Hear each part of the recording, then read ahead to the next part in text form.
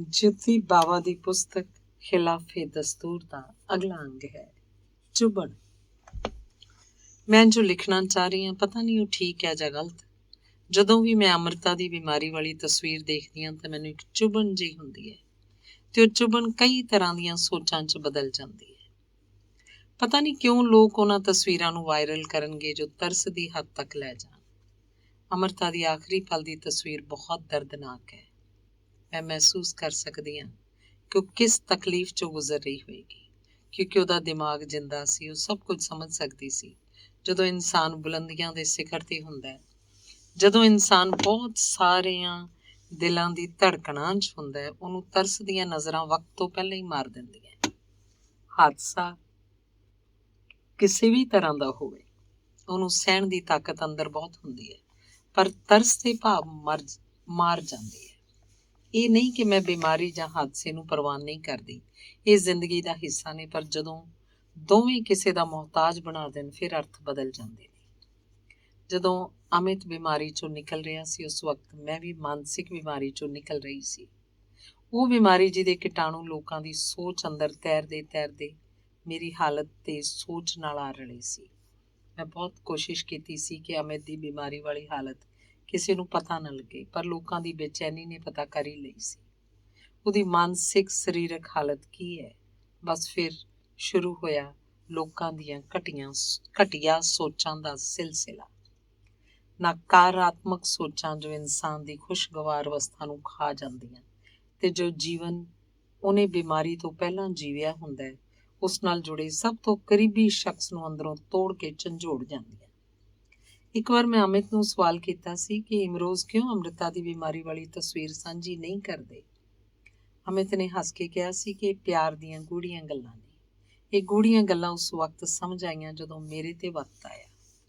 ਸੋ ਦੋਸਤੋ, ਫੇਸਬੁੱਕ ਦੀ ਦੁਨੀਆ 'ਚ ਫਿਰ ਵੀ ਖੁਦ ਨੂੰ ਹੌਸਲੇ ਦੇਣ ਲਈ ਕੁਝ ਕੋਟਸ, ਕੁਝ ਲੋਕਾਂ ਦੇ ਸੱਚੇ ਤਜਰਬੇ, ਕੁਝ ਗੱਲਾਂ ਮਿਲ ਜਾਂਦੀਆਂ ਨੇ, ਪਰ ਅਸਲੀ ਜ਼ਿੰਦਗੀ 'ਚ ਇੰਝ ਨਹੀਂ ਹੁੰਦਾ। ਲੋਕਾਂ ਨੂੰ ਬਹੁਤ ਸਵਾਦ ਆਉਂਦਾ ਤੁਹਾਡੇ ਤੇ ਤਰਸ ਖਾ ਕੇ।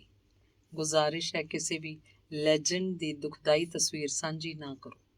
ਅੱਜ ਵੀ ਜਦੋਂ ਲੋਕ ਮੈਨੂੰ ਕਹਿੰਦੇ ਨੇ ਕਿ ਅਮਿਤ ਬਹੁਤ ਬੁਰੀ ਮੌਤ ਮਰਿਆ, ਮੇਰਾ ਖੂਨ ਖੌਲ ਉੱਠਦਾ ਹੈ। ਉਹਦੇ ਹੁਨਰ ਦੀ ਗੱਲ ਕਿਉਂ ਨਹੀਂ ਕਰਦੇ ਜੋ ਉਸ ਕੋਲ ਸੀ? ਉਸ ਸ਼ਾਨ ਦੀ ਗੱਲ ਕਿਉਂ ਨਹੀਂ ਕਰਦੇ ਜੋ ਉਹਦੇ ਜੀਵਨ 'ਚ ਸੀ? ਉਹਨੂੰ ਤਰਸਯੋਗ ਕਰ ਦਿੱਤਾ ਤੇ ਨਾਲ ਮੈਨੂੰ ਵੀ। ਮੈਂ ਸੋਚਦੀ ਸੀ ਕਿ ਅਮਿਤ ਦੀ ਕਿਤਾਬ ਆਵੇ, ਪਰ ਮੈਂ ਹੁਣ ਸੋਚਦੀ ਹਾਂ ਕਿ ਮੇਰੀ ਪਹਿਲਾਂ ਆਵੇ, ਕਿਉਂਕਿ ਮੈਂ ਉਹਦੀ ਕਿਤਾਬ ਨੂੰ ਕਿਸੇ ਦਾ ਤਰਸ ਨਹੀਂ ਚਾਹੁੰਦੀ। ਅਮਿਤ ਮੇਰੀ ਸੋਚ ਤੇ ਉਹਦੀ ਸ਼ਾਨ, ਉਹਦੀ ਪ੍ਰਾਪਤੀਆਂ ਨਾਲ ਜਾਣਿਆ ਜਾਏਗਾ। ਉਹਦੀ ਕਿਤਾਬ ਦਾ ਵਜੂਦ ਆਪਣਾ ਹੋਵੇਗਾ। ਅਗਲਾ ਅੰਗ ਹੈ ਮੋਹ ਦੀ ਅਜੀਬ ਤੰਦ ਦਾ ਰਿਸ਼ਤਾ, ਨੂੰਹ ਸੱਸ। ਮਾਵਾਂ ਤੇ ਧੀਆਂ ਰਲ ਬੈਠੀਆਂ ਨੀ ਮਾਏ, ਕਰਦੀਆਂ ਗੱਲਾਂ ਗੱਲੋੜੀਆਂ। ਗੀਤ ਦੀ ਇਹ ਸਤਰਕਾਰ ਦੇ ਸਟੀਰੀਓ ਤੇ ਵੱਜਣੀ ਤੇ ਅਗਲੀ ਮੇਰੇ ਪਿਤਾ ਜੀ ਨੇ ਪੂਰੀ ਕਰ ਦੇਣੀ। ਮੈਨੂੰ ਛੱਡ ਕੇ ਮੇਰੇ ਸਾਰੇ ਭੈਣ ਭਰਾਵਾਂ ਨੇ ਹੱਸਣਾ ਤੇ ਮੈਂ ਡੌਰ ਭੌਰ ਹੋ ਉਹਨਾਂ ਵੱਲ ਵੇਖੀ ਜਾਣਾ ਤੇ ਮੇਰੀ ਮਾਂ ਦਾ ਮੂੰਹ ਗੁੱਸੇ ਨਾਲ ਤੰਦੂਰ 'ਚ ਪੱਕਦੀ ਰੋਟੀ ਵਾਂਗ ਤਪਦਾ ਦਿਖਾਈ ਦੇਣਾ, ਲਾਲ ਤੇ ਭੂਰਾ। ਹਰ ਸਾਲ ਛੁੱਟੀਆਂ 'ਚ ਇੰਝ ਹੀ ਹੱਸਦੇ ਖੇਡਦੇ ਅਸੀਂ ਆਪਣੀ ਨਾਨੀ ਘਰ ਪਹੁੰਚ ਜਾਣਾ। ਜਦੋਂ ਦੀ ਪਿਤਾ ਜੀ ਨੇ ਕਾਰ ਲਈ ਸੀ, ਸਾਨੂੰ ਸਿਰਫ 2 ਦਿਨ ਹੀ ਮਿਲਦੇ ਸੀ ਨਾਨਕੇ ਰਹਿਣ ਦੇ। ਪਿਤਾ ਜੀ ਵੀ ਨਾਲ ਹੀ ਰੁਕ ਜਾਂਦੇ ਸੀ। ਪਿੰਡ ਪਹੁੰਚ ਕੇ ਰੋਟੀ ਟੁੱਕ ਖਾ ਕੇ ਪਿਤਾ ਜੀ ਦੇ ਦੋਵੇਂ ਭਰਾ ਮਾਮੇ ਨਾਲ ਨਾਨੇ ਨੂੰ ਮਿਲਣ ਖੇਤੀ ਚਲੇ ਜਾਂਦੇ ਸੀ। ਸਭ ਦੇ ਜਾਣ ਬਾਅਦ ਨਾਨੀ ਸਾਰੇ ਕੰਮ ਨਿਬੇੜ ਕੇ ਮਾਂ ਨੂੰ ਆਪਣੇ ਕਮਰੇ 'ਚ ਲੈ ਜਾਂਦੀ ਤੇ ਅੰਦਰੋਂ ਦਰਵਾਜ਼ਾ ਬੰਦ ਕਰ ਲੈਂਦੀ। ਵੱਡੀ ਭੈਣ ਆਪਣੇ ਫਰਜ਼ ਨੂੰ ਸੰਪੂਰਨ ਨਿਭਾਉਣ ਦੇ ਚੱਕਰ 'ਚ ਨਾਲ ਦੇ ਕਮਰੇ 'ਚ ਸਾਨੂੰ ਲੈ ਕੇ ਫਰਸ਼ ਤੇ ਪੈ ਜਾਂਦੀ। ਅਸੀਂ 5 ਭੈਣਾਂ ਸੁਸਰੀ ਵਾਂਗ ਸਿਮਟ ਜਾਂਦੀਆਂ, ਪਰ ਮੈਂ ਸੱਪ ਵਾਂਗ ਰੀਂਗ ਰੀਂਗ ਕੇ ਕੰਧ ਲਾਗੇ ਪਹੁੰਚ ਜਾਂਦੀ, ਕੰਨ ਲਾ ਕੇ ਘੁਸਰ ਮੁਸਰ ਸੁਣਨ ਦੀ ਕੋਸ਼ਿਸ਼ ਕਰਦੀ, ਪਰ ਮੇਰੀ ਭੈਣ ਮੈਨੂੰ ਧੂ ਕੇ ਫਿਰ ਆਪਣੇ ਕੋਲ ਲੈ ਜਾਂਦੀ। ਅੰਗੀਠਾ ਬਾਲਣ ਲੱਗਿਆ ਜਦੋਂ ਧੁਖਣੀ ਆਪਣੇ ਤੇ ਨਾਨੀ ਦੇ ਸਾਹ ਨਾਲ ਮਿਲ ਕੇ ਆਵਾਜ਼ਾਂ ਕੱਢਣ ਲੱਗਦੀ ਤਾਂ ਅਸੀਂ ਝੱਟ ਦੇਣੀ ਜੇਲ੍ਹ 'ਚੋਂ ਛੁੱਟੇ ਕੈਦੀਆਂ ਵਾਂਗ ਅੰਗੀਠੀ ਦੇ ਆਲੇ ਦੁਆਲੇ ਬੈਠ ਜਾਂਦੇ। ਨਾਨੀ ਖੌਲ ਦੇ ਪਾਣੀ 'ਚ ਖੰਡ ਪੱਤੀ ਸੁੱਟੀ ਜਾਵੇ, ਨਾਲੇ ਬੁੜਬੁੜ ਕਰੀ ਜਾਇਆ ਕਰੇ, ਮਤੀ ਸਿੱਖ ਲੈ ਕੁਝ ਸਾਰੀਆਂ ਬਾਤਾਂ ਆਪਣੀ ਸੱਸ ਨਾਲ ਪਾਉਣ ਵਾਲੀਆਂ ਨਹੀਂ ਹੁੰਦੀਆਂ, 2 ਘੜੀ ਮੇਰੇ ਕੋਲ ਚੱਜ ਨਾਲ ਬੈਠੇ ਤੇ ਤੇਰੇ ਦਿਮਾਗ 'ਚ ਕੁਝ ਪਵੇ। ਇਹ ਜਵਾਈ ਵੀ ਕਿਹੜਾ ਕੰਮ ਦਾ ਪੱਲੇ ਪਿਆ, ਆਖੇ ਨਾਲ ਆਇਆ ਨਾਲ ਹੀ ਜਾਣਾ। ਇਹ ਜਿਹੜੀ ਪੰਡ ਕੁੜੀਆਂ ਦੀ ਜੰਮ ਧਰੀ ਹੈ, ਇਹਨਾਂ ਦੀਆਂ ਸੱਸਾਂ ਨੇ ਨੋਚ ਖਾ ਜਾਣਾ ਤੈਨੂੰ। ਮੇਰੀ ਨਜ਼ਰ ਚਾਹ ਦੇ ਪਤੀਲੇ ਵੱਲ, ਨਾਨੀ ਦੇ ਤਲਖ ਸ਼ਬਦਾਂ ਵੱਲ ਤੇ ਮਾਂ ਦੇ ਹੰਝੂਆਂ ਵੱਲ ਬਰਾਬਰ ਘੁੰਮ ਰਹੀ ਸੀ। ਉਬਲਦੀ ਚਾਹ ਦਾ ਉਬਾਲ ਵੀ ਨਾਨੀ ਦੇ ਲਫ਼ਜ਼ਾਂ ਨੂੰ ਠੱਲ ਨਹੀਂ ਸੀ ਪਾ ਰਿਹਾ। ਪਤਾ ਨਹੀਂ ਉਹ ਕੀ ਬੋਲ ਰਹੀ ਸੀ। ਉਹਦੀ ਮੈਨੂੰ ਇੰਨੀ ਗੱਲ ਸਮਝ ਨਹੀਂ ਸੀ ਆਈ ਕਿ ਸੱਸ ਇੱਕ ਡਰਾਵਨੀ ਚੀਜ਼ ਹੈ। ਹੁਣ ਜਦੋਂ ਵੀ ਚਾਚੀ ਤੇ ਮਾਂ ਇਕੱਠੀਆਂ ਬੈਠਦੀਆਂ ਨੇ ਤੇ ਮੈਨੂੰ ਸਮਝ ਆਉਣੀ ਸ਼ੁਰੂ ਹੋ ਜਾਂਦੀ ਹੈ ਕਿ ਗੱਲਬਾਤ ਦਾ ਵਿਸ਼ਾ ਸੱਸਾਂ ਹੀ ਹੁੰਦੀਆਂ ਨੇ। ਮੈਂ ਸ਼ੁਰੂ ਤੋਂ ਹੀ ਅਵਸਥਾ ਦੇ ਅਨੁਸਾਰ ਆਪਣੇ ਅੰਦਰ ਸਵਾਲ ਜਵਾਬ ਬਣਾ ਲੈਂਦੀ ਸੀ। ਜਦੋਂ ਵੀ ਚਾਚੀ ਨੇ ਮਿਲਣ ਆਉਣਾ, ਉਸ ਦਿਨ ਮਾਂ ਤੇ ਪਿਤਾ ਜੀ ਦੀ ਬਹਿਸ ਜ਼ਰੂਰ ਹੋਣੀ। ਬਸ ਮੇਰੇ ਦਿਮਾਗ ਨੇ ਆਪਣੇ ਅੰਦਰ ਪੁਖਤਾ ਸਬੂਤ ਬਣਾ ਲਏ ਕਿ ਔਰਤਾਂ ਦੀ ਜ਼ਿੰਦਗੀ ਦਾ ਵੱਡਾ ਦੁਖਾਂਤ ਸੱਸਾਂ ਹੀ ਹੁੰਦੀਆਂ ਹਨ। ਜਦੋਂ ਤੁਹਾਡੇ ਅੰਦਰ ਕੋਈ ਗੱਲ ਘਰ ਕਰ ਜਾਂਦੀ ਹੈ ਤੇ ਤੁਹਾਨੂੰ ਸਾਰਾ ਬ੍ਰਹਿਮੰਡ ਦਾ ਵਰਤਾਰਾ ਨਕਾਰਾਤਮਕ ਲੱਗਣ ਲੱਗ ਜਾਂਦਾ ਹੈ ਤੇ ਕੁਝ ਰਿਸ਼ਤੇ ਸਾਰੀ ਉਮਰ ਆਪਣੀ ਸਹਿਜਤਾ ਗਵਾ ਲੈਂਦੇ। ਜ਼ਿੰਦਗੀ ਆਪਣਾ ਰਸਤਾ ਤੈਅ ਕਰ ਰਹੀ ਸੀ। ਨਵੇਂ ਰੰਗ ਵੀ ਵੇਖਣ ਨੂੰ ਮਿਲ ਰਹੇ ਸੀ। ਅਜੇ ਮੈਂ 5ਵੀਂ 'ਚ ਹੋਈ ਸੀ ਕਿ ਵੱਡੀ ਦੀਦੀ ਦਾ ਰਿਸ਼ਤਾ ਹੋ ਗਿਆ। ਮੇਰੀ ਦੀਦੀ ਦੀ ਸੱਸ ਨੇ ਆਪਣੇ ਆਪ ਨੂੰ ਇੱਕ ਖੁਸ਼ਨੁਮਾ ਔਰਤ ਵਾਂਗ ਪੇਸ਼ ਕੀਤਾ, ਪਰ ਮੇਰੀ ਚਾਚੀ ਨੂੰ ਉਹਦੇ ਸੁਭਾਅ ਤੇ ਇਤਬਾਰ ਨਹੀਂ ਸੀ ਤੇ ਮੇਰੇ ਬਾਪ ਨੂੰ ਚਾਚੀ ਦੇ ਸਵਾਲ ਤੇ ਇਤਬਾਰ ਨਹੀਂ ਸੀ। ਮੰਗਣੀ ਦੇ 2 ਸਾਲਾਂ ਦੌਰਾਨ ਸਾਰਾ ਕੁਝ ਖਾਬ ਵਾਂਗ ਵਾਪਰਿਆ। ਮੇਰੇ ਅੰਦਰ ਬਣੀ ਛਵੀ ਨੇ ਆਪਣੇ ਅਰਥ ਬਦਲੇ ਤੇ ਮੇਰੀ ਦੀਦੀ ਨੇ ਵੀ ਆਪਣੇ ਸੁਪਨਿਆਂ ਨੂੰ ਨਵੀਂ ਛੋਹ ਦਿੱਤੀ। ਹੁਣ ਜਦੋਂ ਇਹ ਸਭ ਲਿਖ ਰਹੀ ਹਾਂ ਤੇ ਸੋਚ ਰਹੀ ਹਾਂ ਕਿ ਸਾਡੇ ਸੁਪਨੇ ਹਰ ਰਿਸ਼ਤੇ ਦੇ ਮੁਹਤਾਜ ਕਿਉਂ ਹੁੰਦੇ ਨੇ। ਖੈਰ, ਵਕਤ ਨੇ ਫੇਰ ਆਪਣਾ ਪੈਂਤੜਾ ਬਦਲਿਆ। ਸੁਪਨਿਆਂ ਦੇ ਸਫ਼ਰ ਨੇ ਨਵੇਂ ਮੋੜ ਲਏ ਤੇ ਹਕੀਕਤ ਦੀ ਜ਼ਮੀਨ ਨੇ ਪੈਰ ਖਿਸਕਾਉਣੇ ਸ਼ੁਰੂ ਕਰ ਦਿੱਤੇ। ਦੀਦੀ ਆਪਣੀ ਸੱਸ ਤੋਂ ਇੰਨਾ ਡਰ ਗਈ ਕਿ ਸਾਡੀ ਪਹਿਚਾਣ ਵੀ ਉਹਨੂੰ ਭੁੱਲ ਗਈ। ਉਹਦਾ ਫੋਨ ਸਾਡੇ ਲਈ ਇੱਕ ਡਰਾਉਣੇ ਸੁਪਨੇ ਵਾਂਗ ਸੀ। ਉਹ ਆਪਣੀ ਆਕੜ ਕਾਇਮ ਰੱਖਣ ਲਈ ਦੀਦੀ ਦੇ ਪਤੀ ਨੂੰ ਆ ਕੇ ਝੂਠੇ ਰੋਹ ਪਵਾਉਂਦੀ ਸੀ। ਅਸੀਂ ਜਦੋਂ ਰੋਟੀ ਲਈ ਸੱਦਾ ਦੇਣਾ, ਉਹਨੇ ਮੰਨ ਲੈਣਾ ਪਰ ਫੇਰ ਆਉਣਾ ਨਾ। ਉਹਦੀ ਸੱਸ ਕੁਝ ਮੰਗਦੀ ਨਹੀਂ ਸੀ, ਪਰ ਉਹਨੂੰ ਇਹ ਮਨਜ਼ੂਰ ਨਹੀਂ ਸੀ ਕਿ ਕੋਈ ਉਹਦੀ ਮਰਜ਼ੀ ਬਿਨਾਂ ਪਾਣੀ ਦਾ ਘੁੱਟ ਵੀ ਪੀਵੇ। ਉਸ ਦਿਨ ਮੈਨੂੰ ਲੱਗਾ ਕਿ ਸੱਸ ਕਿਸੇ ਖਾਸ ਬਲਾ ਤੋਂ ਘੱਟ ਨਹੀਂ। ਹੌਲੀ ਸਮਝ ਆਉਣੀ ਸ਼ੁਰੂ ਹੋ ਗਈ ਕਿ ਜ਼ਿੰਦਗੀ 'ਚ ਸੱਸ ਵਰਗੀ ਚੀਜ਼ ਦਾ ਅਹਿਮ ਰੋਲ ਹੈ। ਮੈਂ ਇਸ ਸ਼ਬਦ ਤੋਂ ਖਿਝਣਾ ਸ਼ੁਰੂ ਹੋ ਗਈ ਸੀ। ਦੂਜੀ ਭੈਣ ਦੇ ਰਿਸ਼ਤੇ ਸਮੇਂ ਸਭ ਨੇ ਸਕੂਨ ਦਾ ਸਾਹ ਲਿਆ ਕਿ ਉਹਦੀ ਸੱਸ ਨਹੀਂ ਹੈ, ਪਰ ਅਜੀਬ ਗੱਲ ਉਹਨੇ ਵਿਆਹ ਤੋਂ ਬਾਅਦ ਮਹਿਸੂਸ ਕੀਤੀ ਕਿ ਸੱਸ ਹੋਣਾ ਜ਼ਰੂਰੀ ਸੀ। ਮੇਰੀ ਖੁਰਾਫਾਤੀ ਦਿਮਾਗ ਫੇਰ ਉਲ-ਜਲੂਲ ਸਵਾਲਾਂ 'ਚ ਉਲਝ ਗਿਆ। ਇਨਸਾਨੀ ਭਾਵਨਾਵਾਂ ਨੂੰ ਸ਼ਾਇਦ ਕਦੇ ਨਹੀਂ ਸਮਝਿਆ ਜਾ ਸਕਦਾ। ਮੈਂ ਸਭ ਤੋਂ ਛੋਟੀ ਸੀ, ਇਸ ਕਰਕੇ ਸਭ ਦੇ ਤਜਰਬੇ ਮੇਰੇ ਦਿਲੋਂ ਦਿਮਾਗ 'ਚ ਆਪਣੀ ਛਾਪ ਛੱਡਦੇ ਗਏ ਤੇ ਮੇਰੇ ਆਪਣੇ ਜੀਵਨ ਲਈ ਇੱਕ ਵੱਖਰੇ ਬੀਜ ਤਿਆਰ ਕਰ ਗਏ। ਇੱਕ ਹੋਰ ਗੱਲ ਬਹੁਤ ਪ੍ਰਚਲਿਤ ਹੈ ਸਾਡੇ ਸਮਾਜ 'ਚ ਕਿ ਮਾਵਾਂ ਅਕਸਰ ਹੀ ਕੁੜੀਆਂ ਨੂੰ ਕਹਿੰਦੀਆਂ ਨੇ ਕਿ ਜੋ ਵੀ ਕਰਨਾ ਆਪਣੇ ਸਹੁਰੇ ਜਾ ਕੇ ਕਰਨਾ। ਇਹ ਸ਼ਬਦ ਮੈਂ ਪਹਿਲੀ ਵਾਰ ਆਪਣੀ ਮਾਂ ਕੋਲੋਂ ਸੁਣੇ ਸੀ ਜਦੋਂ ਮੈਂ ਵਾਲ ਕੱਟਣ ਦੀ ਜ਼ਿੱਦ ਕੀਤੀ ਸੀ ਤੇ ਡੌਰ ਭੌਰ ਹੋਈ ਆਪਣੀ ਮਾਂ ਨੂੰ ਕਹਿਤਾ ਸੀ ਵੀ ਜਿਵੇਂ ਮੇਰੀ ਭੈਣ ਦੇ ਸੁਪਨੇ ਪੂਰੇ ਹੋਏ, ਇੰਜ ਮੇਰੇ ਵੀ ਹੋ ਜਾਣਗੇ। ਮੈਂ ਨਹੀਂ ਇਤਬਾਰ ਕਰਦੀ ਸੱਸ ਉਸ ਵਰਗੀ ਕਿਸੇ ਚੀਜ਼ ਤੇ। ਉਸੇ ਥਾਂ ਮਾਂ ਨੇ ਮੇਰੇ ਵਾਲ ਸਿਰੋਂ ਫੜ ਕੇ ਝਟਕਾ ਦਿੱਤਾ ਸੀ ਤੇ ਆਪ ਹੀ ਰੋਂਦੀ ਹੋਈ ਬੋਲੀ ਸੀ ਕਿ ਮੈਨੂੰ ਪਤਾ ਹੈ ਸਭ ਤੋਂ ਜ਼ਿਆਦਾ ਉਲੰਭੇ ਤੇਰੇ ਹੀ ਆਉਣੇ ਨੇ। ਮਾਂ ਠੀਕ ਹੀ ਕਹਿੰਦੀ ਸੀ ਕਿ ਕੁੜੀਆਂ ਦੀ ਪੰਡ ਨੇ ਮੈਨੂੰ ਜਿਉਣ ਨਹੀਂ ਦੇਣਾ। ਇਹ ਸ਼ਬਦ ਅੱਜ ਵੀ ਮੇਰੇ ਦਿਲ 'ਚ ਉਕਰੇ ਹੋਏ ਹਨ।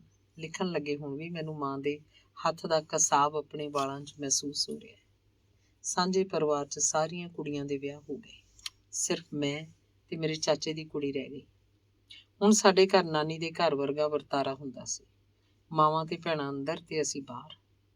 ਮੇਰਾ ਸਵਾਲੀਆ ਸੁਭਾਅ ਹੋਣ ਕਰਕੇ ਮੈਨੂੰ ਹਮੇਸ਼ਾ ਚਾਹ ਨਾਲ ਸਮੋਸੇ ਲੈਣ ਲਈ ਭੇਜ ਦਿੱਤਾ ਜਾਂਦਾ ਸੀ। ਸਾਰੀਆਂ ਭੈਣਾਂ ਜਦੋਂ ਮਾਂ ਦੇ ਸਵਾਲਾਂ ਤੋਂ ਛੁੱਟ ਕੇ ਆਪਸ 'ਚ ਬੈਠਦੀਆਂ ਤੇ ਸੱਸ ਦੀਆਂ ਗੱਲਾਂ ਸੁਣਾ ਕੇ ਖੂਬ ਹਸਾਉਂਦੀਆਂ। ਇੱਥੋਂ ਤੱਕ ਕਿ ਦੱਸਦੀਆਂ ਕਿ ਜਦੋਂ ਆਪਣੇ ਘਰ ਵਾਲੇ ਨਾਲ ਜ਼ਿਆਦਾ ਹੱਸ ਲੈਣ ਤੇ ਸੱਸਾਂ ਦੇ ਦਿਲਾਂ 'ਚ ਛੁਰੀਆਂ ਚੱਲਣ ਲੱਗਦੀਆਂ ਨੇ। ਭੈਣਾਂ ਦੇ ਇਸ ਵਰਤਾਰੇ ਨੇ ਫਿਰ ਇੱਕ ਸੋਚ ਦਿੱਤੀ ਕਿ ਸੱਸ ਨੂੰਹ ਦੇ ਆਪਸੀ ਸੰਬੰਧਾਂ 'ਚ ਬਹੁਤ ਓਲਾ ਹੈ। ਇਸ ਸਾਰੀ ਸੋਚ ਨੇ ਮੇਰੇ ਅੰਦਰ ਵਿਆਹ ਤੋਂ ਪਹਿਲਾਂ ਹੀ ਅਣਜਾਣੇ 'ਚ ਹੀ ਮੇਰੇ ਅੰਦਰ ਵਿਦਰੋਹ ਪੈਦਾ ਕਰ ਦਿੱਤਾ ਸੀ। ਮੈਂ ਸਭ ਨੂੰ ਕਹਿਣਾ ਕਿ ਮੈਂ ਕਿਸੇ ਦੀ ਪਰਵਾਹ ਨਹੀਂ ਕਰਨੀ, ਮੇਰਾ ਜੋ ਦਿਲ ਆਇਆ ਉਹ ਕਰਾਂਗੀ। ਇਸ਼ਕ ਦੀ ਹਵਾ ਚੱਲੀ ਤੇ ਸਾਰੇ ਸਵਾਲ ਖਿਆਲ ਛੂ ਮੰਤਰ ਹੋ ਗਏ। 2 ਸਾਲ ਮੈਂ ਸਭ ਲੁਕਾ ਕੇ ਰੱਖਿਆ। ਘਰ 'ਚ ਭੈਣਾਂ ਦਾ ਰੌਲਾ ਵੀ ਹੁਣ ਕੋਈ ਅਸਰ ਨਹੀਂ ਸੀ ਰੱਖਦਾ। ਪਰ ਇੱਕ ਦਿਨ ਮੇਰੀ ਚਚੇਰੀ ਭੈਣ ਨੂੰ ਸਾਡੇ ਇਸ਼ਕ ਦੀ ਭਿਣਕ ਲੱਗ ਗਈ। ਉਹਨੇ ਇੱਕੋ ਚੇਤਾਵਨੀ ਦਿੱਤੀ ਕਿ ਮੁੰਡੇ ਮਾਵਾਂ ਦੀਆਂ ਗੱਲਾਂ 'ਚ ਆ ਕੇ ਮੁੱਕਰ ਜਾਂਦੇ ਹੁੰਦੇ ਨੇ। ਉਹਦੇ ਇਸ ਸਵਾਲ ਨੇ ਮੇਰੇ ਅੰਦਰ ਭਾਂਬੜ ਪਾ ਦਿੱਤੇ। ਇਸ਼ਕ ਇੰਜ ਦੇ ਸਵਾਲਾਂ ਤੇ ਵੀ ਭਾਰੀ ਹੁੰਦਾ ਹੈ। ਅੰਦਾਜ਼ਾ ਨਹੀਂ ਸੀ ਮੈਨੂੰ। ਮੈਂ ਅਗਲੇ ਦਿਨ ਹੀ ਅਮਿਤ ਨੂੰ ਸਵਾਲ ਪਾ ਦਿੱਤਾ ਕਿ ਜੇਕਰ ਤੇਰੀ ਮਾਂ ਨਾ ਮੰਨੀ ਤੇ ਤੂੰ ਮੈਨੂੰ ਛੱਡ ਦੇਂਗਾ। ਕੁਝ ਦੇਰ ਲਈ ਅਮਿਤ ਚੁੱਪ ਹੋ ਗਿਆ ਸੀ। ਉਹਦੀ 2 ਪਲ ਦੀ ਚੁੱਪੀ ਨੇ ਮੇਰੇ ਅੰਦਰ ਇੱਕ ਤੜਪ ਜਗਾ ਦਿੱਤੀ ਜੋ ਇੱਕ ਸੱਸ ਨੁਮਾ ਚੀਜ਼ ਲਈ ਮੈਂ ਦਬਾ ਰੱਖੀ ਸੀ। ਮੈਨੂੰ ਸਮਝ ਆ ਗਈ ਸੀ ਕਿ ਮੇਰਾ ਸਫ਼ਰ ਵੀ ਸ਼ੁਰੂ ਹੈ, ਜਿਹਦੇ ਬੋਲ ਨਾਨੀ ਨੇ ਬਚਪਨ 'ਚ ਸਾਡੇ ਮਨਾਂ 'ਚ ਜਗਾ ਦਿੱਤੇ ਸੀ। ਉਹ ਪਹਿਲੀ ਮਿਲਣੀ ਸੀ ਜਦੋਂ ਮੈਂ ਤੇ ਅਮਿਤ ਚੁੱਪ-ਚਾਪ ਵਿਛੜੇ। ਅੱਜ ਵੀ ਉਹ ਰਾਤ ਮੇਰੀਆਂ ਯਾਦਾਂ 'ਚ ਆਪਣੀ ਇੱਕ ਅਹਿਮ ਜਗ੍ਹਾ ਰੱਖਦੀ ਹੈ। ਸੱਸ ਦੇ ਖੌਫ ਨੇ ਉਸ ਦਿਨ ਸਾਡੇ ਸਭ ਤੋਂ ਖੂਬਸੂਰਤ ਪਲ ਖੋਹ ਲਏ ਸੀ। ਉਸ ਦਿਨ ਤੋਂ ਬਾਅਦ ਮਨ ਦੇ ਅੰਦਰ ਇੱਕੋ ਜ਼ਿੱਦ ਧਾਰੀ ਸੀ ਕਿ ਅਮਿਤ ਆਪਣੀ ਮਾਂ ਨਾਲ ਮੇਰੇ ਬਾਰੇ ਗੱਲ ਕਰੇ। ਇੱਕ ਤਰ੍ਹਾਂ ਦਾ ਤਣਾਅ ਸਾਡੇ ਦੋਹਾਂ ਦੇ ਵਿਚਕਾਰ ਭਾਰੀ ਹੋ ਗਿਆ ਸੀ। ਅਮਿਤ ਦੀ ਮਾਂ ਨੂੰ ਮੇਰੇ ਕੱਦ ਤੋਂ ਇਤਰਾਜ਼ ਸੀ। ਖੈਰ, ਜ਼ਿੰਦਗੀ ਦੇ ਉਤਾਰ ਚੜ੍ਹਾਅ ਨਾਲ ਅਸੀਂ ਵੀ ਵਿਆਹ ਬੰਧਨ 'ਚ ਬੱਝ ਗਏ। ਮੈਨੂੰ ਅੱਜ ਵੀ ਯਾਦ ਹੈ ਕਿ ਮੇਰੀ ਦੋਸਤ ਨੇ ਕਿਹਾ ਸੀ, ਪਹਿਲਾ ਰਾਤ ਦਾ ਇੰਨਾ ਖੌਫ ਨਹੀਂ ਹੁੰਦਾ ਜਿੰਨਾ ਸਵੇਰੇ ਸੱਸ ਦੇ ਮੱਥੇ ਲੱਗਣ ਦਾ ਹੁੰਦਾ ਹੈ। ਮੈਂ ਜੋ ਰੋਜ਼ ਆਪਣੇ ਅੰਦਰ ਦਾਅਵੇ ਕਰਦੀ ਸੀ ਕਿਸੇ ਦੀ ਜ਼ਿਆਦਤੀ ਦੀ ਪਰਵਾਹ ਨਹੀਂ ਕਰਾਂਗੀ, ਪਰ ਇਹ ਸੋਚ ਕੇ ਡਰ ਗਈ ਸੀ ਅਮਿਤ ਹੁੰਦਾ ਤੇ ਉਹ ਗਵਾਹੀ ਦਿੰਦਾ ਕਿ ਮੈਂ ਪਹਿਲੇ ਦਿਨ ਖੌਫ ਨਾਲ ਹੀ ਬਿਮਾਰ ਹੋ ਗਈ ਸੀ। ਵਿਆਹ ਦੇ ਅਗਲੇ ਦਿਨ ਕਰਵਾ ਚੌਥ ਸੀ ਤੇ ਮੇਰੀ ਸੱਸ ਨੂੰ ਲੱਗਾ ਸੀ ਕਿ ਮੈਂ ਭੁੱਖੇ ਰਹਿਣ ਦੇ ਡਰ ਹੱਥੋਂ ਬਿਮਾਰ ਹੋਣ ਦਾ ਨਾਟਕ ਕੀਤਾ। ਖੈਰ, ਜ਼ਿੰਦਗੀ ਦੇ ਉਤਾਰ ਚੜ੍ਹਾਅ ਹੀ ਜ਼ਿੰਦਗੀ ਦੇ ਹਾਸਿਲ ਹਨ। ਮੇਰੇ ਅੰਦਰ ਦੇ ਵਿਦਰੋਹ ਨੇ ਸੱਸ ਨੂੰ ਦੇ ਰਿਸ਼ਤੇ 'ਚ ਕਈ ਵਾਰ ਖਟਾਸ ਪੈਦਾ ਕਰਨ ਦੀ ਕੋਸ਼ਿਸ਼ ਕੀਤੀ। ਮੇਰੀਆਂ ਕੁਝ ਗੱਲਾਂ ਮੇਰੀ ਸੱਸ ਨੂੰ ਬਿਲਕੁਲ ਪਸੰਦ ਨਹੀਂ ਸੀ, ਜਿਵੇਂ ਵਾਲ ਖੁੱਲ੍ਹੇ ਰੱਖਣੇ, ਬਿੰਦਾਸ ਬੋਲਣਾ, ਅਮਿਤ ਨੂੰ ਅਮਿਤ ਆਖ ਕੇ ਬੋਲਣਾ, ਘਰ ਦੁਪੱਟਾ ਨਾ ਲੈਣਾ। ਮੇਰੇ ਵਿਰੁੱਧ ਹਾਲਾਤ ਉਸ ਵੇਲੇ ਪੈਦਾ ਹੋਏ ਜਦੋਂ ਮੈਂ ਆਪਣੇ ਵਾਲ ਕਟਾ ਦਿੱਤੇ, ਜੋ ਮੇਰੀ ਸੱਸ ਤੋਂ ਬਰਦਾਸ਼ਤ ਨਹੀਂ ਹੋਏ। ਉਹਨਾਂ ਨੇ ਮੈਨੂੰ ਬੁਲਾਉਣਾ ਵੀ ਬੰਦ ਕਰ ਦਿੱਤਾ ਤੇ ਫੈਸਲਾ ਕੀਤਾ ਕਿ ਮੇਰੇ ਮਾਂ-ਬਾਪ ਨੂੰ ਸੱਦ ਕੇ ਉਹ ਸਾਰੀਆਂ ਗੱਲਾਂ ਕੀਤੀਆਂ ਜਾਣ ਜੋ ਉਹਨਾਂ ਨੂੰ ਪਸੰਦ ਨਹੀਂ ਸੀ। ਇਸ ਫੈਸਲੇ ਨੇ ਮੇਰੇ ਅੰਦਰ ਭਾਂਬੜ ਮਚਾ ਦਿੱਤਾ ਤੇ ਬਚਪਨ 'ਚ ਸੱਸਾਂ ਨੂੰ ਲੈ ਕੇ ਜੋ ਬਵਾਲ ਮੇਰੇ ਅੰਦਰ ਸੀ ਉਹ ਮੈਂ ਸਭ ਅਮਿਤ ਨੂੰ ਦੱਸ ਦਿੱਤਾ ਤੇ ਸਖਤ ਤਾਕੀਦ ਕਰ ਦਿੱਤੀ ਕਿ ਜੇਕਰ ਇੰਜ ਹੋਇਆ ਤੇ ਮੈਂ ਤੈਨੂੰ ਸਾਰੀ ਉਮਰ ਨਹੀਂ ਬੁਲਾਉਣਾ। ਸੱਸ ਨੂੰ ਦੇ ਇਸ ਝਗੜੇ ਨੂੰ ਅਮਿਤ ਨੇ ਆਪਣੀ ਸਮਝਦਾਰੀ ਨਾਲ ਨਿਪਟਾ ਦਿੱਤਾ, ਪਰ ਇੱਕ ਨਵੀਂ ਦਿਸ਼ਾ ਵੱਲ ਵੀ ਮੋੜ ਦਿੱਤਾ। ਮੈਂ ਅੱਜ ਵੀ ਸੋਚਦੀ ਹਾਂ ਕਿ ਉਸ ਵਕਤ ਜੇਕਰ ਮੈਂ ਇੰਜ ਨਾ ਕੀਤਾ ਹੁੰਦਾ ਤਾਂ ਮੇਰਾ ਤੇ ਮੇਰੀ ਸੱਸ ਦਾ ਰਿਸ਼ਤਾ ਕਦੇ ਨਾ ਸੁਧਰਦਾ। ਹੌਲੀ-ਹੌਲੀ ਮੈਂ ਮਹਿਸੂਸ ਕੀਤਾ ਕਿ ਉਹਨਾਂ ਦੀ ਬਹੁਤ ਖੂਬਸੂਰਤ ਅਦਾ ਸੀ ਕਿ ਉਹ ਸਾਰੇ ਝਗੜੇ ਬਾਅਦ ਪਹਿਲਾਂ ਵਾਂਗ ਹੋ ਜਾਂਦੇ ਤੇ ਅਸੀਂ ਭੁੱਖੇ ਮੂੰਹ ਬਣਾ ਕੇ ਬੈਠੇ ਰਹਿੰਦੇ ਸੀ। ਉਹਨਾਂ 'ਚ ਇੰਨੀ ਸਾਦਗੀ ਵੀ ਸੀ ਕਿ ਸਾਨੂੰ ਰੋਟੀ ਲਈ ਆਵਾਜ਼ ਵੀ ਦਿੰਦੇ ਸੀ। ਇੱਕ ਗੱਲ ਤੈਅ ਹੈ ਕਿ ਰਿਸ਼ਤਾ ਨਾ ਅਧੂਰਾ ਨਾ ਪੂਰਾ ਹੈ। ਇਹਦੇ ਵਿਚਕਾਰ ਇੱਕ ਅਣਜਾਣ ਜਿਹੀ ਇੱਕ ਕੜੀ ਹੈ। ਇਸ ਕੜੀ ਦੇ ਪਾਰ ਨਾ ਜਾਇਆ ਜਾਏ ਤੇ ਵਧੀਆ ਹੈ। ਖੈਰ, ਮੈਂ ਹਮੇਸ਼ਾ ਅਮਿਤ ਨੂੰ ਸਵਾਲ ਕਰਦੀ ਕਿ ਮਾਵਾਂ ਆਪਣੇ ਪੁੱਤਰ ਦੀ ਜ਼ਿੰਮੇਵਾਰੀ 'ਚੋਂ ਇੱਕਦਮ ਮੁਕਤ ਕਿਵੇਂ ਹੋ ਜਾਂਦੀਆਂ ਨੇ। ਹਰ ਘਰ 'ਚ ਮਸਲਾ ਹੀ ਕਿਉਂ ਭਾਰੀ ਰਹਿੰਦਾ ਹੈ। ਅਮਿਤ ਵੀ ਮੁਸਕਰਾ ਛੱਡਦਾ। ਦੇਵਰ ਦੇ ਵਿਆਹ ਤੋਂ ਬਾਅਦ ਲੜਾਈ ਤੋਂ ਬਚਣ ਲਈ ਸਾਨੂੰ ਅਲੱਗ ਘਰ ਦੇ ਦਿੱਤਾ ਗਿਆ। ਇੱਕ ਘਰ ਦੇ 2 ਹਿੱਸੇ ਸੀ, ਇੱਕ ਸਾਂਝਾ ਦਰਵਾਜ਼ਾ ਸੀ। ਅਸੀਂ ਸਭ ਜਦੋਂ ਮਰਜ਼ੀ ਇੱਕ ਦੂਜੇ ਪਾਸੇ ਆ ਜਾ ਸਕਦੇ ਸੀ। ਮਨ ਦੇ ਅੰਦਰ ਅਜੀਬ ਜਿਹੀ ਖੁਸ਼ੀ ਸੀ ਵੱਖਰੇ ਹੋਣ ਦੀ। ਸੋਚਾਂ 'ਚੋਂ ਸਾਰੇ ਕੰਮ ਚੱਲਣ ਲੱਗ ਪਏ ਜੋ ਮੈਨੂੰ ਪਸੰਦ ਸੀ, ਪਰ ਸੱਸ ਨੂੰ ਨਹੀਂ। ਇਹਨੇ ਜਨੂੰਨ 'ਚ ਇੱਕ ਵਾਰੀ ਵੀ ਇਹ ਸੋਚ ਨਹੀਂ ਆਈ ਕਿ ਮੇਰੀ ਸੱਸ ਅੰਦਰੋਂ ਕਿੰਨੀ ਟੁੱਟੀ ਪਈ ਹੈ।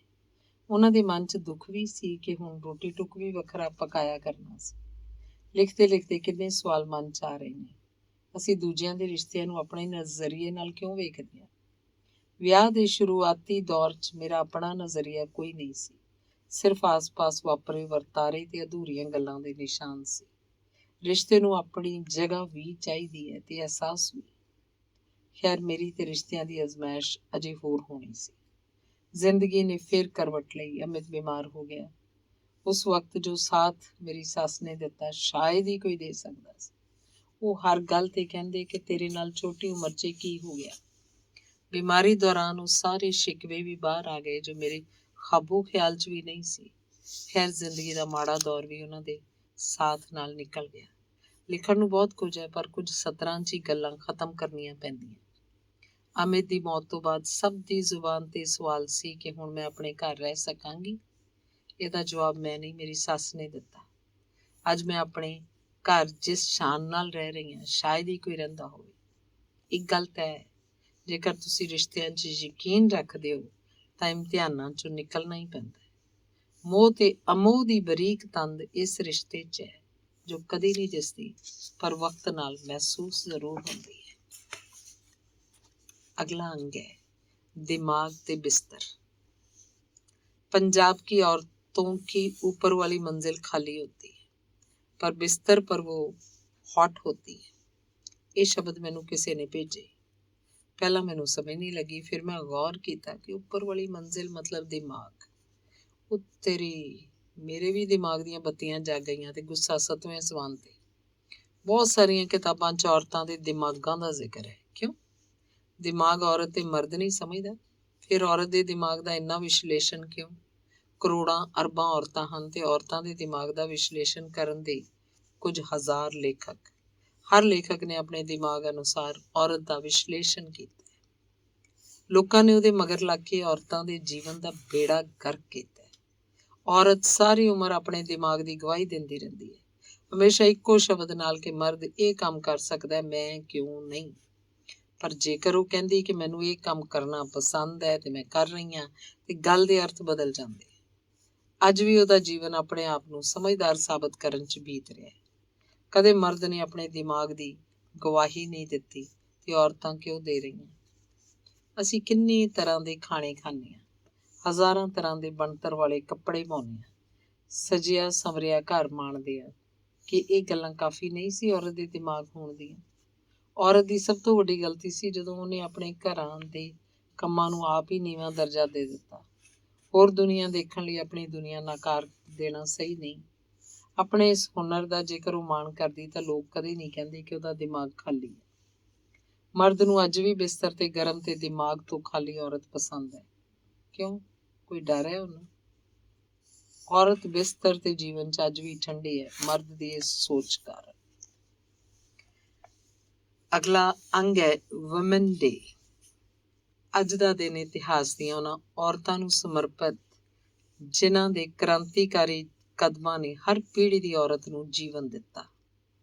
ਬਗਾਵਤ ਉਹਨਾਂ ਦੀ ਇੱਕ ਸੋਚ ਸੀ ਜੋ ਹੋਰਾਂ ਲਈ ਵਰਦਾਨ ਬਣ ਗਈ। ਸਿਰਫ ਸੋਚ ਹੀ ਹੈ ਜੋ ਜੀਵਨ ਦੀ ਮੁਹਾਰਤ ਬਦਲ ਦਿੰਦੀ ਹੈ। ਬਸ ਉਹਨੂੰ ਬੁਲੰਦ ਰੱਖੋ ਤੇ ਜੀਓ। ਇੱਕ ਸੁਨੇਹਾ ਉਹਨਾਂ ਔਰਤਾਂ ਨੂੰ ਵੀ ਜੋ ਮਰਦਾਂ ਤੋਂ ਬਾਹਰ ਆਪਣਾ ਜੀਵਨ ਦੇਖਦੀਆਂ ਹੀ ਨਹੀਂ। ਇਨਸਾਨ ਤੇ ਜੀਵਨ ਇੱਕ ਦੂਜੇ ਦੀਆਂ ਕੜੀਆਂ ਹਨ।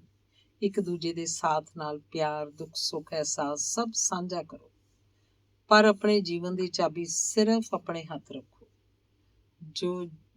ਜੋ ਜਾਂਦਾ ਉਹਨੂੰ ਜਾਣ ਦਿਓ। ਮਰਨ ਵਾਲੇ ਬੰਦੇ ਦੇ ਛੱਡ ਕੇ ਜਾਣ ਵਾਲੇ ਦੀ ਤਕਲੀਫ 'ਚ ਫਰਕ ਹੁੰਦਾ ਹੈ, ਮੰਨਦੀ ਹੈ, ਪਰ ਜਿਉਣ ਦਾ ਮਜ਼ਾ ਵੀ ਉਹਨਾਂ ਸਾਹਮਣੇ ਹੈ ਜੋ ਛੱਡ ਜਾਂਦੇ ਆ। ਮਰਦ ਸਾਥ ਹੈ ਪਰ ਜ਼ਿੰਦਗੀ ਨਹੀਂ। ਔਰਤ ਬਾਹੂ ਵੀ ਜਾਣਦੀ ਹੈ ਆਪਣੇ ਆਪ ਨੂੰ ਤੇ ਆਪਣੀਆਂ ਹੱਦਾਂ ਨੂੰ। ਇੱਕ ਗੱਲ ਹਮੇਸ਼ਾ ਯਾਦ ਰੱਖੋ, ਮਰਦ ਤੋਂ ਕਮਜ਼ੋਰ ਕੋਈ ਨਹੀਂ। ਉਹਦੀ ਕਮਜ਼ੋਰੀ ਹੀ ਔਰਤ ਨੂੰ ਗੁਲਾਮ ਬਣਾਉਂਦੀ ਹੈ। ਹਰ ਸਮਾਂ ਡਰਿਆ ਰਹਿੰਦਾ ਕਿ ਉਹਦੀ ਔਰਤ ਕਿਸੇ ਹੋਰ ਦੀ ਨਾ ਹੋ ਜਾਏ। ਉਹਦੀ ਕਮਜ਼ੋਰੀ ਨੂੰ ਆਪਣੀ ਗੁਲਾਮੀ ਨਾ ਬਣਾਓ ਤੇ ਨਾ ਹੀ ਖੁਦ ਨੂੰ ਕਮਜ਼ੋਰ। ਹਰ ਗੁਲਾਮੀ ਜ਼ੰਜੀਰਾਂ ਤੋੜਦੀ ਤੇ ਅੱਜ ਦਾ ਦਿਨ ਟੁੱਟੀ ਜ਼ੰਜੀਰ ਦਾ ਗਵਾਹ ਹੈ। ਅਗਲਾ ਅੰਗ ਹੈ ਬੂਬਸ ਬਾਜ਼ਾਰ। ਵਾਹ, ਕਿੰਨੇ ਸੋਹਣੇ ਬੂਬਸ। ਉਹ ਨੋ, ਇਹਦੇ ਬੂਬਸ ਕਿੰਨੇ ਛੋਟੇ। ਕੋਈ ਖੇਚੀ ਨਹੀਂ ਇਹਨਾਂ 'ਚ। ਉਹ ਯਾਰ ਤੂੰ ਦੇਖ, ਕਾਸ਼ ਮੇਰੇ ਹੱਥਾਂ 'ਚ ਆ ਜਾਣ ਇੱਕ ਵਾਰੀ। ਆਮ ਗੱਲਬਾਤ ਜੋ ਮਰਦਾਂ ਦੀ ਰੋਜ਼ਮर्रा ਦੀ ਜ਼ਿੰਦਗੀ ਦਾ ਹਿੱਸਾ ਹੈ। ਪਰ ਕਹਾਣੀ ਇਹ ਨਹੀਂ ਬਸ। ਮੇਰੇ ਬੂਬਸ ਦੇਖ, ਇਹਦੀ ਬਣਤਰ ਦੇਖ। ਤੈਨੂੰ ਪਤਾ ਮੈਂ ਕਿੰਨੇ ਘੰਟੇ ਜਿਮ ਜਾਂਦੀ ਹਾਂ ਯਾਰ ਇਸ ਲਈ, ਤੇ ਮੈਂ ਹਰ ਤਰ੍ਹਾਂ ਦੇ ਛੋਟੇ ਸੈਕਸੀ ਕੱਪੜੇ ਪਾਉਂਦੀ ਹਾਂ। ਤੇ ਤੈਨੂੰ ਤੇ ਪਤਾ ਹੈ ਕਿ ਮਰਦ ਨੂੰ ਆਪਣਾ ਬਣਾਉਣ 'ਚ ਤਰ੍ਹਾਂ ਦੇ ਸੈਕਸੀ ਕੱਪੜਿਆਂ ਦਾ ਕਿੰਨਾ ਯੋਗਦਾਨ ਹੈ। ਉਹ ਨੋ, ਇਹਦਾ ਮਤਲਬ ਮੈਂ ਕਦੇ ਵੀ ਮਰਦ ਨੂੰ ਭਰਮਾ ਨਹੀਂ ਸਕਦੀ। ਮੇਰੇ ਬੂਬਸ ਤੇ ਅਸਲ ਨਾਪ ਨਾਲੋਂ ਵੀ ਛੋਟੇ ਹਨ। ਆਮ ਔਰਤਾਂ ਦੀ ਰੋਜ਼ਮर्रा ਦੀ ਬਹਿਸ ਜੋ ਬਹੁਤਿਆਂ ਨੂੰ ਅੰਧਕਾਰ 'ਚ ਲੈ ਜਾਂਦੀ ਹੈ। ਇੱਕ ਰਿਸਰਚ ਦੇ ਮੁਤਾਬਕ ਮਰਦ ਦੀ ਸੋਚ ਬੂਬਸ ਬਹੁਤ ਤਾਰੀ ਰਹਿੰਦੇ ਹਨ ਤੇ ਉਹ ਹਸਤ ਮੈਥਨ ਲਈ ਬੂਬਸ ਨੂੰ ਸ਼ਿੱਦਤ ਨਾਲ ਕਲਪਿਤ ਕਰਦਾ ਹੈ। ਇਸ ਕਰਕੇ ਬਹੁਤ ਸਾਰੇ ਫੋਟੋਸ਼ੂਟ, ਮੈਗਜ਼ੀਨ, ਵਪਾਰ, ਫਿਲਮਾਂ 'ਚ ਫੋਕਸ ਕੀਤਾ ਜਾਂਦਾ ਹੈ। ਕੰਮਕਾਜੀ ਔਰਤਾਂ ਨੂੰ ਇਹ ਸਲਾਹ ਦਿੱਤੀ ਜਾਂਦੀ ਹੈ ਕਿ ਜਦੋਂ ਦਫ਼ਤਰਾਂ 'ਚ ਖਾਸ ਕੰਮ ਲਈ ਜਾਣ ਤੇ ਵੱਡੇ ਗਲੇ ਵਾਲੇ ਕੱਪੜੇ ਪਾ ਕੇ ਜਾਣ।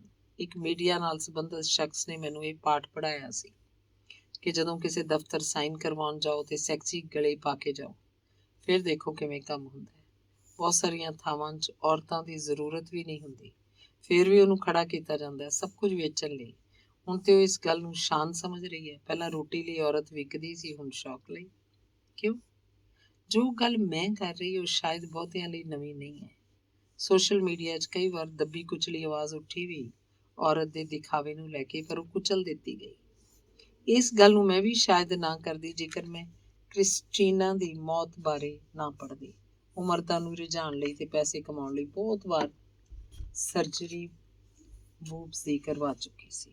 ਕਿਉਂ ਉਹਨੇ ਨਕਲੀ ਰਸਤੇ ਚੁਣੇ ਮਰਦਾਂ ਨੂੰ ਭਰਮਾਉਣ ਲਈ? ਅਜੇ ਸੋਚਾਂ 'ਚ ਹੀ ਗੁੰਮ ਸੀ ਕਿ ਸ਼੍ਰੀ ਦੇਵੀ ਦੀ ਮੌਤ ਹੋ ਗਈ। ਬਹੁਤ ਕੁਝ ਜਾਣਨ ਦੀ ਇੱਛਾ ਨੇ ਬਹੁਤ ਸਾਰੀਆਂ ਜਾਣਕਾਰੀਆਂ ਇਕੱਠਾ ਕਰਨ 'ਚ ਮੈਨੂੰ ਲਗਾ ਦਿੱਤਾ। ਸਭ ਤੋਂ ਜ਼ਿਆਦਾ ਹਾਸਾ ਤੇ ਰੋਣਾ ਮੈਨੂੰ ਰਾਖੀ ਸਾਵੰਤ ਦੀਆਂ ਗੱਲਾਂ ਤੇ ਆਇਆ, ਜੋ ਬੂਬਸ ਨੂੰ ਹੀ ਆਪਣੀ ਵੱਡੀ ਗੱਲ ਸਮਝ ਰਹੀ ਸੀ ਤੇ ਬਿਆਨ ਦੇ ਰਹੀ ਸੀ ਕਿ ਮੈਂ ਤੇ ਆਪਣੇ ਬੂਬਸ ਦਾਨ ਕਰਾਂਗੀ। ਲੋਕ ਸ਼ੌਕ ਨਾਲ ਉਹਦੀ ਵੀਡੀਓ ਦੇਖ ਰਹੇ, ਪਰ ਸਵਾਲ ਨਹੀਂ ਕਰ ਰਹੇ ਕਿ ਪਲਾਸਟਿਕ ਦੀ ਚੀਜ਼ ਦਾਨ ਨਹੀਂ ਹੁੰਦੀ। ਮੈਂ ਮੰਨਦੀ ਹਾਂ ਕਿ ਇਹ ਖਿੱਚ ਸੁਭਾਵਕ ਵੀ ਹੈ, ਉਤੇਜਨਾ ਵੀ ਜ਼ਿੰਦਗੀ ਦਾ ਹਿੱਸਾ ਹੈ, ਪਰ ਇਹਦਾ ਮਤਲਬ ਇਹ ਤੇ ਨਹੀਂ ਕਿ ਤੁਸੀਂ ਗੈਰ ਕੁਦਰਤੀ ਤਰੀਕਿਆਂ ਵੱਲ ਮੂੰਹ ਕਰ ਲਓ। ਮੈਂ ਜਿਉਂ-ਜਿਉਂ ਰਿਸਰਚ ਕਰਦੀ ਗਈ, ਉਲਝਦੀ ਗਈ, ਲੋਕਾਂ ਦੀ ਸੋਚ ਕਈ ਸਵਾਲ ਖੜੇ ਕਰਦੀ ਗਈ। ਮੈਨੂੰ ਇੰਝ ਲੱਗਣ ਲੱਗਾ ਜਿਵੇਂ ਮੈਂ ਬੂਬਸ ਬਾਜ਼ਾਰ 'ਚ ਰਹਿ ਰਹੀ ਹਾਂ। ਜਦੋਂ ਅਸੀਂ ਟੀਨ ਏਜ ਦੀ ਉਮਰ 'ਚ ਆਉਂਦੇ ਹਾਂ, ਬਹੁਤ ਸਾਰੇ ਸਵਾਲ ਮਨਾਂ 'ਚ ਤਾਰੀ ਹੁੰਦੇ ਨੇ। ਮੁੰਡੇ ਕੁੜੀਆਂ ਦੋਵੇਂ ਇੱਕ ਸੁਪਨਮਈ ਦੁਨੀਆ 'ਚ ਕਦਮ ਰੱਖਦੇ ਨੇ। ਇਸ ਦੁਨੀਆ ਨੂੰ ਸਾਕਾਰ ਕਰਨ 'ਚ ਸੋਸ਼ਲ ਮੀਡੀਆ ਬਹੁਤ ਅਸਰ ਪਾਉਂਦਾ ਹੈ। ਰੋਜ਼ ਸਕੂਲ ਨੂੰ ਜਾਂਦੀਆਂ ਸੜਕਾਂ ਤੇ ਲੱਗੇ ਫਿਲਮਾਂ ਦੇ ਪੋਸਟਰ ਜੋ ਸਿਰਫ ਔਰਤਾਂ ਦੇ ਜਿਸਮ ਨੂੰ ਉਭਾਰਦੇ, ਉਹਨਾਂ ਦੀਆਂ ਅਦਾਵਾਂ ਬੱਚਿਆਂ ਦੇ ਕੋਮਲ ਮਨਾਂ ਤੇ ਅਣਬੁੱਝੀ ਪਹੇਲੀ ਵਾਂਗ ਛਾਪ ਛੱਡਦੀਆਂ। ਕੁੜੀਆਂ ਦੇ ਉੱਭਰਦੇ ਸੀਨ ਵੀ ਆਪਣੇ ਆਪ ਲਈ ਸਵਾਲ ਬਣ ਜਾਂਦੇ। ਦੋਵਾਂ ਨੂੰ ਸਮਝ ਆਉਣ ਲੱਗਦਾ ਹੈ ਕਿ ਸਿਰਫ ਸਰੀਰ ਦਾ ਇਹ ਹਿੱਸਾ ਦੋਵਾਂ ਨੂੰ ਆਕਰਸ਼ਿਤ ਕਰਨ 'ਚ ਜਾਦੂ ਦਿਖਾਉਂਦਾ। ਦੋਵੇਂ ਧਿਰਾਂ ਹੁਣ ਗੂਗਲ ਨੂੰ ਜ਼ਿੰਦਗੀ ਦਾ ਹਿੱਸਾ ਬਣਾ ਲੈਂਦੀਆਂ, ਆਪਣੇ ਹੀ ਸਰੀਰ ਨਾਲ ਕੁਝ ਨਵਾਂ ਕਰਨ ਲਈ। ਲਿਖਦੇ ਲਿਖਦੇ ਸੋਚ ਰਹੀ ਹਾਂ ਕਿ ਪੁਰਾਣੇ ਸਮੇਂ 'ਚ ਲੋਕ ਆਪਣੀ ਇਸ ਅਵਸਥਾ ਨਾਲ ਕਿਵੇਂ ਨਜਿੱਠਦੇ ਹੋਣਗੇ। ਮੁੰਡੇ ਵੀ ਜਲਦੀ ਸਮਝ ਜਾਂਦੇ ਆ ਕਿ ਕੁੜੀਆਂ ਦੂਸਰਿਆਂ ਤੋਂ ਅਲੱਗ ਖੂਬਸੂਰਤ ਦਿਖਣਾ ਚਾਹੁੰਦੀਆਂ। ਮੁੰਡੇ ਉਹਨਾਂ ਦੀ ਇਸ ਸੋਚ ਨੂੰ ਸਮਝਦੇ ਹੋਏ ਪੂਰੀ ਤਰ੍ਹਾਂ ਕੁੜੀਆਂ ਨੂੰ ਭੜਕਾਉਂਦੇ। ਕੁੜੀਆਂ ਬਹੁਤ ਸਮਾਂ ਖੂਬਸੂਰਤੀ ਦੇ ਸਾਧਨ ਲੱਭਣ 'ਚ ਮਸਰੂਫ ਹੋ ਜਾਂਦੀਆਂ ਤੇ ਮਰਦ ਔਰਤ ਦੀ ਇਸ ਲਾਲਸਾ ਦਾ ਫਾਇਦਾ ਚੁੱਕਦੇ। ਕਹਾਣੀ ਇੱਥੇ ਨਹੀਂ ਮੁੱਕਦੀ। ਉਹ ਜਾਣ ਬੁੱਝ ਕੇ ਦੂਸਰੀਆਂ ਕੁੜੀਆਂ ਦੀਆਂ ਤਾਰੀਫਾਂ ਉਹਨਾਂ ਸਾਹਮਣੇ ਕਰਦੇ। ਕੁੜੀਆਂ ਦਾ ਸਾਥ ਕਿੰਨੀ ਵਾਰ ਸ਼ੀਸ਼ਾ ਬਣ ਜਾਂਦਾ। ਸਾਰਾ ਦਿਨ ਸ਼ੀਸ਼ੇ 'ਚ ਹੀ ਨਿਹਾਰਨ 'ਚ ਬੀਤਣ ਲੱਗਦਾ। ਦਿਨ ਰਾਤ ਦੂਸਰੀਆਂ ਔਰਤਾਂ ਨਾਲ ਮੁਕਾਬਲਾ ਮਾਨਸਿਕ ਤੌਰ ਤੇ ਉਹਨਾਂ ਨੂੰ ਬਿਮਾਰ ਕਰਦਾ ਜਾਂਦਾ। ਜੋ ਸੋਹਣੀਆਂ ਹਨ ਉਹਨਾਂ ਨੂੰ ਵੀ, ਤੇ ਜੋ ਕੁਦਰਤ ਵੱਲੋਂ ਨਹੀਂ ਹਨ ਉਹਨਾਂ ਨੂੰ ਵੀ। ਸਰੀਰ ਦੇ ਮਾਪਦੰਡ ਬਹੁਤ ਗੌਰ ਨਾਲ ਵੇਖਿਆ ਜਾਏ ਤੇ ਸੋਸ਼ਲ ਮੀਡੀਆ ਨੇ ਕ੍ਰੀਏਟ ਕੀਤੇ। ਰੋਜ਼ ਨਵੀਆਂ ਫਿਲਮਾਂ, ਗੀਤ, ਪੋਸਟਰ, ਨਿੱਤ ਨਵੀਆਂ ਕੁੜੀਆਂ ਦਾ ਸ਼ੋਅ, ਮਰਦ ਦੇ ਫੈਂਟੇਸੀ ਵਰਲਡ 'ਚ ਘੁੰਮਦੇ ਚਿਹਰੇ ਆਮ ਔਰਤਾਂ ਲਈ ਭਾਰੀ ਹੋ ਜਾਂਦੇ। ਪੋਰਨ ਫਿਲਮਾਂ ਜ਼ਿੰਦਗੀ ਦੇ ਖੱਟੇ ਮਿੱਠੇ ਪੜਾਵਾਂ 'ਚ ਦੀਵਾਰ ਬਣ ਜਾਂਦੀਆਂ। ਅੱਜ ਦੇ ਲੋਕ ਸਮਝੇ ਹਨ ਕਿ ਬੂਬਸ ਉਤੇਜਨਾ ਨੂੰ ਵਧਾਉਣ ਦੇ ਕੰਮ ਆਉਂਦੇ ਆ। ਮੰਨਿਆ ਸੱਚ ਹੈ। ਫਿਰ ਪਿਆਰ? ਬੂਬਸ ਦਾ ਤਸੱਵਰ ਨਾਲ ਕੀਤਾ ਸੈਕਸ ਚਰਮ ਸੀਮਾ ਦੇ ਇੱਕ ਛਿਣ ਬਾਅਦ ਹੀ ਖਤਮ ਹੋ ਜਾਂਦਾ ਹੈ ਤੇ ਪਿਆਰ ਦੇ ਪਲ ਅਗਲੇ ਪਲਾਂ ਤੱਕ ਵੀ ਨਾਲ ਚੱਲਦੇ ਆ। ਪੋਰਨ ਫਿਲਮਾਂ 'ਚ ਦਿਖਾਏ ਜਾਂਦੇ ਆਸਾਨ ਸਿਰਫ ਦਿਖਾਉਣ ਲਈ ਹੁੰਦੇ ਆ ਕਿ ਅਸੀਂ ਸਭ ਜਾਣਦੇ ਹਾਂ ਕਿ ਇੰਜ ਦੀਆਂ ਫਿਲਮਾਂ ਕਿੰਨੀ ਤਰ੍ਹਾਂ ਦੀ ਤਕਨੀਕ ਨਾਲ ਬਣਦੀਆਂ, ਕਿਸ ਤਰ੍ਹਾਂ ਦੇ ਨਸ਼ੇ ਕੀਤੇ ਜਾਂਦੇ, ਕਿੰਨੇ ਤਰ੍ਹਾਂ ਦੇ ਕੈਮਰੇ ਦੇ ਕੋਣ ਵਰਤੇ ਜਾਂਦੇ। ਜੋ ਬੂਬਸ ਅਸੀਂ ਵੇਖਦੇ ਹਾਂ ਉਹਨਾਂ ਲਈ ਸਿਲੀਕੌਨ ਵੀ ਵਰਤੀ ਜਾਂਦੀ ਹੈ। ਸਿਲੀਕੌਨ ਤਕਨੀਕ ਬ੍ਰੈਸਟ ਕੈਂਸਰ ਨਾਲ ਜੂਝ ਰਹੀ ਔਰਤਾਂ ਲਈ ਬਣੀ ਸੀ ਤਾਂ ਕਿ ਉਹ ਆਪਣਾ ਆਤਮ ਸਨਮਾਨ ਵਾਪਸ ਪਾ ਸਕਣ। ਹਰ ਫਿਲਮ ਐਡਿਟ ਹੁੰਦੀ ਹੈ ਤੇ ਪੋਰਨ ਫਿਲਮਾਂ ਦੀ ਐਡੀਟਿੰਗ ਇੱਕ ਇਲਿਊਜ਼ਨ 'ਚ ਲੈ ਜਾਂਦੀ ਹੈ। ਸਟਾਈਲ ਤੇ ਲੰਬੇ ਸਮੇਂ ਦੇ ਸੈਕਸ ਫੰਡਾ ਆਮ ਜ਼ਿੰਦਗੀ ਨੂੰ ਤਹਿਸ ਨਹਿਸ ਕਰ ਦਿੰਦਾ ਹੈ ਤੇ ਪਿਆਰ ਹਵਾ 'ਚ ਬਿਖਰ ਜਾਂਦਾ ਹੈ। ਦੂਜੇ ਪਾਸੇ ਔਰਤਾਂ ਨੂੰ ਲੱਗਦਾ ਹੈ ਕਿ ਵੱਖਰੀ ਦਿੱਖ, ਹੁਸਨ ਤੇ ਹਾਟ ਗਰਲ ਦਾ ਤਗਮਾ ਉਹਨਾਂ ਨੂੰ ਮਰਦਾਂ ਦੀ ਜ਼ਿੰਦਗੀ 'ਚ ਵੱਖਰੀ ਜਗ੍ਹਾ ਦੇਵੇਗਾ। ਉਹ ਮਰਦਾਂ ਨੂੰ ਆਪਣੇ ਜਾਲ 'ਚ ਹਮੇਸ਼ਾ ਬੰਨ੍ਹ ਲਏਗੀ। ਮਾਫ਼ ਕਰਨਾ, ਜੇਕਰ ਇਹ ਸੱਚ ਹੁੰਦਾ ਤੇ ਬਾਜ਼ਾਰ ਬੇਵਸ ਔਰਤਾਂ ਨਾਲ ਕਦੀ ਨਾ ਸਜਦੇ। ਇੱਕ ਵਕੀਲ ਦੋਸਤ ਨਾਲ ਚਰਚਾ ਚੱਲ ਰਹੀ ਸੀ। ਉਹਨੇ ਵੀ ਇਸ ਸੱਚ ਨੂੰ ਸਵੀਕਾਰ ਕਰਦੇ ਦੱਸਿਆ ਕਿ ਜਦੋਂ ਤਲਾਕ ਦੇ ਅਸਲੀ ਮੁੱਦੇ ਨੂੰ ਦੇਖਿਆ ਜਾਂਦਾ ਹੈ ਉਸ 'ਚ ਫਿਲਮਾਂ ਵੀ ਕਸੂਰਵਾਰ ਹੁੰਦੀਆਂ। ਹਰ ਔਰਤ ਉਹਨਾਂ ਫਿਲਮਾਂ ਦੇ ਹਾਣ ਦੀ ਨਹੀਂ ਹੋ ਸਕਦੀ। ਔਰਤ ਪਿਆਰ ਵੀ ਭਾਲਦੀ ਹੈ, ਸੈਕਸ ਪਿਆਰ ਦੀ ਪੌੜੀ ਜ਼ਰੂਰ ਹੈ ਪਰ ਹਵਸ ਦੀ ਨਹੀਂ। ਵਕੀਲ ਦੋਸਤ ਨੇ ਦੱਸਿਆ ਕਿ ਇੱਕ ਕੇਸ ਸੀ ਜੋ ਇਸ ਲਈ ਤਲਾਕ ਦੀ ਵਜ੍ਹਾ ਬਣਿਆ ਕਿ ਉਹਦੀ ਬੀਵੀ ਉਹ ਸਭ ਕੁਝ ਨਹੀਂ ਕਰਦੀ ਜੋ ਪੋਰਨ ਮੂਵੀ 'ਚ ਵਾਪਰਦਾ ਸੀ। ਮਰਦ ਇਸ ਖੁਆਇਸ਼ ਲਈ ਵਿਕਾਊ ਔਰਤਾਂ ਦਾ ਇਸਤੇਮਾਲ ਕਰਦਾ ਸੀ। ਲਿਖਦੇ ਲਿਖਦੇ ਕਿੰਨੇ ਸਵਾਲ ਤਾਰੀ ਹੋ ਰਹੇ ਕਿ ਫਿਰ ਪਿਆਰ ਕੀ ਹੈ? ਪਿਆਰ ਤੇ ਸੈਕਸ ਦਾ ਆਪਸ 'ਚ ਕੀ ਰਿਸ਼ਤਾ ਹੈ? ਆਤਮਿਕ ਪਿਆਰ ਕੀ ਹੈ? ਜੇਕਰ ਤੁਸੀਂ ਸਰੀਰਕ ਪੱਧਰ ਤੇ ਉਲਝ ਗਏ ਤੇ ਰੂਹਾਨੀਅਤ ਨੂੰ ਕਿਵੇਂ ਜੀ ਸਕਦੇ? ਇਹ ਸਾਰੀ ਖੇਲ 'ਚ ਕਮਜ਼ੋਰ ਕੜੀ ਕੌਣ ਹੈ? ਮਰਦ ਪਿਘਲਦਾ ਜਾਂਦਾ ਸਰੀਰ ਦੀ ਗਰਮੀ ਨਾਲ ਤੇ ਔਰਤਾਂ ਹੋਰ ਘੁਲਦੀਆਂ ਜਾਂਦੀਆਂ ਸਰੀਰਾਂ ਨੂੰ ਤਰਾਸ਼ਣ 'ਚ। ਪਲਾਸਟਿਕ ਸਰਜਰੀ, ਸਟੀਰਾਇਡ ਆਦਿ ਉਹਦੀ ਜ਼ਿੰਦਗੀ ਦੇ ਹਿੱਸੇਦਾਰ ਬਣ ਜਾਂਦੀ ਹੈ। ਇਹ ਦਾਸਤਾਂ ਪੈਸੇ ਵਾਲੇ ਲੋਕਾਂ ਦੀ ਤੇ ਸੋਸ਼ਲ ਮੀਡੀਆ ਤੇ ਹਾਵੀ ਲੋਕਾਂ ਦੀ ਜ਼ਿਆਦਾ ਹੈ, ਪਰ ਗੌਰ ਨਾਲ ਦੇਖਿਆ ਜਾਏ ਤੇ ਇਹਦਾ ਭੁਗਤਾਨ ਹਰ ਵਰਗ ਨੂੰ ਕਰਨਾ ਪੈਂਦਾ ਹੈ। ਰਾਖੀ ਸਾਵੰਤ ਬਾਥਰੂਮ 'ਚ ਬੈਠ ਕੇ ਵੀ ਆਪਣਾ ਕਲਿੱਪ ਬਣਾਉਂਦੀ ਹੈ ਤੇ ਮਰਦਾਂ ਦੀ ਭੀੜ ਹੁਮਾ ਕੇ ਵੇਖਣ ਪਹੁੰਚ ਜਾਂਦੀ ਹੈ। ਉਹ ਬੂਬਸ ਦਾਨ ਕਰਨ ਦੀ ਗੱਲ ਕਰਦੀ ਹੈ ਤੇ ਲੋਕ ਬੋਲੀਆਂ ਲਗਾਉਣ ਲੱਗ ਜਾਂਦੇ ਹਨ। ਇਸ ਸੋਚ ਦੇ ਮੈਨੂੰ ਹੁਣ ਹਾਸਾ ਵੀ ਆ ਰਿਹਾ, ਮਰਦ ਤੇ ਤਰਸ ਵੀ। ਇੱਕ ਗੱਲ ਕਹਿਣਾ ਚਾਹਾਂਗੀ ਕਿ ਇੱਥੋਂ ਪਤਾ ਲੱਗਦਾ ਹੈ ਮਰਦ ਕਮਜ਼ੋਰ ਕਿੰਨਾ ਹੈ। ਔਰਤ ਦਾ ਐਕਸਪੋਜ਼ਰ ਮਰਦ ਨੂੰ ਪਾਗਲ ਹਾਥੀ ਬਣਾਉਂਦਾ ਹੈ। ਐਕਸਪੋਜ਼ ਕਰਨ ਵਾਲੀਆਂ ਔਰਤਾਂ ਚੰਗੀ ਤਰ੍ਹਾਂ ਜਾਣਦੀਆਂ ਹਨ ਕਿ ਉਹਨਾਂ ਦੀਆਂ ਤਸਵੀਰਾਂ ਮਰਦਾਂ ਦੀ ਹਵਸ ਤੇ ਕੰਮ ਆਉਂਦੀਆਂ ਹਨ। ਫਿਰ ਵੀ ਉਹ ਬੇਫਿਕਰੀ ਨਾਲ ਸਭ ਕਰ ਰਹੀਆਂ ਹਨ। ਫਿਲਮੀ ਔਰਤਾਂ ਉਹਨਾਂ ਦੇ ਹੱਥ ਨਹੀਂ ਆ ਸਕਦੀਆਂ, ਫਿਰ ਵੀ ਉਹਨਾਂ ਦੀ ਖੁਆਇਸ਼ ਕਰਦਾ ਹੈ ਤੇ ਆਪਣਾ ਪੈਸਾ ਤੇ ਆਪਣੀ ਜ਼ਿੰਦਗੀ ਦੇ ਹਸੀਨ ਮੌਸਮ ਗਵਾ ਲੈਂਦਾ ਹੈ। ਸੋਚੋ ਨੁਕਸਾਨ ਕਿਹਦਾ ਹੋ ਰਿਹਾ? ਕੀ ਖੇਡ ਹੈ ਸਾਰੀ? ਸੀਰੀਅਸਲੀ ਮੈਂ ਖੂਬਸੂਰਤੀ ਦੇ ਖਿਲਾਫ ਹੁੰਦੀ ਹਾਂ। ਸੀਰੀਅਸਲੀ ਮੈਂ ਖੂਬਸੂਰਤੀ ਦੇ ਖਿਲਾਫ ਨਹੀਂ ਹਾਂ, ਮੈਂ ਉਹਦੇ ਮੈਟੀਰੀਅਲਿਸਟਿਕ ਹੋਣ ਦੇ ਖਿਲਾਫ ਹਾਂ। ਜੋ ਪਿਆਰ ਤੁਸੀਂ ਗਲਵੱਕੜੀ ਨਾਲ ਮਹਿਸੂਸ ਕਰਨਾ ਸੀ, ਚੁੰਮਣ ਨਾਲ ਮਹਿਸੂਸ ਕਰਨਾ ਸੀ, ਜੋ ਪਿਆਰ ਤੁਸੀਂ ਰੂਹਾਨੀਅਤ ਨਾਲ ਮਹਿਸੂਸ ਕਰਨਾ ਸੀ, ਉਹ ਸਭ ਕੁਝ ਫੈਂਟੇਸੀ ਨੇ ਖਾ ਲਿਆ। ਅੰਦਰੋਂ ਸਭ ਮਰ ਰਿਹਾ ਹੈ ਕਿਉਂਕਿ ਅਸੀਂ ਪਲ ਨਹੀਂ ਹਵਸ ਜੀ ਰਹੇ ਹਾਂ। ਵਿਆਗਰਾ ਬਿਮਾਰੀ ਲਈ ਜਾਂ ਇੱਕ ਖਾਸ ਉਮਰ ਲਈ ਵਰਤੀ ਜਾਂਦੀ ਹੈ, ਪਰ ਮੈਨੂੰ ਪਤਾ ਲੱਗਾ ਹੈ ਕਿ ਹੁਣ ਇਹਨੂੰ ਯੁਵਾ ਪੀੜ੍ਹੀ ਵੀ ਵਰਤ ਰਹੀ ਹੈ। ਮੇਰੀ ਇੱਕ ਦੋਸਤ ਨੇ ਦੱਸਿਆ ਕਿ ਜਾਨਵਰਾਂ ਨੂੰ ਲੱਗਣ ਵਾਲੇ ਇੰਜੈਕਸ਼ਨ ਵੀ ਵਿਆਗਰਾ ਦੀ ਜਗ੍ਹਾ ਇਸਤੇਮਾਲ ਕੀਤੇ ਜਾ ਰਹੇ ਨੇ। ਕਿਉਂ? ਮਰਦ ਤੇ ਔਰਤ ਦੀ ਚਾਹਤ ਸ਼ਾਇਦ ਬਦਲ ਰਹੀ ਹੈ। FB ਦੀ ਦੁਨੀਆ ਬਹੁਤ ਸਾਰੇ ਸੱਚ ਸਾਹਮਣੇ ਲਿਆ ਰਹੀ ਹੈ, ਪਰ ਸਵਾਲ ਇਹ ਹੈ ਕਿ ਇਸ ਚਾਹਤ ਦੇ ਚੱਕਰ 'ਚ ਦੋਵੇਂ ਜੀਵ ਆਪਣਾ ਸਰੀਰ ਘਾਣ ਕਿਉਂ ਕਰ ਰਹੇ ਨੇ? ਔਰਤ ਵਿਕ ਰਹੀ, ਮਰਦ ਖਰੀਦ ਰਿਹਾ। ਜਿਸਮ ਦੇ ਬਾਜ਼ਾਰ 'ਚ ਲੱਗਦੀਆਂ ਨੇ ਮਹਿਫਿਲਾਂ ਰੋਜ਼ ਮਰਦ ਨੂੰ ਅਜ਼ਮਾਉਣ ਲਈ। ਖਰੀਦਦਾਰ ਖੁਦ ਨੂੰ ਖੁਦਾ ਸਮਝ ਬੈਠਾ। ਅਗਲਾ ਅੰਗ ਹੈ ਮਦਰ ਡੇ। ਮਾਂ ਦਿਵਸ ਤੇ ਇੱਕ ਸੋਚ ਨਾਲ ਗੁਫ਼ਤਗੂ ਹੋਈ ਮੇਰੀ। ਔਰਤ ਨੂੰ ਵਰਦਾਨ ਮਾਂ ਬਣਨ ਦਾ, ਮਰਦ ਨੂੰ ਬੀਜ ਹੋਣ ਦਾ। ਦੋਵੇਂ ਅਧੂਰੇ ਇੱਕ ਦੂਜੇ ਬਿਨਾਂ। ਸਰੀਰਕ ਕਸ਼ਟ ਔਰਤ ਦੇ ਹਿੱਸੇ ਸੱਚ ਹੈ। ਔਰਤ ਦੇ ਇਸ ਕਸ਼ਟ ਨੂੰ ਸਹਾਨੁਭੂਤੀ ਨਹੀਂ ਚਾਹੀਦੀ ਸੀ ਕਿਉਂਕਿ ਕੁਦਰਤ ਦਾ ਕੋਈ ਵੀ ਨਿਯਮ ਤਰਸ ਦਾ ਪਾਤਰ ਨਹੀਂ ਹੈ।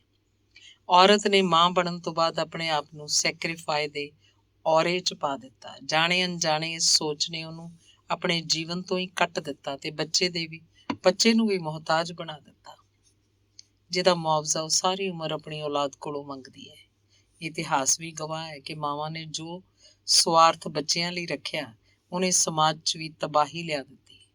ਘਰਾਂ ਦੇ ਵੱਡੇ ਝਗੜੇ ਸਿਰਫ ਬੱਚਿਆਂ ਨੂੰ ਜਾਇਦਾਦਾਂ ਦੇਣ ਪਿੱਛੇ ਹੋ ਜਾਂਦੇ ਕਿਉਂਕਿ ਮਾਵਾਂ ਸੋਚਦੀਆਂ ਉਹਨਾਂ ਨੇ ਜੰਮਣ ਪੀੜਾ ਸਹਿਣ ਕੀਤੀ, ਇਸ ਲਈ ਉਹੀ ਉਹਨਾਂ ਦਾ ਸੋਚ ਸਕਦੀਆਂ। ਇਸ ਸੋਚ ਨੇ ਬਹੁਤ ਬੱਚਿਆਂ ਦਾ ਮਾਨਸਿਕ ਵਿਕਾਸ ਵੀ ਰੋਕਿਆ। ਕੁਦਰਤ ਨੇ ਜਾਨਵਰਾਂ ਨੂੰ ਸਾਡੇ ਸਾਹਮਣੇ ਉਦਾਹਰਣ ਵਾਂਗ ਪੇਸ਼ ਕੀਤਾ। ਉਹ ਸਿਰਫ ਇੱਕ ਵਕਤ ਤੱਕ ਸਾਥ ਦਿੰਦੇ, ਪਰ ਅਸੀਂ ਇੰਨਾ ਸਾਥ ਦਿੰਦੇ ਕਿ ਸਾਡੀ ਆਪਣੀ ਹੋਂਦ ਗਵਾਚ ਜਾਂਦੀ। ਮਾਂ ਬਣਨਾ ਕਿਸੇ ਦੇ ਅਹਿਸਾਨ ਨਹੀਂ, ਨਾ ਰੋਗ। ਬੱਚਿਆਂ ਦੇ ਦੋਸਤ ਬਣੋ, ਆਪਣਾ ਜੀਵਨ ਵੀ ਜੀਓ। ਸੈਕਰੀਫਾਈਸ ਦੇ ਅਰਥ ਵੀ ਪਛਾਣੋ। ਸਮਾਜ ਮਾਂ ਬਣਦਿਆਂ ਹੀ ਤੁਹਾਨੂੰ ਸਾਰੀਆਂ ਅਵਸਥਾਵਾਂ ਤੋਂ ਦੂਰ ਕਰ ਦਿੰਦਾ ਹੈ। ਉਸ ਪਾਬੰਦੀ ਨੂੰ ਪਛਾਣੋ। ਗੌਰੀ ਖਾਨ ਨੇ ਜਦੋਂ ਆਪਣੀ ਪਸੰਦ ਦੇ ਕੱਪੜੇ ਪਾਏ ਤੇ ਲੋਕਾਂ ਨੇ ਖਿਲਾਫਤ ਕੀਤੀ ਕਿ ਉਹ ਮਾਂ ਹੈ, ਇਸ ਲਈ ਨਹੀਂ ਪਹਿਨ ਸਕਦੀ। ਕਿਉਂ? ਫਿਰ ਵੀ ਮਾਂ ਦਿਵਸ ਮੁਬਾਰਕ। ਧੰਨਵਾਦ। ਅਗਲਾ ਅੰਗ ਹੈ ਭਾਫ। ਭਾਫ ਦਾ ਪਾਣੀ ਢਿੱਡ ਦੀ ਚਮੜੀ ਨੂੰ ਹਲੂਣ ਕੇ ਲੈ ਗਿਆ ਤੇ ਦਰਦ ਜਿਸਮ ਤੇ ਰੂਹ ਨੂੰ। ਕੁਝ ਪਲਾਂ ਦੇ ਦਰਦ ਨੇ ਦੀਨ ਦੁਨੀਆ ਤੋਂ ਉਪਰਾਮ ਕਰ ਦਿੱਤਾ। 2 ਦਿਨ ਲੱਗ ਗਏ ਹੋਸ਼ਮੰਦੀ 'ਚ ਆਉਂਦਿਆਂ। ਚਮੜੀ ਦੀਆਂ ਛਿਲਤਰਾਂ ਉਤਰ ਚੁੱਕੀਆਂ ਸੀ। ਦੇਖ ਕੇ ਘਿਣ ਵੀ ਆ ਰਹੀ ਸੀ ਤੇ ਗੁੱਸਾ ਵੀ। ਗੁੱਸਾ ਸਰੀਰ ਤੇ ਪਏ ਨਿਸ਼ਾਨ ਦਾ ਸੀ। ਮੈਂ ਆਪਣੇ ਆਪ ਨੂੰ ਹੀ ਕੋਸ ਰਹੀ ਸੀ, ਪਰ ਕਿਉਂ? ਮੈਂ ਤੇ ਕਦੇ ਛੋਟੇ ਕੱਪੜੇ ਪਾਉਂਦੀ ਨਹੀਂ। ਇਸ ਗੁੱਸੇ 'ਚ ਹੀ ਖਿਆਲ ਆਇਆ ਕਿ ਚਮੜੀ ਇੱਕ ਐਸੀ ਚੀਜ਼ ਹੈ ਜੋ ਇਨਸਾਨ ਦੀ ਮਾਨਸਿਕਤਾ ਨੂੰ ਅੰਦਰੋਂ ਬਾਹਰੋਂ ਹਲੂਣ ਕੇ ਰੱਖ ਦਿੰਦੀ ਹੈ। ਚਮੜੀ ਬਾਹਰਲੀ ਖੂਬਸੂਰਤੀ ਨੂੰ ਬਿਆਨ ਕਰਦੀ ਹੈ, ਇੱਕ ਸੱਚ ਵੀ ਹੈ, ਪਰ ਉਹ ਅੰਦਰ ਦੀ ਖੂਬਸੂਰਤੀ ਨੂੰ ਵੀ ਖਾ ਜਾਂਦੀ ਹੈ, ਇਹ ਵੀ ਇੱਕ ਸੱਚ ਹੈ। ਹੈਰਾਨੀ ਵਾਲੀ ਗੱਲ ਹੈ ਕਿ ਚਮੜੀ ਦੇ ਰੂਪ ਸਿਰਫ ਔਰਤਾਂ ਤੇ ਲਾਗੂ ਹੁੰਦੇ ਹੈ, ਮਰਦਾਂ ਤੇ ਨਹੀਂ। ਚਮੜੀ ਦੀ ਸੋਚ ਨੇ ਅਚਾਨਕ ਮੋੜਾ ਲੈ ਲਿਆ। ਨਜ਼ਰ ਉਸ ਮਾਸ ਦੇ ਟੁਕੜੇ ਵੱਲ ਗਈ ਜਿਹਨੇ ਔਰਤ ਦੀ ਜ਼ਿੰਦਗੀ ਨੂੰ ਦਾਅ ਤੇ ਲਾ ਛੱਡਿਆ ਸੀ ਤੇ ਅਜੇ ਵੀ ਲਗਾ ਰੱਖਿਆ। ਹਜ਼ਾਰਾਂ ਔਰਤਾਂ ਮੌਤ ਦੇ ਘਾਟ ਉਤਾਰ ਦਿੱਤੀਆਂ ਗਈਆਂ, ਹਜ਼ਾਰਾਂ ਔਰਤਾਂ ਦਾ ਵਜੂਦ ਮਿਟਾ ਦਿੱਤਾ ਗਿਆ। ਕਿਹਨੇ ਨਾਮ ਔਰਤ ਨੂੰ ਨਿਵਾਜੇ ਗਏ? ਨਾਮ ਵੀ ਐਸੇ ਕਿ ਆਪਣੀ ਮਾਤਰ ਭਾਸ਼ਾ 'ਚ ਲਿਖਣ ਲੱਗੇ ਵੀ ਸ਼ਰਮ ਆ ਜਾਏ। ਔਰਤ ਦੇ ਉਸ ਚਮੜੇ ਦੇ ਟੁਕੜੇ 'ਚ ਹੰਕਾਰ ਛੁਪਿਆ ਹੈ ਮਰਦਾਂ ਦਾ। ਗਾਲਾਂ ਛੁਪੀਆਂ ਹਨ, ਉਹ ਵੀ ਔਰਤਾਂ ਦੀਆਂ। ਇਸ ਚਮੜੀ ਲਈ ਮਰਦਾ ਵੀ ਮਰਦ ਹੈ ਤੇ ਮਾਰਦਾ ਵੀ ਮਰਦ ਹੈ। ਇਸ ਚਮੜੀ ਦੀ ਸੋਚ ਐਸੀ ਹੈ ਜੋ ਜਨਮ ਤੇ ਮਰਦ ਦੀ ਸੋਚ 'ਚ ਲੈਂਦੀ ਤੇ ਪਨਪਦੀ ਤੇ ਔਰਤ ਦੇ ਜਿਸਮ ਤੇ ਰੂਹ ਅੰਦਰ, ਤੇ ਹੌਲੀ ਹੌਲੀ ਉਹ ਸੋਚ ਦਾ ਕੀੜਾ ਔਰਤ ਦੀ ਹੋਂਦ ਨੂੰ ਕੁਚਲ ਜਾਂਦਾ। ਕਿੰਨੇ ਦਿਨ ਸੋਚਣ 'ਚ ਲੱਗ ਗਏ ਕਿ ਕਿਸ ਸ਼ਬਦਾਂ 'ਚ ਆਪਣੀ ਗੱਲ ਨੂੰ ਲਿਖਾਂ। ਗੋਲ ਮੋਲ ਗੱਲਾਂ ਮੇਰਾ ਸੁਭਾਅ ਨਹੀਂ, ਸਿੱਧੀ ਗੱਲ ਨੂੰ ਪਹੁੰਚਾਉਣਾ ਸਮਾਜ ਦਾ ਸੁਭਾਅ ਨਹੀਂ। ਚਮੜੀ ਤੇ ਲੱਗੀ ਇੱਕ ਵੀ ਰਗੜ ਖੂਨ ਪੈਦਾ ਕਰ ਦਿੰਦੀ ਹੈ, ਤੇ ਜਦੋਂ ਇੱਕ ਜਗ੍ਹਾ ਬਾਰ-ਬਾਰ ਰਗੜ ਲੱਗਦੀ ਹੈ, ਉੱਥੇ ਵੀ ਖੂਨ ਸਿਮਣਾ ਬੰਦ ਹੋ ਜਾਂਦਾ ਹੈ। ਇੰਝ ਹੀ ਜਦੋਂ ਮਰਦ ਤੇ ਔਰਤ ਮਿਲਦੇ ਆ ਤੇ ਇੱਕ ਚਮੜੀ ਦੀ ਰਗੜ ਨਾਲ ਰੂਬਰੂ ਹੁੰਦੇ ਆ, ਜੋ ਇੱਕ ਰਗੜ ਨਾਲ ਟੁੱਟ ਜਾਂਦੀ ਹੈ। ਮਰਦ ਇੱਕ ਸਕੂਨ 'ਚ ਚਲਾ ਜਾਂਦਾ ਹੈ ਤੇ ਔਰਤ ਬੋਝ ਤੋਂ ਮੁਕਤ ਹੋ ਜਾਂਦੀ ਹੈ। ਜਿਸਮ ਦੇ ਬਾਜ਼ਾਰ 'ਚ ਔਰਤ ਦਾ ਮੁੱਲ ਨਹੀਂ, ਉਹਦੀ ਜਿਸਮ 'ਚ ਲੁਕੀ ਚਮੜੀ ਦਾ ਪੈਂਦਾ ਹੈ, ਜਿਹਦੇ ਟੁੱਟਦੇ ਚੀਜ਼ਾਂ ਦੀ ਕੀਮਤ ਵਾਂਗ ਉਹਦੀ ਕੀਮਤ ਵੀ ਅੱਧੀ ਹੋ ਜਾਂਦੀ ਹੈ। ਕਿ ਮੈਂ ਜਾਣ ਸਕਦੀ ਮਰਦ ਦੀ ਸੋਚ ਦੀਆਂ ਜੜ੍ਹਾਂ 'ਚ ਔਰਤ ਦਾ ਕੁਆਰਾਪਣ ਹਾਰ ਜਿੱਤ ਦਾ ਕਾਰਨ ਕਿਉਂ ਬਣਦਾ ਹੈ, ਵਿਜੇਤਾ ਵਾਂਗ ਵਰਤਾਰਾ ਕਿਉਂ ਕਰਦਾ ਹੈ। ਔਰਤ ਦੇ ਕੁਆਰਪਣ ਤੇ ਆਪਣੀ ਮੋਹਰ ਲਗਾ ਕੇ ਲਾਲ ਚੂੜਾ ਵੀ ਸ਼ਾਇਦ ਇੱਕ ਸੂਚਨਾ ਲਈ ਸੀ ਕਿ ਇਸ ਔਰਤ ਤੇ ਮੋਹਰ ਲੱਗ ਗਈ। ਜੋ ਔਰਤਾਂ ਬਲਾਤਕਾਰ ਦਾ ਸ਼ਿਕਾਰ ਹੁੰਦੀਆਂ, ਉਹ ਦੋਹਰੀ ਮਾਰ ਚੱਲਦੀਆਂ। ਆਪਣੇ ਸਵੈਮਾਨ ਦੀ ਸੱਟ ਤੇ ਸਮਾਜ ਦੀ ਘਿਨਾਉਣੀ ਦਿੱਖ ਉਹਨੂੰ ਰੋਜ਼ ਮਾਰਦੀ। ਬਲਾਤਕਾਰ ਉਹਦਾ ਦੋਸ਼ ਨਹੀਂ ਸੀ, ਫਿਰ ਵੀ ਨਮੋਸ਼ੀ ਭਰਿਆ ਜੀਵਨ ਉਹ ਭੋਗਦੀ ਹੈ। ਸ਼ਿਸ਼ਨ ਔਰਤ ਦੀ ਯੋਨੀ 'ਚ ਜਾਂਦਾ, ਕੁਝ ਮਿੰਟਾਂ 'ਚ ਖੇਡ ਵੀ ਖਤਮ ਹੋ ਜਾਂਦੀ, ਪਰ ਔਰਤ ਝੂਠੀ ਹੋ ਜਾਂਦੀ, ਮਰਦ ਸੁੱਚਾ ਰਹਿ ਜਾਂਦਾ। ਕਿਉਂ? ਮਰਦ ਦੇ ਅੰਗ ਨੂੰ ਵੀ ਤੇ ਰਗੜ ਲੱਗਦੀ ਹੈ। ਮੇਰੇ ਹੀ ਜਿਸਮ ਦਾ ਖੂਨ ਤੈਅ ਕਰਦਾ ਹੈ ਮੇਰੀ ਕੀਮਤ। ਬਿਸਤਰੇ ਤੇ ਵਫਾ ਤੇ ਬੇਵਫਾ ਦਾ ਹਿਸਾਬ ਰੱਖਦਾ ਮਰਦਾ ਦਾ ਸਕੂਨ। ਇੱਕ ਕੁੜੀ ਦਾ ਜਨਮ ਮਾਂ ਬਾਪ ਲਈ ਕਦੇ ਖੁਸ਼ਗਵਾਰ ਨਹੀਂ ਰਿਹਾ। ਉਹ ਜਿਉਂ ਜੰਮਦੀ ਇੱਕ ਖੌਫ ਨੂੰ ਵੀ ਨਾਲ ਜਨਮ ਦਿੰਦੀ। ਬਚਪਨ 'ਚ ਟੋਟਾ ਕੱਪੜਾ ਵੀ ਉਹਦੇ ਕਿਸੇ ਅੰਗ ਤੋਂ ਹਟ ਜਾਏ ਤੇ ਬਵਾਲ ਮਚ ਜਾਂਦਾ। ਇਸ ਗੱਲ ਦਾ ਦਰਦ ਮਾਂ ਸਹਿੰਦੀ, ਪਰ ਇਸ 'ਚ ਔਰਤ ਨੂੰ ਸ਼ਰਮ ਨਹੀਂ ਕਰਨੀ ਸੀ, ਮਰਦ ਨੂੰ ਕਰਨੀ ਸੀ, ਕਿਉਂਕਿ ਉਹ ਇੱਕ ਬੱਚੀ ਲਈ ਵੀ ਸੁੱਖ ਦਾ ਅਹਿਸਾਸ ਨਹੀਂ, ਡਰਾਵਣੀ ਚੀਜ਼ ਹੈ। ਕੁੜੀ ਪਲਦੀ, ਮਾਂ ਅੰਦਰੋਂ ਰੋਜ਼ ਮਰਦੀ, ਉਹਦੇ ਅੰਦਰ ਰੋਜ਼ ਕਸ਼ਮਕਸ਼ ਚੱਲਦੀ। ਸਕੂਲ ਦੀ ਚਾਹਤ ਉਹਦੇ ਦਿਲੋਂ ਦਿਮਾਗ ਨੂੰ ਵੱਢ ਖਾਂਦੀ। ਰੋਜ਼ ਸ਼ਾਮਾਂ ਨੂੰ ਬੂਹੇ ਭੀੜ ਕੁੜੀ ਨੂੰ ਬੁੱਕਲ 'ਚ ਲੈ ਕੇ ਬੈਠ ਜਾਂਦੀ। ਸੱਪ ਦੀ ਕੁੰਡਲੀ ਵਾਂਗ ਉਹਦੇ ਭਾਵਨਾਵਾਂ ਤੇ ਸਵਾਲਾਂ ਉੱਤੇ ਆਪਣੀ ਸੋਚ ਨਾਲ ਕਬਜ਼ਾ ਕਰ ਲੈਂਦੀ। ਔਰਤ ਕੋਲੋਂ ਡਰੀ ਰਹਿੰਦੀ। ਉਹ ਖੁਦ ਮਰਦ ਨੂੰ ਤਾਜ਼ਾ ਮਾਸ ਪਰੋਸਣ ਦੀ ਹਜ਼ਾਰਾਂ ਕੋਸ਼ਿਸ਼ਾਂ ਕਰਦੀ। ਹਰ ਜਗ੍ਹਾ ਇਸ ਖਾਸ ਚਮੜੀ ਦੀ ਬੋਲੀ ਲੱਗਦੀ, ਕਦੇ ਦਾਜ ਦੇ ਰੂਪ 'ਚ, ਕਦੇ ਬਾਜ਼ਾਰੀ ਰੂਪ 'ਚ, ਕਦੇ ਕੰਮਾਂ ਦੇ ਸੌਦੇਬਾਜ਼ੀ ਦੇ ਰੂਪ 'ਚ। ਇਸ ਖਰੀਦਦਾਰੀ 'ਚ ਮਰਦ ਦਾ ਹੰਕਾਰ 7ਵੇਂ ਅਸਮਾਨ ਤੇ ਪਹੁੰਚ ਜਾਂਦਾ ਹੈ, ਤੇ ਜੇਕਰ ਉਹਨੂੰ ਇਸ ਚਮੜੀ ਤੇ ਸ਼ੱਕ ਹੋ ਜਾਏ ਤੇ ਕਤਲ ਕਰਨ ਤੱਕ ਆ ਜਾਂਦਾ ਹੈ। ਵਾਹ! ਜਦੋਂ ਔਰਤ ਨੇ ਮਰਦਾਂ ਵਾਂਗ ਬਾਹਰਲੀ ਦੁਨੀਆ 'ਚ ਕਦਮ ਰੱਖਿਆ ਤੇ ਇਸ ਚਮੜੀ ਮਰਦ ਦੀ ਰਗੜ ਦੀ ਮੁਹਤਾਜ ਨਹੀਂ ਰਹਿ ਗਈ ਸੀ। ਕੰਮਾਂ ਦੇ ਤੌਰ ਤਰੀਕਿਆਂ ਨੇ ਆਮ ਚਮੜੀ ਵਾਂਗ ਵਤੀਰਾ ਕੀਤਾ, ਖੁਦ ਨੂੰ ਸਰੀਰ ਨਾਲ ਇੱਕਮਿਕ ਕਰ ਲਿਆ, ਪਰ ਸੁਭਾਵਕ ਵਰਤਾਰੇ ਨੇ ਮਰਦ ਦੀ ਸੋਚ ਤੇ ਬਵਾਲ ਮਚਾ ਦਿੱਤਾ। ਉਹਨੂੰ ਲੱਗਦਾ ਸੀ ਕਿ ਇਹਨੂੰ ਭੰਗ ਕਰਨ 'ਚ ਸਿਰਫ ਉਹਦਾ ਹੀ ਅਧਿਕਾਰ ਹੈ। ਕੁਦਰਤ ਦੀ ਦਖਲ ਅੰਦਾਜ਼ੀ ਵੀ ਉਹਨੂੰ ਖਲਲ ਲੱਗਣ ਲੱਗ ਪਈ। ਇਸ ਸੋਚ ਨੇ ਹਜ਼ਾਰਾਂ ਤੋਹਮਤਾਂ ਦਾ ਤੋਹਫਾ ਔਰਤ ਨੂੰ ਦਿੱਤਾ। ਉਹਨੂੰ ਆਪ ਵੀ ਸਮਝ ਨਹੀਂ ਆ ਰਿਹਾ ਸੀ ਕਿ ਉਹਦਾ ਆਪਣਾ ਖੂਨ ਵੀ ਕਿਉਂ ਬੇਵਫਾ ਹੋ ਰਿਹਾ। ਇਤਿਹਾਸ ਗਵਾਹ ਹੈ ਕਿ ਹਜ਼ਾਰਾਂ ਔਰਤਾਂ ਤਸ਼ੱਦਦ ਦਾ ਸ਼ਿਕਾਰ ਹੋਈਆਂ। ਵਿਆਹ ਦੀ ਰਾਤ ਕਈਆਂ ਲਈ ਉਮਰ ਭਰ ਲਈ ਕਾਲੀ ਰਾਤ 'ਚ ਤਬਦੀਲ ਹੋ ਗਈ।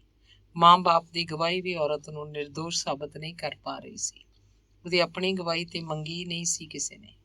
ਖੈਰ, ਵਕਤ ਨੇ, ਕੁਝ ਡਾਕਟਰੀ ਪੜ੍ਹਾਈ ਨੇ ਲੋਕਾਂ ਨੂੰ ਇਸ ਚਮੜੀ ਦਾ ਸੱਚ ਦੱਸਣਾ ਸ਼ੁਰੂ ਕੀਤਾ ਕਿ ਔਰਤ ਦੇ ਚਰਿੱਤਰ ਦਾ ਇਸ ਚਮੜੀ ਨਾਲ ਕੋਈ ਅਰਥ ਨਹੀਂ। ਪਰ ਨਹੀਂ, ਮਰਦ ਦਾ ਹੰਕਾਰ ਕਿਵੇਂ ਸੱਚ ਸਮਝੇ। ਵਕਤ ਨੇ ਪੈਂਤੜਾ ਬਦਲਿਆ। ਖੁੱਲ੍ਹੇ ਵਿਚਾਰਾਂ ਨੇ ਔਰਤ ਦੇ ਅੰਦਰ ਤਬਦੀਲੀਆਂ ਲਿਆਉਣੀਆਂ ਸ਼ੁਰੂ ਕੀਤੀਆਂ। ਉਹਨੇ ਵੀ ਆਪਣੀਆਂ ਸਰੀਰਕ ਜ਼ਰੂਰਤਾਂ ਸਹਿਜ ਲੱਗਣ ਲੱਗ ਪਈਆਂ। ਕੁਝ ਔਰਤਾਂ ਆਪਣੇ ਕੈਰੀਅਰ ਪ੍ਰਤੀ ਬਹੁਤ ਸੁਚੇਤ ਸੀ ਤੇ ਉਹਨਾਂ ਨੇ ਸਰੀਰਕ ਜ਼ਰੂਰਤਾਂ ਲਈ ਵਿਆਹ ਦਾ ਰਸਤਾ ਸਮੇਂ ਤੋਂ ਪਹਿਲਾਂ ਚੁਣਿਆ ਹੀ ਨਹੀਂ। ਔਰਤਾਂ ਸਹਿਜ ਹੋ ਰਹੀਆਂ ਸੀ ਤੇ ਮਰਦ ਅਸਹਿਜ। ਮਰਦ ਦੇ ਅੰਦਰ ਔਰਤ ਦੇ ਕੁਆਰੇਪਣ ਦਾ ਜਨੂੰਨ ਹੋਰ ਹਾਵੀ ਹੁੰਦਾ ਜਾ ਰਿਹਾ ਸੀ। ਘੜੀ ਦੀ ਸੂਈ ਉਲਟੀ ਘੁੰਮ ਰਹੀ ਸੀ। ਔਰਤ ਨੂੰ ਮਰਦ ਦੇ ਜਨੂੰਨ ਦਾ ਬਾਖੂਬੀ ਅਹਿਸਾਸ ਹੋ ਰਿਹਾ ਸੀ ਜੋ ਉਹਨੂੰ ਖਾ ਰਿਹਾ ਸੀ। ਮਰਦ ਦੀ ਉਕਤਾਹਟ ਨਵੀਂ ਤਲਾਸ਼ ਵੱਲ ਜਾਂਦੀ। ਪਹਿਲੀ ਔਰਤ ਗੁਮਨਾਮ ਦੇ ਅੰਧੇਰੇ ਵੱਲ ਪਰਤ ਜਾਂਦੀ। ਅੰਦਰੇ ਅੰਦਰ ਬਦਲਾ, ਜਲਨ, ਗੁੱਸਾ ਉਸ ਅੰਦਰ ਬਵਾਲ ਮਚਾ ਰਿਹਾ ਸੀ। ਔਰਤਾਂ ਦੇ ਖਿਲਾਫ ਸਾਜ਼ਿਸ਼ਾਂ ਆਪਣਾ ਜਾਲ ਵਿਛਾ ਰਹੀਆਂ ਸੀ ਜੋ ਮਰਦ ਦੀ ਸੌੜੀ ਸੋਚ ਦੇ ਰੂਬਰੂ ਵੀ ਕਰਵਾ ਰਹੀਆਂ ਸੀ। ਵਿਗਿਆਨ ਨੇ ਔਰਤਾਂ ਦੇ ਵਧੀਆ ਜੀਵਨ ਲਈ ਆਪਣੀਆਂ ਕਾਢਾਂ ਰਾਹੀਂ ਪੂਰਾ ਸਾਥ ਦਿੱਤਾ, ਪਰ ਕੁਝ ਕਾਢਾਂ ਨੇ ਔਰਤ ਦੇ ਅਸਤਿਤਵ ਤੇ ਖਤਰਾ ਵੀ ਪੈਦਾ ਕਰ ਦਿੱਤਾ। ਜਦੋਂ ਲਿੰਗ ਨਿਰਧਾਰਿਤ ਕਰਨ ਵਾਲੀ ਮਸ਼ੀਨ ਆਈ ਤੇ ਇਸ ਤਕਨੀਕ ਨੇ ਮਰਦ ਤੇ ਸਮਾਜ ਦੀ ਔਰਤ ਪ੍ਰਤੀ ਸੋਚ ਦੇ ਪੂਰੀ ਤਰ੍ਹਾਂ ਦਰਸ਼ਨ ਕਰਵਾ ਦਿੱਤੇ। ਵਿਗਿਆਨ ਔਰਤ ਤੇ ਭਾਰੀ ਪੈ ਗਿਆ। ਔਰਤ ਦਾ ਕਤਲੇਆਮ ਸ਼ਰੇਆਮ ਹੋ ਗਿਆ। ਕਈ ਵਾਰ ਸੋਚ ਕੇ ਬਹੁਤ ਹਾਸਾ ਆਉਂਦਾ ਕਿ ਮਰਦ ਨੇ ਜਿਸ ਨਾਲ ਜ਼ਿੰਦਗੀ ਦਾ ਮਜ਼ਾ ਲੈਣਾ ਸੀ ਉਹਨੂੰ ਹੀ ਮਾਰਨ ਦੀ ਸਾਜ਼ਿਸ਼ ਰਚ ਲਈ। ਵਾਹ! ਸੈਕਸ ਕਰਨ ਲਈ ਮਰਦ ਦਾ ਸਾਥ ਜੱਚ ਜਾਣਾ ਸੀ ਉਹਨੂੰ। ਇਸ ਸਵਾਲ ਤੇ ਬਣਦਾ ਵੈਸੇ। ਹੈਰਾਨੀ ਦੀ ਗੱਲ ਇਹ ਹੈ ਕਿ ਪੜ੍ਹਿਆ ਲਿਖਿਆ ਇਨਸਾਨ ਅਨਪੜ੍ਹ ਹੋ ਗਿਆ। ਵਕਤ ਬਦਲਿਆ, ਇੰਟਰਨੈਟ ਦਾ ਯੁੱਗ ਆ ਗਿਆ ਜਿਹਨੇ ਲੋਕਾਂ ਨੂੰ ਹੋਰ ਕੋਲ ਲੈ ਆਉਂਦਾ, ਪਰ ਉਹਦੇ ਦਿਲਾਂ ਦੇ ਅੰਦਰ ਹੜਦਮ ਵੀ ਮਚਾ ਦਿੱਤੇ। ਸ਼ੱਕ ਔਰਤ ਨਾਲ ਜਨਮ ਤੋਂ ਹੀ ਉਸ ਨਾਲ ਚੱਲਦੇ ਹਨ। ਹਰ ਰਿਸ਼ਤਾ ਉਹ ਤੇ ਨਜ਼ਰ ਰੱਖਦਾ। ਔਰਤ ਆਪ ਸਭ ਤੋਂ ਵੱਡੀ ਭਾਗੀਦਾਰ ਬਣਦੀ। ਇਸ ਖੇਡ ਦੇ ਪੈਰ ਪੁਖਤਾ ਕਰਨ 'ਚ ਇੰਟਰਨੈਟ ਨੇ ਪੂਰੀ ਤਰ੍ਹਾਂ ਆਪਣਾ ਹਿੱਸਾ ਪਾਇਆ। ਸ਼ੱਕ ਦੀ ਪੈਣੀ ਨਜ਼ਰ ਨੇ ਰਿਸ਼ਤੇ ਪੂਰੀ ਤਰ੍ਹਾਂ ਉਲਝਾ ਦਿੱਤੇ। ਮਰਦ ਦੀ ਸੋਚ ਨੇ ਵੀ ਆਪਣੀਆਂ ਹੱਦਾਂ ਮੁਕਾ ਦਿੱਤੀਆਂ। ਔਰਤ ਤਾਂ ਪਹਿਲਾਂ ਹੀ ਤਿਲ ਮਿਲਾਈ ਹੋਈ ਸੀ। ਉਹਨੇ ਵੀ ਆਪਣੀ ਹੋਂਦ ਨੂੰ ਸਾਬਿਤ ਕਰਨ ਲਈ ਕਈ ਪੈਂਤੜੇ ਵਰਤਣੇ ਸ਼ੁਰੂ ਕਰ ਦਿੱਤੇ, ਕਿਉਂਕਿ ਉਹ ਜਾਣ ਗਈ ਸੀ ਕਿ ਔਰਤ ਦੇ ਮਾਮਲੇ 'ਚ ਮਰਦ ਦੀ ਸੋਚ ਅੰਦਰ ਪੁਖਤਗੀ ਨਹੀਂ ਹੈ। ਕਹਿੰਦੇ ਹਨ ਕਿ ਹਰ ਜ਼ਿਆਦਤੀ ਦਾ ਅੰਤ ਆਉਂਦਾ ਹੈ। ਇਸ ਵਾਰ ਵਿਗਿਆਨ ਨੇ ਔਰਤ ਨੂੰ ਐਸੀ ਕਾਢ ਦਿੱਤੀ ਕਿ ਉਹ ਸਾਰੀ ਉਮਰ ਆਪਣੇ ਅੰਦਰ ਦੀ ਸ਼ੋਧ ਨਾਲ ਸਕੂਨ ਭਰਿਆ ਜੀਵਨ ਜੀ ਸਕਦੀ ਸੀ। ਕੁਆਰਾਪਣ ਨੂੰ ਫੇਰ ਤੋਂ ਜਿੰਦਾ ਕਰਨ ਦੀ ਤਕਨੀਕ ਨੇ ਔਰਤਾਂ ਨੂੰ ਨਵਾਂ ਜੀਵਨ ਦੇ ਦਿੱਤਾ ਤੇ ਮਰਦਾਂ ਦੀ ਇਸ ਲਾਲਸਾ ਨੂੰ ਕੈਸ਼ ਕਰਨ ਦਾ ਪੂਰਾ ਹੌਸਲਾ। ਵੱਡੇ ਸ਼ਹਿਰਾਂ ਦੀਆਂ ਕੁੜੀਆਂ ਇਸ ਤਕਨੀਕ ਦਾ ਜੰਮ ਕੇ ਮਜ਼ਾ ਲੈ ਰਹੀਆਂ ਹਨ। ਆਪਣੇ ਆਪ ਨੂੰ ਵੇਚਣਾ ਹੁਣ ਸ਼ੌਕੀਆ ਵਪਾਰ ਬਣ ਚੁੱਕਾ ਹੈ ਤੇ ਇਹ ਤਕਨੀਕ ਇਸ ਵਪਾਰ ਲਈ ਸੋਨਾ ਉਗਲਣ ਦਾ ਕੰਮ ਕਰ ਰਿਹਾ ਹੈ। ਹੁਣ ਮੈਨੂੰ ਮਰਦ ਤੇ ਤਰਸ ਆ ਰਿਹਾ ਹੈ। ਉਹ ਸਾਰੀ ਉਮਰ ਔਰਤ ਨੂੰ ਪੁੱਛਦਾ ਮਰ ਜਾਏਗਾ ਕਿ ਸੱਚੀ ਸੱਚੀ ਦੱਸ, ਤੂੰ ਵਿਆਹ ਤੋਂ ਪਹਿਲਾਂ ਕੁਆਰੀ ਸੀ। ਚਮੜੀ ਦਾ ਇਹ ਸੌਦਾ ਮਰਦ ਨੂੰ ਹੁਣ ਮਹਿੰਗਾ ਪਏਗਾ। ਹੁਣ ਮਰਦ ਵੇਖੇਗਾ ਤੇ ਸਦੀਆਂ ਤੋਂ ਸ਼ੋਧ 'ਚ ਜਲਦੀ ਔਰਤ ਸਕੂਨ ਲਏਗੀ। ਪਰ ਸੱਚ ਮੰਨੋ, ਇਹ ਗੱਲ ਨੂੰ ਲਿਖਣ ਦੀ ਕੋਈ ਅੰਦਰੂਨੀ ਖੁਸ਼ੀ ਨਹੀਂ, ਕਿਉਂਕਿ ਵਜੂਦ ਦੀ ਅਹਿਮੀਅਤ ਹੁੰਦੀ ਹੈ ਕਿਸੇ ਵੀ ਕਾਢ ਦਾ ਗਲਤ ਇਸਤੇਮਾਲ ਨਾ ਹੁੰਦਾ। ਅਗਲਾ ਅੰਗ ਹੈ ਸੂਈ ਧਾਗਾ। ਕਿੰਨੀ ਚਰਿੱਤਰਵਾਨ ਹੈ ਔਰਤ। ਸਾਰੇ ਇਲਜ਼ਾਮ ਆਪਣੇ ਸਿਰ ਲੈ ਲੈਂਦੀ ਹੈ। ਕੋਈ ਵੀ ਸਵਾਲ ਆਪਣੇ ਆਲੇ ਦੁਆਲੇ ਫੜਕਣ ਵੀ ਨਹੀਂ ਦਿੰਦੀ। ਬਹੁਤ ਹੀ ਸਿਆਣਪ ਨਾਲ ਦਿਮਾਗ ਦੇ ਦਿਲ ਨੂੰ ਕੱਸ ਕੇ ਟਾਂਕੇ ਲਾ ਕੇ ਰੱਖ ਦਿੰਦੀ ਹੈ। ਦੋਵਾਂ ਨੂੰ ਇੰਝ ਗੰਢਦੀ ਹੈ ਕਿ ਤਰੋਪੇ ਦਾ ਧਾਗਾ ਨਿਕਲ ਵੀ ਜਾਏ ਤੇ ਕੱਸ ਕੇ ਧਾਗੇ ਨੂੰ ਹੀ ਗੰਢ ਮਾਰ ਲੈਂਦੀ ਹੈ। ਸੂਈ ਦੇ ਧਾਗੇ ਨਾਲ ਉਹਦਾ ਪੁਰਾਣਾ ਰਿਸ਼ਤਾ ਹੈ। ਗੈਰ ਮੁਸਲਿਮ ਔਰਤਾਂ ਆਪਣੀ ਸੋਚ ਨੂੰ ਤੇ ਮੁਸਲਿਮ ਔਰਤਾਂ ਆਪਣੀ ਸੋਚ ਨਾਲ ਆਪਣੇ ਨਿੱਜੀ ਅੰਗਾਂ ਨੂੰ ਵੀ ਸੂਈ ਧਾਗੇ ਨਾਲ ਪਰੋ ਲੈਂਦੀਆਂ। ਮਹਾਨ ਔਰਤਾਂ। ਵਿਆਹ ਤੋਂ ਪਹਿਲਾਂ ਸਾਰੇ ਸਵਾਲ ਔਰਤਾਂ ਲਈ ਹੀ ਹਨ। ਕੁਆਰਾਪਣ ਔਰਤਾਂ ਲਈ ਹੈ। ਫਿਰ ਕੀ ਹੋਇਆ? ਮਰਦ ਭਾਵੇਂ ਬਾਹਰ ਰੋਜ਼ ਜਾਂਦਾ ਹੋਵੇ, ਔਰਤ ਨੂੰ ਝੂਠ ਖਾਣ ਦੀ ਵੈਸੇ ਵੀ ਬਹੁਤ ਆਦਤ ਹੈ। ਇਸ ਲਈ ਮਰਦ ਝੂਠਾ ਹੈ, ਕੋਈ ਫਰਕ ਨਹੀਂ ਪੈਂਦਾ। ਉਹ ਕੋਈ ਸਵਾਲ ਨਹੀਂ ਕਰਦੀਆਂ, ਸਗੋਂ ਸ਼ੁਕਰ ਮਨਾਉਂਦੀਆਂ ਕਿ ਵਿਆਹ ਲਈ ਚੁਣ ਲਈਆਂ ਗਈਆਂ। ਸੱਚੀ ਮਹਾਨ ਔਰਤਾਂ ਸਾਰੇ ਚੱਕਲੇ ਕੋਠੇ, ਮਾਲਿਸ਼ ਕੇਂਦਰ, ਖੁਜਰਾਓ ਮੰਦਰ ਆਦਿ ਸਭ ਮਰਦਾਂ ਦੇ ਦਮੋਦਾਰ ਹੈ ਤੇ ਫਿਰ ਵੀ ਔਰਤ ਨੂੰ ਕੋਈ ਫਰਕ ਨਹੀਂ ਪੈਂਦਾ। ਉਹਨੂੰ ਵੀ ਸਭ ਪਤਾ ਹੈ ਕਿ ਇਹਨਾਂ ਦਾ ਵਜੂਦ ਮਰਦਾਂ ਨਾਲ ਹੀ ਹੈ। ਫਿਰ ਵੀ ਕਿੰਨੀ ਸਿਆਣਪ ਨਾਲ ਚੁੱਪ ਹੈ। ਚਰਿੱਤਰ ਦਾ ਸਰਟੀਫਿਕੇਟ ਸਿਰਫ ਔਰਤਾਂ ਲਈ ਹੀ ਹੈ। ਬਰਾਬਰੀ ਦੀ ਆਵਾਜ਼ ਬੁਲੰਦ ਕਰਦੀਆਂ ਔਰਤਾਂ ਫਿਰ ਵੀ ਚੁੱਪ ਹੈ। ਬਾ ਕਮਾਲ ਹੈ ਔਰਤਾਂ। ਘਰ 'ਚ ਕੋਈ ਖੁਸ਼ੀ ਹੋਵੇ, ਪੈਲੇਸ 'ਚ ਕੋਈ ਸਮਾਗਮ ਹੋਵੇ, ਅੱਧ-ਨੰਗੀ ਔਰਤਾਂ ਦਾ ਨੰਗਾ ਨਾਚ ਹੋਵੇ, ਕੋਈ ਫਰਕ ਨਹੀਂ ਪੈਂਦਾ। ਇਸ ਤਰ੍ਹਾਂ ਦੇ ਮਜਮਿਆਂ ਨੂੰ ਖੁਸ਼ੀ-ਖੁਸ਼ੀ ਝੱਲਣ ਦੀ ਤਾਕਤ ਵੀ ਰੱਖਦੀ ਹੈ ਔਰਤ। ਬਹੁਤ ਕਮਾਲ ਹੈ। ਨੰਗੀ ਅੱਖ ਨਾਲ ਦਿਖ ਵੀ ਰਿਹਾ, ਉਹਨਾਂ ਦੇ ਮਰਦ ਨੱਚਣ ਵਾਲੀਆਂ ਔਰਤਾਂ ਦੇ ਕੱਪੜੇ ਆਪਣੀਆਂ ਅੱਖਾਂ ਨਾਲ ਫਾੜ ਲਾ ਰਹੇ ਹਨ। ਉਹਨਾਂ ਦੀਆਂ ਅੱਖਾਂ ਸਾਹਮਣੇ ਆਪਣੇ ਹੱਥਾਂ ਨਾਲ ਖਿਡੌਣੀਆਂ ਵਾਂਗ ਘਚੋਲ ਰਹੇ ਹਨ। ਫਿਰ ਵੀ ਉਹ ਚੁੱਪਚਾਪ ਖੜੀ ਸਭ ਦੇਖਦੀ ਤੇ ਬਿਸਤਰੇ ਤੇ ਦੂਜੀ ਔਰਤ ਦੀ ਕੁਚਲਣ ਆਪਣੀ ਦੇਹ ਤੇ ਰਿੰਗਦੀ ਸਹਿੰਦੀ। ਸੱਚੀ ਬਹੁਤ ਦਿਲ ਰੱਖਦੀ ਔਰਤ, ਮਹਾਨ ਔਰਤ ਤੇ ਉਹਦੀ ਮਹਾਨਤਾ।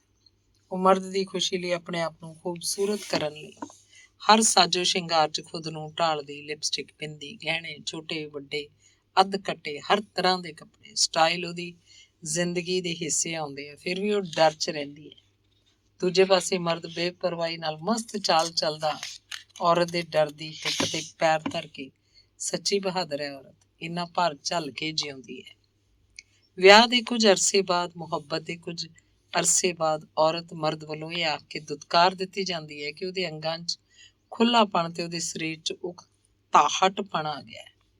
ਔਰਤ ਦੇ ਸਰੀਰ ਦੀਆਂ ਧੱਜੀਆਂ ਉਡਾ ਦਿੰਦਾ ਮਰਦ। ਵਿਗਿਆਨ ਨੇ ਦੱਸਿਆ ਵੀ ਇੰਜ ਦਾ ਕੁਝ ਨਹੀਂ ਹੁੰਦਾ, ਪਰ ਨਹੀਂ, ਉਹ ਕੋਈ ਸਵਾਲ ਨਹੀਂ ਕਰਦੀ। ਉਮਰ ਤੋਂ ਪਹਿਲਾਂ ਹੀ ਬੁਢਾਪਾ ਸਵੀਕਾਰ ਕਰ ਲੈਂਦੀ ਹੈ ਔਰਤ। ਵਾਹ ਵਾਹ, ਮਹਾਨ ਔਰਤ। ਚੁੱਪਚਾਪ ਮਰਦ ਦੀ ਦਲੀਲ ਮੰਨ ਲੈਂਦੀ ਹੈ। ਜੀਵਨ ਨੂੰ ਜੀਣਾ ਛੱਡ ਕੇ ਮੋਹ ਦੇ ਜਾਲ 'ਚ ਖੁਦ ਨੂੰ ਉਲਝਾ ਕੇ ਮਰਦ ਨੂੰ ਫੇਰ ਤੋਂ ਨਵਾਂ ਜਾਲ ਸੁੱਟਣ ਲਈ ਆਪ ਹੀ ਰਸਤਾ ਦੇ ਦਿੰਦੀ ਹੈ। ਸਰੀਰ ਦੀ ਗਾਥਾ ਮੁੱਕਦੀ ਤੇ ਫਿਰ ਉਹਦਾ ਸੰਸਾਰ ਗੁਰਦੁਆਰਿਆਂ, ਮੰਦਰਾਂ ਦੇ ਉਪਦੇਸ਼ਾਂ ਦੇ ਦੁਆਲੇ ਉਲਝਣ ਲੱਗਦਾ। ਵਿਚਾਰੀਆਂ ਚੁੱਪਚਾਪ ਆਪਣੇ ਆਪ ਨੂੰ ਬੁੱਢਾ ਸਮਝ ਸਿਰ ਤੇ ਚੁੰਨੀ ਲੈ ਕੇ ਫਿਰ ਮੋਹ ਮਾਇਆ ਦਾ ਉਪਦੇਸ਼ ਸੁਣਨ ਬਾਬਿਆਂ ਦੇ ਮੁੱਢ ਜਾ ਬੈਠਦੀਆਂ। ਦੂਜੇ ਪਾਸੇ ਮਰਦ ਫੇਰ ਆਪਣਾ ਸਮਾਜ ਵੱਖਰਾ ਸਿਰਜ ਲੈਂਦੇ। ਉਹ ਰੇਹੜੀਆਂ ਤੇ ਖੜੇ ਚਾਹ ਦੀਆਂ ਚੁਸਕੀਆਂ ਲੈਂਦੇ, ਖਿਲਖਿਲਾ ਕੇ ਹੱਸਦੇ, ਬਾਗਾਂ ਦੀ ਸੈਰ ਕਰਦੀਆਂ, ਜਾਮ ਤੇ ਹੁਸਨ ਦੇ ਕਿੱਸੇ ਸ਼ਾਨੇ ਸ਼ੌਕਤ ਨਾਲ ਸੁਣਾਉਂਦੇ। ਬਾਗਾਂ ਦੀ ਸੈਰ ਕਰਦਿਆਂ ਜਾਮ ਤੇ ਹੁਸਨ ਦੇ ਕਿੱਸੇ ਸ਼ਾਨੇ ਸ਼ੌਕਤ ਨਾਲ ਸੁਣਾਉਂਦੇ ਤੇ ਖੁਦ ਨੂੰ ਅਭੀ ਤੋਂ ਮੈਂ ਜਵਾਨ ਵਰਗੇ ਲਾਰੇ ਦੇ ਕੇ ਆਪ ਹੀ ਖੁਸ਼ ਹੁੰਦੇ। ਮਰਦਾਨਾ ਤਾਕਤ ਵਧਾਉਣ ਵਾਲੀਆਂ ਸਕੀਮਾਂ ਤੇ ਦਵਾਈਆਂ ਦਾ ਬਾਜ਼ਾਰ ਗਰਮ ਰਹਿੰਦਾ।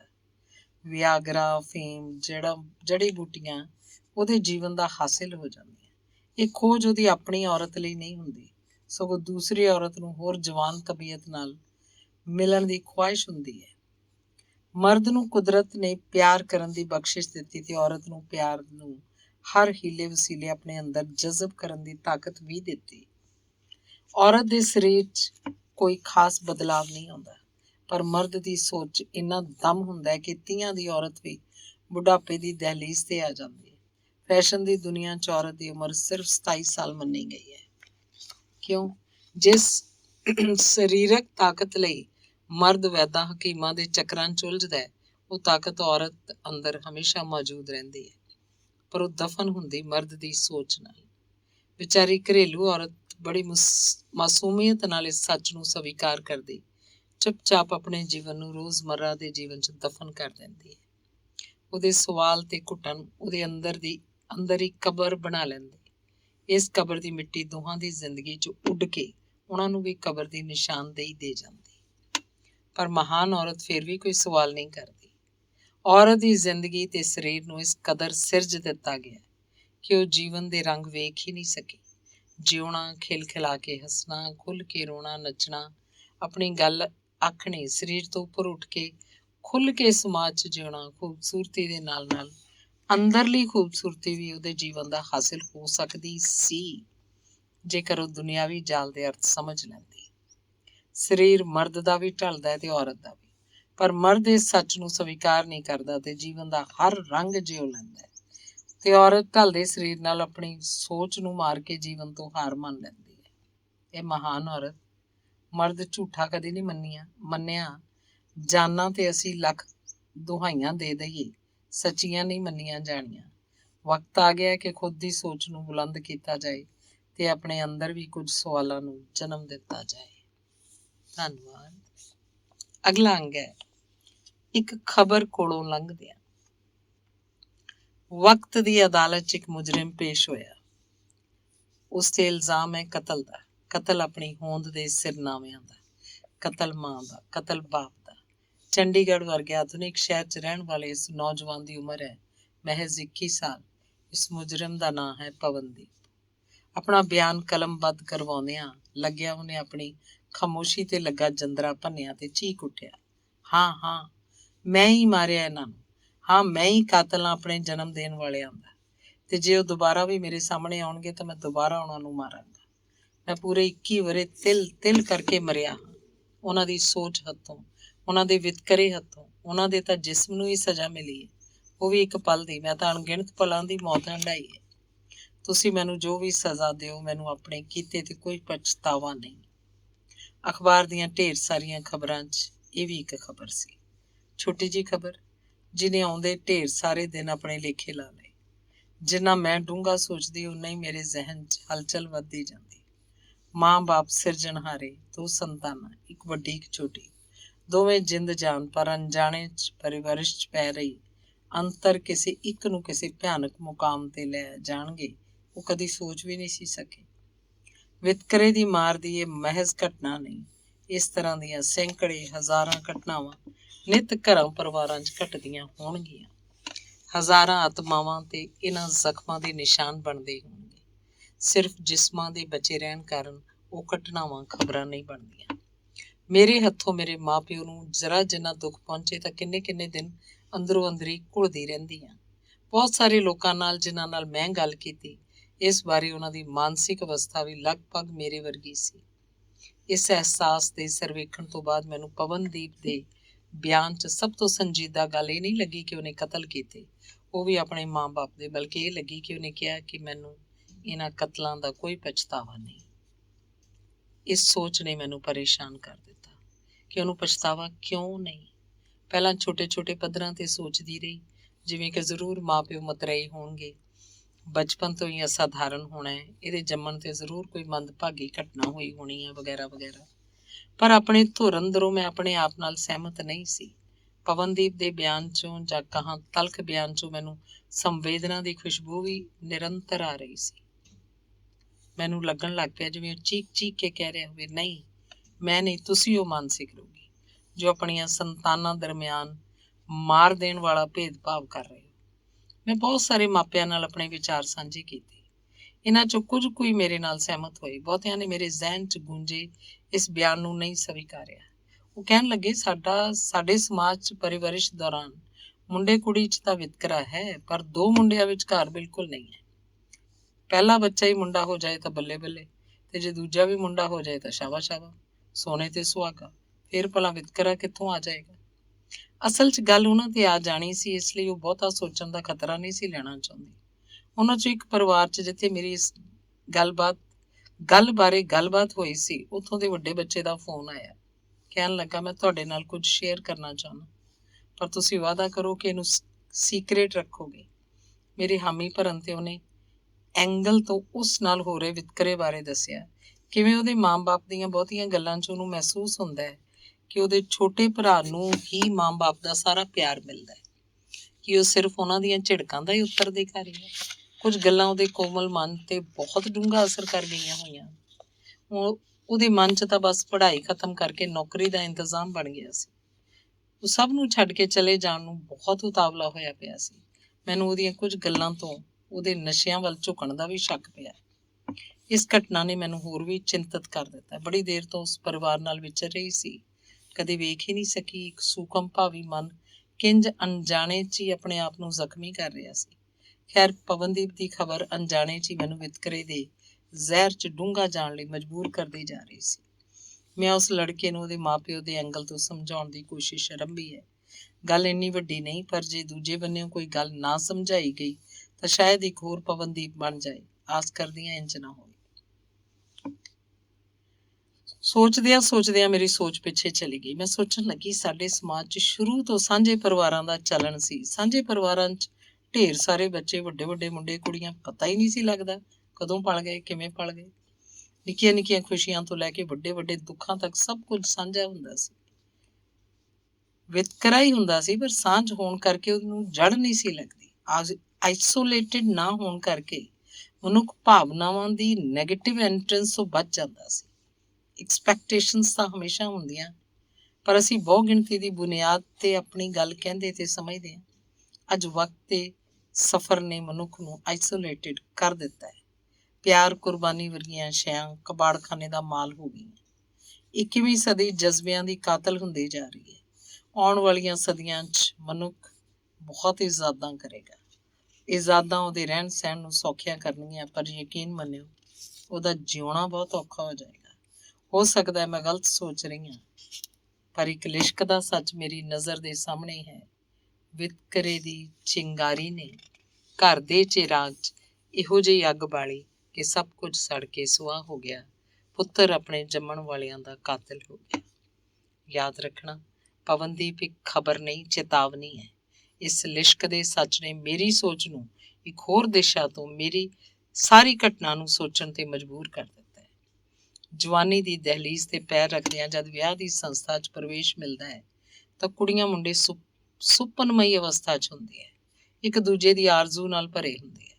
ਹਰ ਸੁਪਨਾ ਮੈਂ ਤੋਂ ਤੂੰ ਤੱਕ ਜਵਾਨੀ ਦਾ ਤਿਲਿਸਮ ਸਿਰ ਚੜ੍ਹ ਕੇ ਬੋਲਦਾ ਹੈ। ਉਮਰ ਦੇ ਇਸ ਮੌਸਮ 'ਚੋਂ ਲੰਘਦਿਆਂ ਕਦ ਉਹਨਾਂ ਦੀ ਝੋਲੀ 'ਚ ਪਹਿਲਾ ਬੱਚਾ ਆ ਜਾਂਦਾ ਹੈ, ਜ਼ਿਆਦਾਤਰ ਜੋੜਿਆਂ ਨੂੰ ਪਤਾ ਹੀ ਨਹੀਂ ਲੱਗਦਾ। ਪਰ ਉਹਨਾਂ ਵਿਚਕਾਰ ਹੈ ਅਹਿਸਾਸ ਉਹੀ ਹੁੰਦਾ ਹੈ, ਮੌਸਮ ਉਹੀ ਹੁੰਦਾ ਹੈ, ਇੱਕ ਦੂਜੇ ਦਾ ਖਾਬ ਉਹੀ ਹੁੰਦਾ ਹੈ। ਪਰ ਦੂਜੇ ਪਾਸੇ ਜੋ ਘਟ ਚੁੱਕਾ ਹੁੰਦਾ ਉਹਨੂੰ ਸਵੀਕਾਰ ਵੀ ਕਰਨਾ ਪੈਂਦਾ ਹੈ। ਪਹਿਲਾ ਬੱਚਾ ਪੂਰੇ ਘਰ ਦਾ ਜੀਵਨ ਬਦਲਣ ਵਾਲਾ ਹੁੰਦਾ ਹੈ। ਮਾਂ ਪਿਓ ਨੂੰ ਵੀ ਰਿਝਾਉਂਦਾ ਹੈ, ਪਰ ਉਹਨਾਂ ਅੰਦਰ ਆਪਣੀ ਉਮਰ ਦਾ ਮੌਸਮ ਤਾਰੀ ਹੁੰਦਾ ਹੈ। ਅਗਲੇ 3-4 ਸਾਲ ਤੱਕ ਬੱਚਾ ਜ਼ਿਆਦਾ ਆਪਣੇ ਵੱਡਿਆਂ ਕੋਲ ਹੀ ਪਲਦਾ ਹੈ। ਇਸ ਵਕਫੇ ਵਿੱਚ ਜ਼ਿਆਦਾਤਰ ਜੋੜਿਆਂ ਵਿਚਕਾਰ ਤਲਿਸਮੀ ਮੌਸਮ ਦਾ ਆਕਰਸ਼ਣ ਵੀ ਘਟਣ ਲੱਗਦਾ ਹੈ।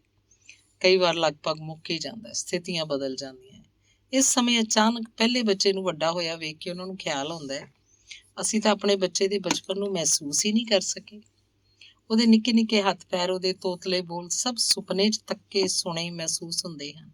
ਨੀਝ ਨਾਲ ਨਿਭਾਉਣ ਦਾ ਖਿਆਲ ਸੀ, ਜੀ ਭਰ ਕੇ ਉਹਦੇ ਨਾਲ ਖੇਡਣ ਦਾ ਅਹਿਸਾਸ ਸੀ। ਉਹਦੇ ਕੋਮਲ ਜਿਸਮ ਦੇ ਸਪਰਸ਼ ਦਾ ਅਹਿਸਾਸ ਉਹਨਾਂ ਨੂੰ ਦੂਸਰੇ ਬੱਚੇ ਵੱਲ ਪ੍ਰੇਰਦਾ ਹੈ। ਹੁਣ ਦੂਜਾ ਬੱਚਾ ਪਹਿਲੇ ਬੱਚੇ ਵਾਂਗ ਐਕਸੀਡੈਂਟਲੀ ਨਹੀਂ ਵਾਪਰਦਾ, ਬਲਕਿ ਉਹਦੀ ਬੁਨਿਆਦ ਪਿਆਰ ਤੇ ਰੱਖੀ ਜਾਂਦੀ ਹੈ। ਦੂਸਰੇ ਬੱਚੇ ਦੇ ਜਨਮ ਤੋਂ ਹੀ ਉਸ ਪ੍ਰਤੀ ਮਾਂ-ਬਾਪ ਦਾ ਆਕਰਸ਼ਣ ਭਾਵੇਂ ਕਿ ਕੁਦਰਤੀ ਹੁੰਦਾ ਹੈ, ਪਰ ਦੂਸਰੇ ਬੱਚੇ ਨੂੰ ਅਸਹਿਜ ਲੱਗਣ ਲੱਗ ਜਾਂਦਾ ਹੈ ਤੇ ਉਹਦਾ ਮਨ ਸਵਾਲਾਂ ਨਾਲ ਭਰਨ ਲੱਗ ਪੈਂਦਾ ਹੈ। ਫਿਰ ਅਣਜਾਣਿਆਂ ਹੀ ਮਾਂ-ਬਾਪ ਵੱਲੋਂ ਉਹਦੀ ਰੋਕ ਟੋਕ ਸ਼ੁਰੂ ਹੋ ਜਾਂਦੀ ਹੈ। ਕੁਝ ਉਸ ਵੇਲੇ ਹਾਲਾਤ ਦਾ ਸੱਚ ਹੁੰਦਾ ਹੈ, ਕੁਝ ਕੁਦਰਤੀ ਹੋ ਜਾਂਦਾ ਹੈ, ਪਰ ਇਹ ਸਾਰੀ ਅਵਸਥਾ ਉਸ ਛੋਟੇ ਮਨ ਤੇ ਬਹੁਤ ਭਾਰੀ ਹੁੰਦੀ ਹੈ। ਬਹੁਤੇ ਮਾਂ-ਬਾਪ ਲਈ ਇਹ ਅਵਸਥਾ ਕੋਈ ਵਿਚਰਨ ਵਾਲੀ ਗੱਲ ਨਹੀਂ ਹੁੰਦੀ, ਉਹ ਵਿਚਾਰਦੇ ਵੀ ਨਹੀਂ। ਛੋਟੇ ਛੋਟੇ ਫਰਕ ਜੋ ਬੱਚਾ ਲਗਾਤਾਰ ਮਹਿਸੂਸ ਕਰਦਾ ਹੈ, ਜਦ ਵੀ ਉਹ ਮਾਂ-ਬਾਪ ਨਾਲ ਸਾਂਝੇ ਕਰਨ ਦੀ ਕੋਸ਼ਿਸ਼ ਕਰਦਾ ਹੈ, ਮਾਂ-ਬਾਪ ਟਾਲਦੇ ਰਹਿੰਦੇ। ਬਈ ਉਹ ਤਾਂ ਛੋਟਾ ਹੈ, ਜੇ ਤੂੰ ਹੀ ਸਿਆਣਾ ਬਣ, ਤੂੰ ਹੁਣ ਵੱਡਾ ਹੋ ਗਿਆ, ਤੂੰ ਜਿੱਦ ਨਾ ਫਲਾਂ ਚੀਜ਼ ਛੋਟੇ ਨੂੰ ਦੇ ਦੇ, ਵਗੈਰਾ ਵਗੈਰਾ। ਛੋਟੇ ਦੀਆਂ ਗਲਤੀਆਂ ਦਾ ਵੀ ਇਗਨੋਰ ਹੋ ਜਾਣਾ ਤੇ ਉਹਦੀਆਂ ਮਾਸੂਮ ਇੱਛਾਵਾਂ ਵੀ ਠੁਕਰਾਈਆਂ ਜਾਣਾ ਉਹਦੇ ਕੋਮਲ ਮਨ ਨੂੰ ਰਿਜਿਡ ਕਰਨਾ ਸ਼ੁਰੂ ਕਰ ਦਿੰਦਾ ਹੈ। ਫਿਰ ਇੱਕ ਖਾਸ ਕਿਸਮ ਦੀ ਹੀਣ ਭਾਵਨਾ 'ਚ ਵਿਚਰਨਾ ਸ਼ੁਰੂ ਕਰ ਦਿੰਦਾ ਹੈ। ਅਸੁਰੱਖਿਆ ਦੀ ਭਾਵਨਾ ਨਾਲ ਭਰ ਜਾਂਦਾ ਹੈ। ਆਪਣੇ ਤੋਂ ਛੋਟੇ ਬੱਚੇ ਨਾਲ ਈਰਖਾ ਕਰਨਾ ਸ਼ੁਰੂ ਕਰ ਦਿੰਦਾ ਹੈ। ਉਹ ਐਸੀਆਂ ਹਰਕਤਾਂ ਕਰਦਾ ਹੈ ਜਿਸ ਨਾਲ ਉਹ ਮਾਂ ਪਿਓ ਦਾ ਧਿਆਨ ਆਪਣੇ ਵੱਲ ਖਿੱਚ ਸਕੇ, ਪਰ ਨਤੀਜਾ ਉਲਟਾ ਹੁੰਦਾ ਹੈ। ਹਰਕਤਾਂ ਗਲਤ ਹੋਣ ਕਰਕੇ ਉਹ ਮਾਂ ਪਿਓ ਦੀ ਡਾਂਟ ਡਪਟ ਦਾ ਅੱਗੇ ਨਾਲੋਂ ਵਧੇਰੇ ਸ਼ਿਕਾਰ ਹੋ ਜਾਂਦਾ ਹੈ। ਇਸ ਤਰ੍ਹਾਂ ਕੁਦਰਤੀ ਜੇ ਲੱਗਦੇ ਕਾਰਨ ਗੈਰ ਕੁਦਰਤੀ ਹੋਣ ਲੱਗਦੇ ਹਨ। ਵਿਤਕਰੇ ਦਾ ਭਾਵ ਜ਼ਖਮ ਡੂੰਘਾ ਕਰਨ ਲੱਗ ਪੈਂਦਾ ਹੈ। ਬੱਚਾ ਸ਼ੇਅਰਿੰਗ ਬੰਦ ਕਰ ਦਿੰਦਾ ਹੈ, ਆਪਣੀ ਚੁੱਪ 'ਚ ਆਪਣੀ ਹੀਨਤਾ ਨੂੰ ਵੱਡਾ ਕਰਕੇ ਵੇਖਣਾ ਸ਼ੁਰੂ ਕਰ ਦਿੰਦਾ ਹੈ। ਹਰ ਘਟਨਾ ਜੋ ਉਸ ਵਿਰੁੱਧ ਘਟਦੀ ਹੈ ਜਾਂ ਉਹਨੂੰ ਇੰਝ ਲੱਗਦਾ ਹੈ, ਆਪਣੇ ਮਨ 'ਚ ਜਮ੍ਹਾਂ ਕਰੀ ਜਾਂਦਾ ਹੈ। ਬਸ ਫਿਰ ਸਬਰ ਦਾ ਪਿਆਲਾ ਭਰਨ ਦੀ ਹੀ ਗੱਲ ਬਾਕੀ ਰਹਿ ਜਾਂਦੀ ਹੈ। ਜਿਵੇਂ ਕਿ ਪਵਨਦੀਪ ਦੇ ਕਥਨ ਅਨੁਸਾਰ ਉਹ ਇੰਜੀਨੀਅਰ ਬਣਨਾ ਚਾਹੁੰਦੀ ਸੀ, ਪਰ ਉਹਦੇ ਮਾਂ-ਬਾਪ ਨੇ ਉਸ ਲਈ ਪੈਸੇ ਖਰਚਣ ਤੋਂ ਨਾ ਕਰ ਦਿੱਤੀ। ਪਹਿਲਾਂ ਹੀ ਉਹ ਹਜ਼ਾਰਾਂ ਵਿਤਕਰੇ ਦੀਆਂ ਘਟਨਾਵਾਂ ਆਪਣੇ ਮਨ 'ਚ ਜਮ੍ਹਾਂ ਕਰ ਚੁੱਕਾ ਸੀ। ਪਿਆਲਾ ਭਰਨ ਹੀ ਵਾਲਾ ਸੀ। ਫਿਰ ਉਹ ਸਮਾਂ ਆ ਗਿਆ ਜਦ ਛੋਟੇ ਭਰਾ ਨੇ ਡਾਕਟਰ ਬਣਨਾ ਚਾਹਿਆ ਤਾਂ ਮਾਂ-ਬਾਪ ਨੇ ਪੈਸੇ ਦਾ ਇੰਤਜ਼ਾਮ ਕਰ ਦਿੱਤਾ। ਮਨ ਭਰ ਗਿਆ, ਸਬਰ ਟੁੱਟ ਗਿਆ, ਪਿਆਲਾ ਛਲਕ ਗਿਆ। ਜਾਣੇ ਅਣਜਾਣੇ ਕੀਤਾ ਗਿਆ ਵਿਤਕਰਾ ਮਾਸੂਮ ਮਨ ਨੂੰ ਵਹਿਸ਼ੀ ਕਾਤਲ ਬਣਾ ਗਿਆ। ਸਭ ਕੁਝ ਉੱਜੜ ਗਿਆ। ਮੇਰੀ ਆਦਤ ਹੈ, ਮੈਂ ਜਦ ਕਿਸੇ ਵੀ ਵਿਸ਼ੇ ਤੇ ਸੋਚਦੀ ਹਾਂ, ਅਮਿਤ ਤੋਂ ਇਲਾਵਾ ਵੀ ਬਹੁਤ ਸਾਰੇ ਦੋਸਤਾਂ, ਰਿਸ਼ਤੇਦਾਰਾਂ, ਉਹਨਾਂ ਦੇ ਜਵਾਨ ਹੋ ਰਹੇ ਬੱਚਿਆਂ ਨਾਲ ਸ਼ੇਅਰ ਕਰਦੀ ਹਾਂ ਤਾਂ ਕਿ ਇਸ ਵਿਸ਼ੇ ਨਾਲ ਵੱਧ ਤੋਂ ਵੱਧ ਇਨਸਾਫ ਕਰ ਸਕਾਂ। ਫਿਰ ਵੀ ਮੇਰੀ ਇੱਕ ਸੀਮਾ ਹੈ, ਪਰ ਚਿੰਗਾਰੀ ਤਾਂ ਜ਼ਰੂਰ ਪੈਦਾ ਕਰ ਸਕਦੀ ਹਾਂ। ਆਪਣੀ ਇਹ ਸਾਰੀ ਸੋਚ ਵੀ ਸਭ ਨਾਲ ਸ਼ੇਅਰ ਕੀਤੀ, ਵੱਡਿਆਂ ਚੋਂ ਜਾਂ ਹਾਣਦਿਆਂ ਚੋਂ ਵੀ ਇੱਕਦਮ ਕੋਈ ਸਹਿਮਤ ਨਹੀਂ ਹੋਇਆ, ਪਰ ਕੁਝ ਸਮੇਂ ਬਾਅਦ ਉਹਨਾਂ ਦੀਆਂ ਸੋਚਾਂ ਵਿੱਚ ਹਲਚਲ ਹੋਣ ਲੱਗੀ। ਅਸਲ 'ਚ ਸਭ ਕੁਝ ਸੁਣਦਿਆਂ ਪੜ੍ਹਦਿਆਂ ਹਰ ਕੋਈ ਗੱਲ ਆਪਣੇ ਤੇ ਲੈਣ ਲੱਗ ਪੈਂਦਾ ਹੈ, ਜੋ ਕਿ ਸੁਭਾਵਿਕ ਵੀ ਹੈ। ਤੇ ਜੇ ਉਹ ਆਪਣੇ ਮਾਹੌਲ 'ਚ ਇੰਜ ਮਹਿਸੂਸ ਨਹੀਂ ਕਰਦਾ ਤਾਂ ਉਹ ਡਿਨਾਈ ਕਰਦਾ ਹੈ। ਨਹੀਂ ਜੀ, ਸਾਡੇ ਵੀ ਬੱਚੇ ਹਨ, ਅਸੀਂ ਤੇ ਇੰਜ ਨਹੀਂ ਕਰਦੇ। ਪਰ ਜਦੋਂ ਉਹਨਾਂ ਨੇ ਗੱਲ ਦੀ ਆਪਣੇ ਤੋਂ ਹਟ ਕੇ ਜਾਂਚ ਕੀਤੀ ਤਾਂ ਉਹ ਸਹਿਮਤ ਹੋਣੇ ਸ਼ੁਰੂ ਹੋ ਗਏ। ਸਭ ਤੋਂ ਵੱਧ ਮੈਨੂੰ ਜਵਾਨ ਹੋ ਰਹੇ ਬੱਚਿਆਂ ਦੀ ਸ਼ੇਅਰਿੰਗ ਨੇ ਮਹਿਸੂਸ ਕਰਵਾਇਆ ਕਿ ਮੈਂ ਠੀਕ ਦਿਸ਼ਾ 'ਚ ਸੋਚ ਰਹੀ ਸੀ। ਬਹੁਤ ਵਾਰੀ ਇਹ ਸਭ ਕੁਝ ਮਨਾਂ ਦੀ ਤਹਿ ਤੱਕ ਹੀ ਲੁਕਿਆ ਰਹਿ ਜਾਂਦਾ ਹੈ। ਵਿਤਕਰੇ ਦਾ ਸ਼ਿਕਾਰ ਹੋਇਆ ਮਨ ਆਪਣੇ ਆਪ ਨੂੰ ਹੀ ਜ਼ਖਮੀ ਕਰਦਾ ਰਹਿੰਦਾ ਹੈ, ਮਾਨਸਿਕ ਰੋਗੀ ਬਣ ਜਾਂਦਾ ਹੈ, ਜਾਂ ਨਫ਼ਰਤ ਦਾ ਸਫ਼ਰ ਕਰਦਾ ਕਰਦਾ ਉਹਦੇ ਇੱਕ ਗੈਰ ਜ਼ਿੰਮੇਵਾਰ ਮਾਂ ਜਾਂ ਬਾਪ ਬਣ ਜਾਂਦਾ ਹੈ। ਮੁੜ ਇਤਿਹਾਸ ਦੁਹਰਾਉਂਦਾ ਹੈ। ਗੱਲ ਉਹਨਾਂ ਦੀ ਨਹੀਂ ਹੈ ਜੋ ਸਮਝ ਗਏ, ਸੰਵੇਦਨਾ ਠੀਕ ਤਰ੍ਹਾਂ ਸਭ ਨਾਲ ਵੰਡ ਸਕੇ। ਗੱਲ ਤਾਂ ਉਹਨਾਂ ਦੀ ਹੈ ਜੋ ਕਹਿੰਦੇ ਹਨ ਇਸ ਤਰ੍ਹਾਂ ਵੀ ਹੁੰਦਾ ਹੈ, ਅਸੀਂ ਤਾਂ ਸੋਚ ਵੀ ਨਹੀਂ ਸੀ ਸਕਦੇ। ਜੋ ਜਾਣ ਬੁੱਝ ਕੇ ਵੀ ਇੰਜ ਕਰਦੇ ਹਨ, ਇੰਨੀ ਖਤਰਨਾਕ ਉਮੀਦ ਸ਼ਾਇਦ ਉਹਨਾਂ ਨੂੰ ਵੀ ਨਾ ਹੋਵੇ। ਗੱਲ ਦੇ ਬਿਲਕੁਲ ਸ਼ੁਰੂ 'ਚ ਇਸ ਦਾ ਇਲਾਜ ਬਹੁਤ ਹੀ ਸਰਲ ਤੇ ਸਹਿਜ ਹੈ, ਪਰ ਆਪਣੀ ਅਨਅਵੇਅਰਨੈਸ ਕਾਰਨ ਅਸੰਭਵ ਹੋਣਾ ਸ਼ੁਰੂ ਹੋ ਜਾਂਦਾ ਹੈ।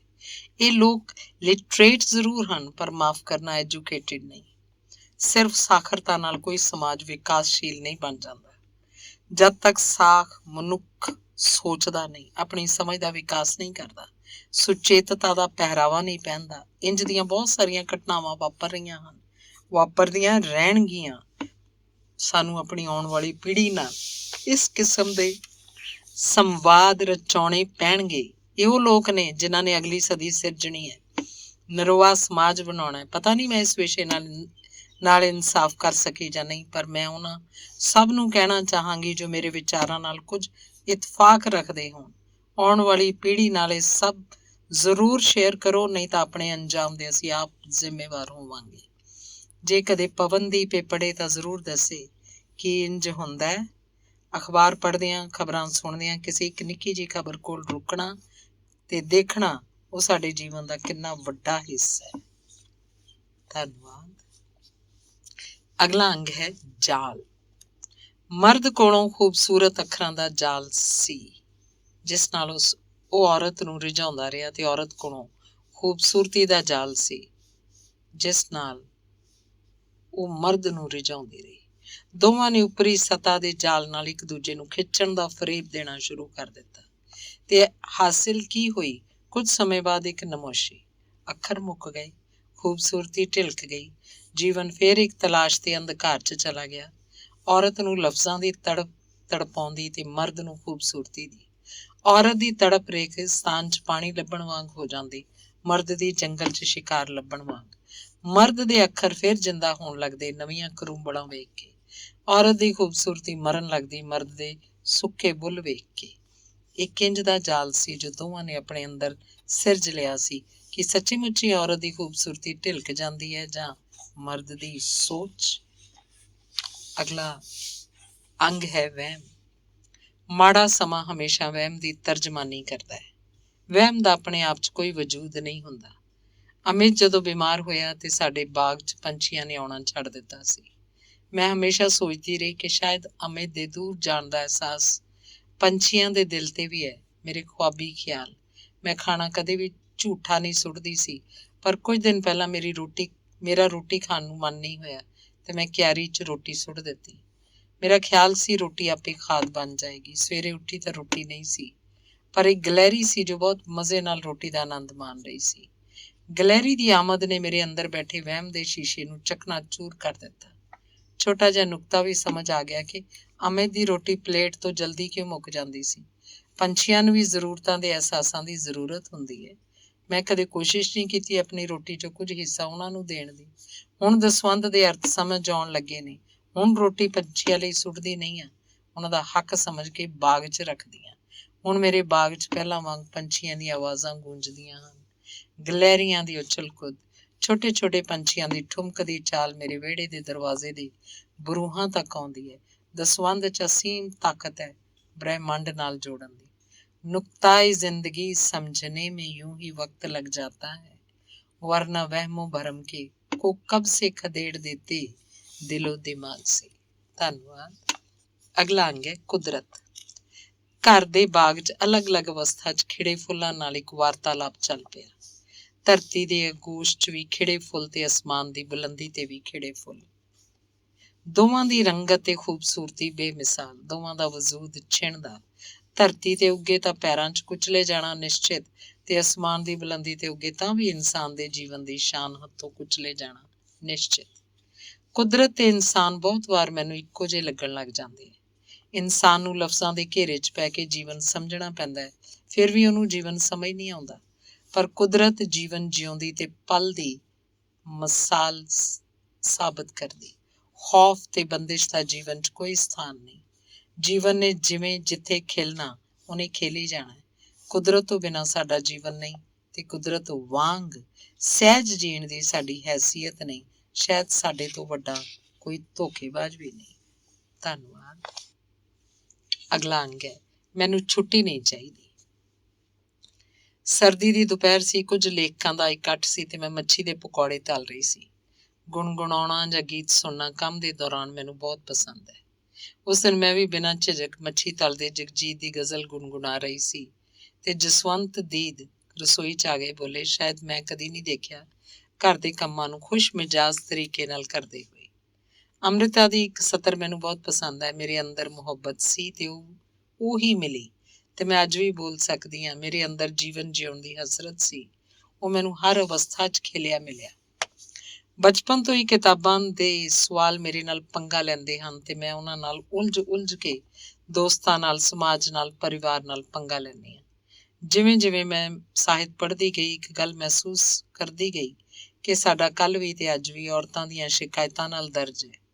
ਅੱਜ ਦੇ ਦੌਰ 'ਚ ਵੀ ਕੁਝ ਕਿਤਾਬਾਂ ਅਜਿਹੀਆਂ ਮਿਲੀਆਂ ਜਿਸ 'ਚ ਉਸ ਅਵਸਥਾਵਾਂ ਦਾ ਜ਼ਿਕਰ ਹੈ ਜੋ ਸਾਡੇ ਇਤਿਹਾਸ 'ਚ ਬਹੁਤ ਵਾਰ ਲਿਖਿਆ ਜਾ ਚੁੱਕਾ ਹੈ, ਕਿ ਅਸੀਂ ਮੰਨ ਲਈਏ ਕਿ ਬਦਲਾਵ ਨਹੀਂ ਹੋਏ। ਅੱਜ ਸਾਡਾ ਵੀ ਜੋ ਜੀਵਨ ਹੈ ਉਹ ਸਿਰਫ ਬਗਾਵਤੀ ਔਰਤਾਂ ਕਾਰਨ ਹੈ, ਤੇ ਉਹਨਾਂ ਮਰਦਾਂ ਕਾਰਨ ਵੀ ਜਿਨ੍ਹਾਂ ਨੇ ਔਰਤ ਨੂੰ ਇਨਸਾਨ ਸਮਝਿਆ। ਇਤਿਹਾਸ ਗਵਾਹ ਹੈ ਕਿ ਸਵਾਲ ਔਰਤਾਂ ਦੇ ਜੀਵਨ ਤੋਂ ਉਸ ਵੇਲੇ ਉੱਠੇ ਜਦੋਂ ਉਹਨਾਂ ਦੇ ਦਿਲੋਂ ਦਿਮਾਗ ਤੇ ਉਹਨਾਂ ਤਰੰਗਾਂ ਨੂੰ ਫੜਿਆ ਜੋ ਮਰਦਾਂ ਨੂੰ ਹਾਸਿਲ ਸੀ। ਅਚਾਰ, ਪਾਪੜ, ਰਸੋਈ ਦੋਸ਼ੀ ਨਹੀਂ ਉਹਨਾਂ ਨੂੰ ਰੋਕਣ ਲਈ, ਬਸ ਦਿਮਾਗ ਦੀ ਤਾਰ 'ਚੋਂ ਜ਼ਰੂਰਤ ਵਾਂਗ ਨਹੀਂ ਸੀ। ਕੁਦਰਤ ਦਾ ਨਿਯਮ ਹੈ, ਜਿਸ ਅੰਦਰ ਜੋ ਵੀ ਉਪਜਦਾ ਹੈ ਉਹਨੂੰ ਆਪਣੀ ਤਾਕਤ ਹੀ ਖਾਦ ਦਿੰਦੀ ਹੈ, ਚਾਹੇ ਧਰਤੀ ਹੋਵੇ ਜਾਂ ਇਨਸਾਨ ਦੀ ਚਾਹਤ।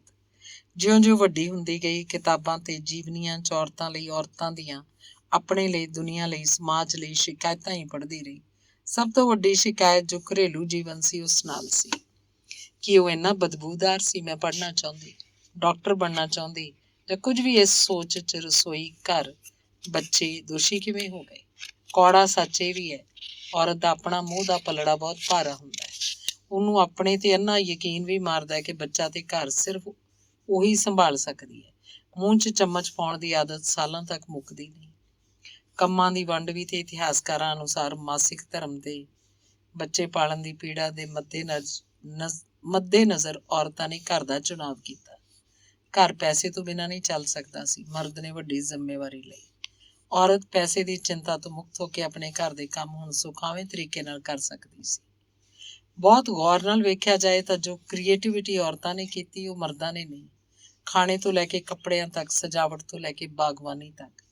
ਅੱਜ ਜਿਸ ਅਚਾਰ ਪਾਪੜ ਤੋਂ ਔਰਤ ਆਪਣਾ ਥਕੇਵਾਂ ਤੇ ਅੱਕੇਵਾਂ ਸਾਬਤ ਕਰ ਰਹੀ ਹੈ, ਉਹਦੀ ਸ਼ਾਨ ਸੀ। ਪੜ੍ਹਨਾ ਕੁਝ ਬਣਨਾ ਵੱਖਰੀ ਗੱਲ, ਪਰ ਹਰ ਵਕਤ ਇਹ ਦਲੀਲ ਦੇਣੀ ਕਿ ਮੈਂ ਨਫ਼ਰਤ ਕਰਦੀ ਹਾਂ, ਮੈਨੂੰ ਛੁਟਕਾਰਾ ਚਾਹੀਦਾ ਹੈ, ਗਲਤ। ਰੋਟੀ ਭਾਵੇਂ ਮਰਦ ਬਣਾਵੇ ਜਾਂ ਔਰਤ, ਉਹ ਸਾਡੀ ਜ਼ਿੰਦਗੀ ਦਾ ਸਭ ਤੋਂ ਜ਼ਰੂਰੀ ਹਿੱਸਾ ਹੈ। ਗੌਰ ਨਾਲ ਦੇਖਿਆ ਜਾਵੇ, ਬਹੁਤ ਸਾਰਾ ਵਪਾਰ ਔਰਤਾਂ ਦੀ ਇਸ ਵਿਧਾ ਕਾਰਨ ਹੀ ਹੈ। ਜੋ ਮਰਦਾਂ ਨੇ ਕਮਾਈ ਵਰਤੇ, ਅੱਜ ਵੀ ਕਿਸੇ ਨਾ ਕਿਸੇ ਬੇਰੁਜ਼ਗਾਰ ਨੂੰ ਸਲਾਹ ਮਿਲ ਜਾਂਦੀ ਹੈ ਕਿ ਵਿਹਲਾ ਹੈ ਤੇ ਖਾਣ ਪੀਣ ਦਾ ਕੰਮ ਕਰ ਲੈ। ਫੁਲਕਾਰੀ 'ਚ ਔਰਤਾਂ ਦਾ ਜਵਾਬ ਨਹੀਂ ਸੀ। ਕਈ ਔਰਤਾਂ ਨੂੰ ਲੱਗਦਾ ਹੈ ਕਿ ਆਪਣੇ ਰਿਸ਼ਤਿਆਂ ਨੂੰ ਪਾਪੜ ਖਵਾ ਕੇ ਹੀ ਹਾਸਲ ਕੀਤਾ। ਸਾਡਾ ਨਾਮ ਤੇ ਹੋਇਆ ਨਹੀਂ। ਜੇਕਰ ਇਹ ਔਰਤਾਂ ਚਾਹੁੰਦੀਆਂ ਤੇ ਸਮਾਜ 'ਚ ਆਪਣੀਆਂ ਕਈ ਵਿਧਾਵਾਂ ਨੂੰ ਹੋਰ ਲੋਕਾਂ ਨੂੰ ਸਿਖਾ ਕੇ ਆਪਣਾ ਯੋਗਦਾਨ ਪਾ ਸਕਦੀਆਂ ਸੀ। ਪਰ ਖੁਸ਼ੀ ਸਾਰੇ ਬਾਹਰ ਜਾਣ 'ਚ ਹੈ, ਉਹ ਬਾਹਰ ਜਿਹਦਾ ਸਹੀ ਪਤਾ ਹੀ ਨਹੀਂ। ਮੰਨ ਲਓ ਤੁਸੀਂ ਕੋਈ ਪਹਿਚਾਣ ਨਹੀਂ ਬਣਾਈ, ਤੁਸੀਂ ਜਿਉਣ ਦੇ ਹੱਕਦਾਰ ਨਹੀਂ। ਤੁਹਾਡਾ ਮਨ ਹੈ, ਤਾਕਤ ਹੈ, ਸੋਚ ਹੈ, ਆਪਣੀ ਖਾਹਿਸ਼ 'ਚ ਭਿੱਜੋ। ਪੈਸੇ ਪਤੀ ਦੇ ਹੋਣ ਜਾਂ ਬਾਪ ਦੇ, ਇਸ ਨਾਲ ਕੀ ਫਰਕ ਪੈਂਦਾ। ਆਪਣੇ ਹੱਕ ਮਹਿਸੂਸ ਕਰੋ। ਹਰ ਔਰਤ, ਹਰ ਮਰਦ ਖਾਸ ਹੁਨਰ ਲੈ ਕੇ ਪੈਦਾ ਨਹੀਂ ਹੁੰਦੇ। ਇੱਕ ਹੋਰ ਸ਼ਿਕਾਇਤ, ਮੈਨੂੰ ਛੁੱਟੀ ਚਾਹੀਦੀ ਹੈ, ਕਿਤਾਬ 'ਚ ਪੜ੍ਹ ਰਹੀ ਸੀ। ਔਰਤਾਂ ਕੋਲੋਂ ਆਪਸ 'ਚ ਕਰਨ ਲਈ ਇੱਕ ਹੀ ਗੱਲ ਹੁੰਦੀ ਹੈ ਕਿ ਸ਼ਾਮ ਸਬਜ਼ੀ ਕੀ ਬਣਾਉਣੀ ਹੈ। ਪਤੀ ਨੇ ਸੱਸ ਨੂੰ ਕੀ ਆਖਿਆ? ਕੀ ਔਰਤਾਂ ਨੇ ਮਰਦਾਂ ਦੀਆਂ ਗੱਲਾਂ 'ਤੇ ਕਦੇ ਗੌਰ ਕੀਤਾ? ਜਿਸ ਕੰਮ 'ਚੋਂ ਹੁੰਦੇ ਸਾਰਾ ਦਿਨ ਉਸ ਦਿਨ ਖੋਜ ਖਬਰ ਕੱਢਦੇ ਰਹਿੰਦੇ। ਰਾਤ ਨੂੰ ਵੀ ਸ਼ਰਾਬ ਦੀਆਂ ਮਹਿਫਲਾਂ ਉਹਨਾਂ ਨਾਲ ਗਾਉਂਦੇ, ਜਿਨ੍ਹਾਂ ਨਾਲ ਕੰਮ ਹਾਸਲ ਹੋ ਸਕੇ, ਤੇ ਜਦੋਂ ਗੱਲਾਂ ਤੋਂ ਥੱਕ ਜਾਂਦੇ ਔਰਤਾਂ ਦੇ ਜਿਸਮਾਂ ਦੀਆਂ ਧੱਜੀਆਂ ਉਡਾ ਕੇ ਆਪਣੇ ਆਪ ਨੂੰ ਸ਼ਾਂਤ ਕਰਦੇ। ਇੱਕ ਬਹੁਤ ਦਿਲਚਸਪ ਗੱਲ ਮੇਰੇ ਦੋਸਤ ਨਾਲ ਹੋਈ। ਉਹਨੇ ਦੱਸਿਆ ਕਿ ਮੈਚ ਦੇ ਦੌਰਾਨ ਜੋ ਜੂਆ ਖੇਡਿਆ ਜਾਂਦਾ ਹੈ, ਉਸ 'ਚ ਸਾਰਾ ਦਿਨ ਬਹੁਤ ਹੀ ਮਾਨਸਿਕ ਦਬਾਅ ਰਹਿੰਦਾ ਹੈ, ਤੇ ਇਸ ਦਬਾਅ ਨੂੰ ਪੂਰਾ ਕਰਨ ਲਈ ਜੁਆਰੀ ਆਪਣੇ ਨਾਲ ਔਰਤਾਂ ਨੂੰ ਰੱਖਦੇ ਆ।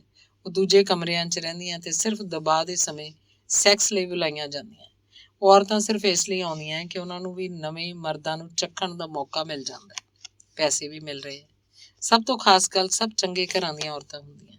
ਹੁਣ ਸਭ ਇੱਕੋ ਜਿਹਾ ਚੱਲ ਰਿਹਾ, ਪਰ ਤੁਹਾਨੂੰ ਲੱਗਦਾ ਹੈ ਕਿ ਉਹ ਸਮਾਂ ਬਹੁਤ ਬੁਰਾ ਸੀ ਜਦੋਂ ਔਰਤਾਂ ਆਪਸ 'ਚ ਬੈਠ ਕੇ ਗੱਲਾਂ ਕਰਦੀਆਂ ਸੀ, ਸਬਜ਼ੀਆਂ ਦੀਆਂ, ਕੱਪੜਿਆਂ ਦੀਆਂ, ਇੱਕ ਇੰਤਜ਼ਾਰ ਦੀਆਂ। ਸ਼ਾਮ ਨੂੰ ਘਰਾਂ 'ਚ, ਪਰਿਵਾਰਾਂ 'ਚ ਮਹਿਫਲਾਂ ਲੱਗਦੀਆਂ ਸੀ। ਮੈਂ ਦੇਖਿਆ ਉਹ ਸਮਾਂ। ਅੱਜ ਮੈਨੂੰ ਹਰ ਤਰ੍ਹਾਂ ਦੀ ਆਜ਼ਾਦੀ ਮਿਲੀ ਹੋਈ ਹੈ, ਪਰ ਪਰਿਵਾਰ ਦੀ ਪੁਰਾਣੀ ਵਾਲੀ ਸਾਂਝ ਨਹੀਂ ਹੈ, ਕਿਉਂਕਿ ਸਭ ਦੌੜ 'ਚ ਹੈ। ਹਰ ਸਿੱਖਿਆ, ਹਰ ਕਿਤਾਬ, ਹਰ ਔਰਤ ਇੱਕ ਗੱਲ 'ਤੇ ਜ਼ੋਰ ਦੇ ਰਹੀ ਹੈ ਕਿ ਪੈਸੇ ਕਮਾਉਣ ਨਾਲ ਹੀ ਸਾਡਾ ਜੀਵਨ ਬਦਲ ਸਕਦਾ ਹੈ।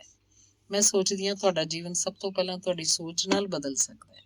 ਤੁਸੀਂ ਕਿਸੇ ਵੀ ਅਹੁਦੇ 'ਤੇ ਹੋ ਜਾਂ ਨਾ ਹੋ, ਕੋਈ ਫਰਕ ਨਹੀਂ। ਜਦੋਂ ਅਮਿਤ ਜਿੰਦਾ ਸੀ ਤੇ ਮੈਂ ਖੂਬ ਪੜ੍ਹੀ, ਘਰ ਨੂੰ ਮਹਿਸੂਸ ਕੀਤਾ, ਹਰ ਚੀਜ਼ 'ਚ ਆਨੰਦ ਲਿਆ, ਹੱਕ ਨਾਲ ਉਹਦੇ ਪੈਸੇ 'ਤੇ ਆਪਣਾ ਹੱਕ ਦਾ ਹੱਥ ਰੱਖਿਆ। ਅਮਿਤ ਦੀ ਬਿਮਾਰੀ ਬਾਅਦ ਵਪਾਰ ਵੀ ਕੀਤਾ। ਔਰਤਾਂ 'ਚ ਕਲਾ ਹੁੰਦੀ ਹੈ, ਉਹ ਹਰ ਸਮੇਂ 'ਚ ਆਪਣੇ ਆਪ ਨੂੰ ਢਾਲ ਲੈਂਦੀ ਹੈ, ਤੇ ਇਹ ਹੁਨਰ ਰਸੋਈ ਤੋਂ ਹੀ ਮਿਲਿਆ। ਰਸੋਈ ਇੱਕ ਐਸੀ ਜਗ੍ਹਾ ਜੋ ਤੁਹਾਨੂੰ ਮਲਟੀਟਾਸਕਰ ਬਣਾਉਂਦੀ ਹੈ। ਬਹੁਤ ਕੁਝ ਹੋਰ ਵੀ ਲਿਖਿਆ ਜਾ ਸਕਦਾ, ਪਰ ਮੇਰਾ ਸਵਾਲ ਜਾਂ ਦਵੰਦ ਉਹਨਾਂ ਸਵਾਲਾਂ ਤੋਂ ਹੈ ਜੋ ਮੈਨੂੰ ਲੱਗਦਾ ਬੇਫਜ਼ੂਲ ਸੁਲਝਾਏ ਜਾ ਰਹੇ ਹਨ। ਔਰਤ ਨੇ ਵੀ ਪੜ੍ਹਨਾ ਸੀ, ਪੜ੍ਹ ਕੇ ਦੁਨੀਆ ਦੇ ਜੋ ਹੋਰ ਕੰਮ ਸੀ ਉਸ 'ਚ ਆਪਣੀ ਹਿੱਸੇਦਾਰੀ ਪਾਉਣੀ ਸੀ। ਨਿਰਸੰਦੇਹ ਉਹਦੀ ਸ਼ੁਰੂਆਤ ਬਾਗੀ, ਕਈ ਵਾਰ ਲੱਗਦਾ ਬਾਗੀ ਨਹੀਂ, ਵੱਖਰੀ ਸੋਚ ਸੁਭਾਅ ਨੇ ਕੀਤੀ।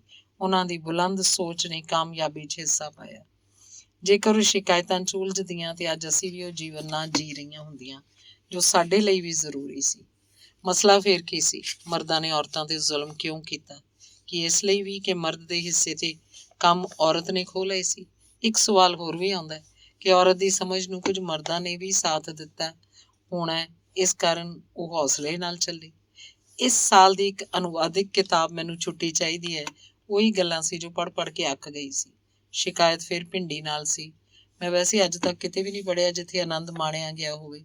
ਭਿੰਡੀ ਬਣਾਉਂਦਿਆਂ, ਉਹਦੀ ਖੁਸ਼ਬੂ ਨਾਲ ਸਾਹਾਂ ਦੇ ਤਾਲਮੇਲ ਨੂੰ ਇੱਕ ਸੁਰ ਕਰਦਿਆਂ ਫਿਰ ਵੀ ਹੋਇਆ। ਜੇਕਰ ਇਹ ਰੋਜ਼ਮर्रा ਦੇ ਕੰਮ ਸੀ, ਬੰਦਾ ਵੀ ਰੋਜ਼ਮर्रा ਦੇ ਕੰਮ 'ਚੋਂ ਨਿਕਲ ਜਾਂਦਾ।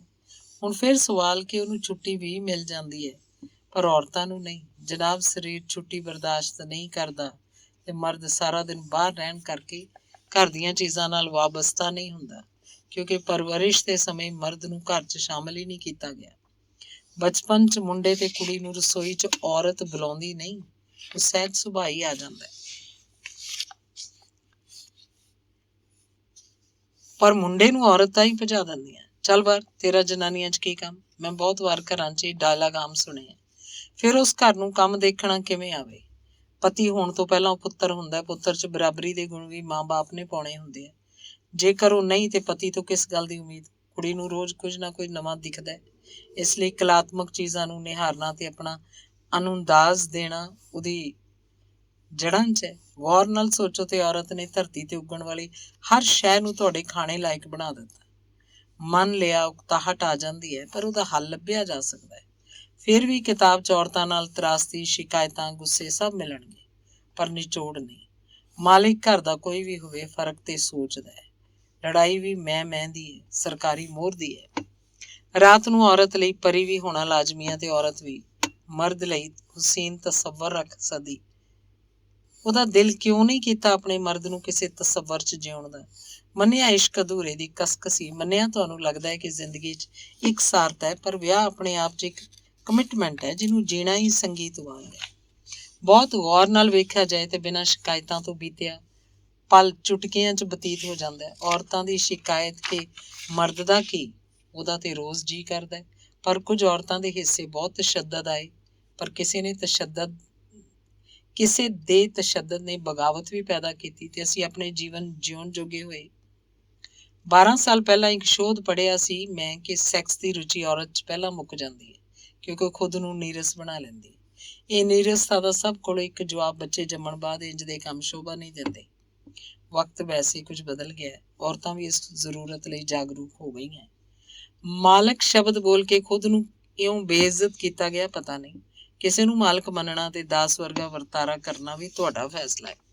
ਕੁਝ ਵੀ ਹੈ, ਪਰ ਜੋ ਖੂਬਸੂਰਤ ਰਿਸ਼ਤੇ ਸਾਡੇ ਇਰਦ ਗਿਰਦ ਹਨ ਕਿ ਉਹ ਸਭ ਜ਼ਿੰਦਗੀ ਦੇ ਹਿੱਸੇ ਨਹੀਂ। ਔਰਤ ਮਾਂ ਨਾ ਬਣ ਸਕੇ, ਸਭ ਤੋਂ ਪਹਿਲਾਂ ਅੰਦਰੋਂ ਅੰਦਰੋਂ ਤਿਲ ਮਿਲਾਉਂਦੀ ਹੈ, ਫਿਰ ਦੁਨੀਆ ਦਾ ਕਹਿਰ ਸਹਿੰਦੀ ਹੈ, ਫਿਰ ਉਹ ਦੁਆਵਾਂ ਕਰਦੀ ਹੈ ਰੱਬ ਮੈਨੂੰ ਮਾਂ ਬਣਾ ਦੇਵੇ।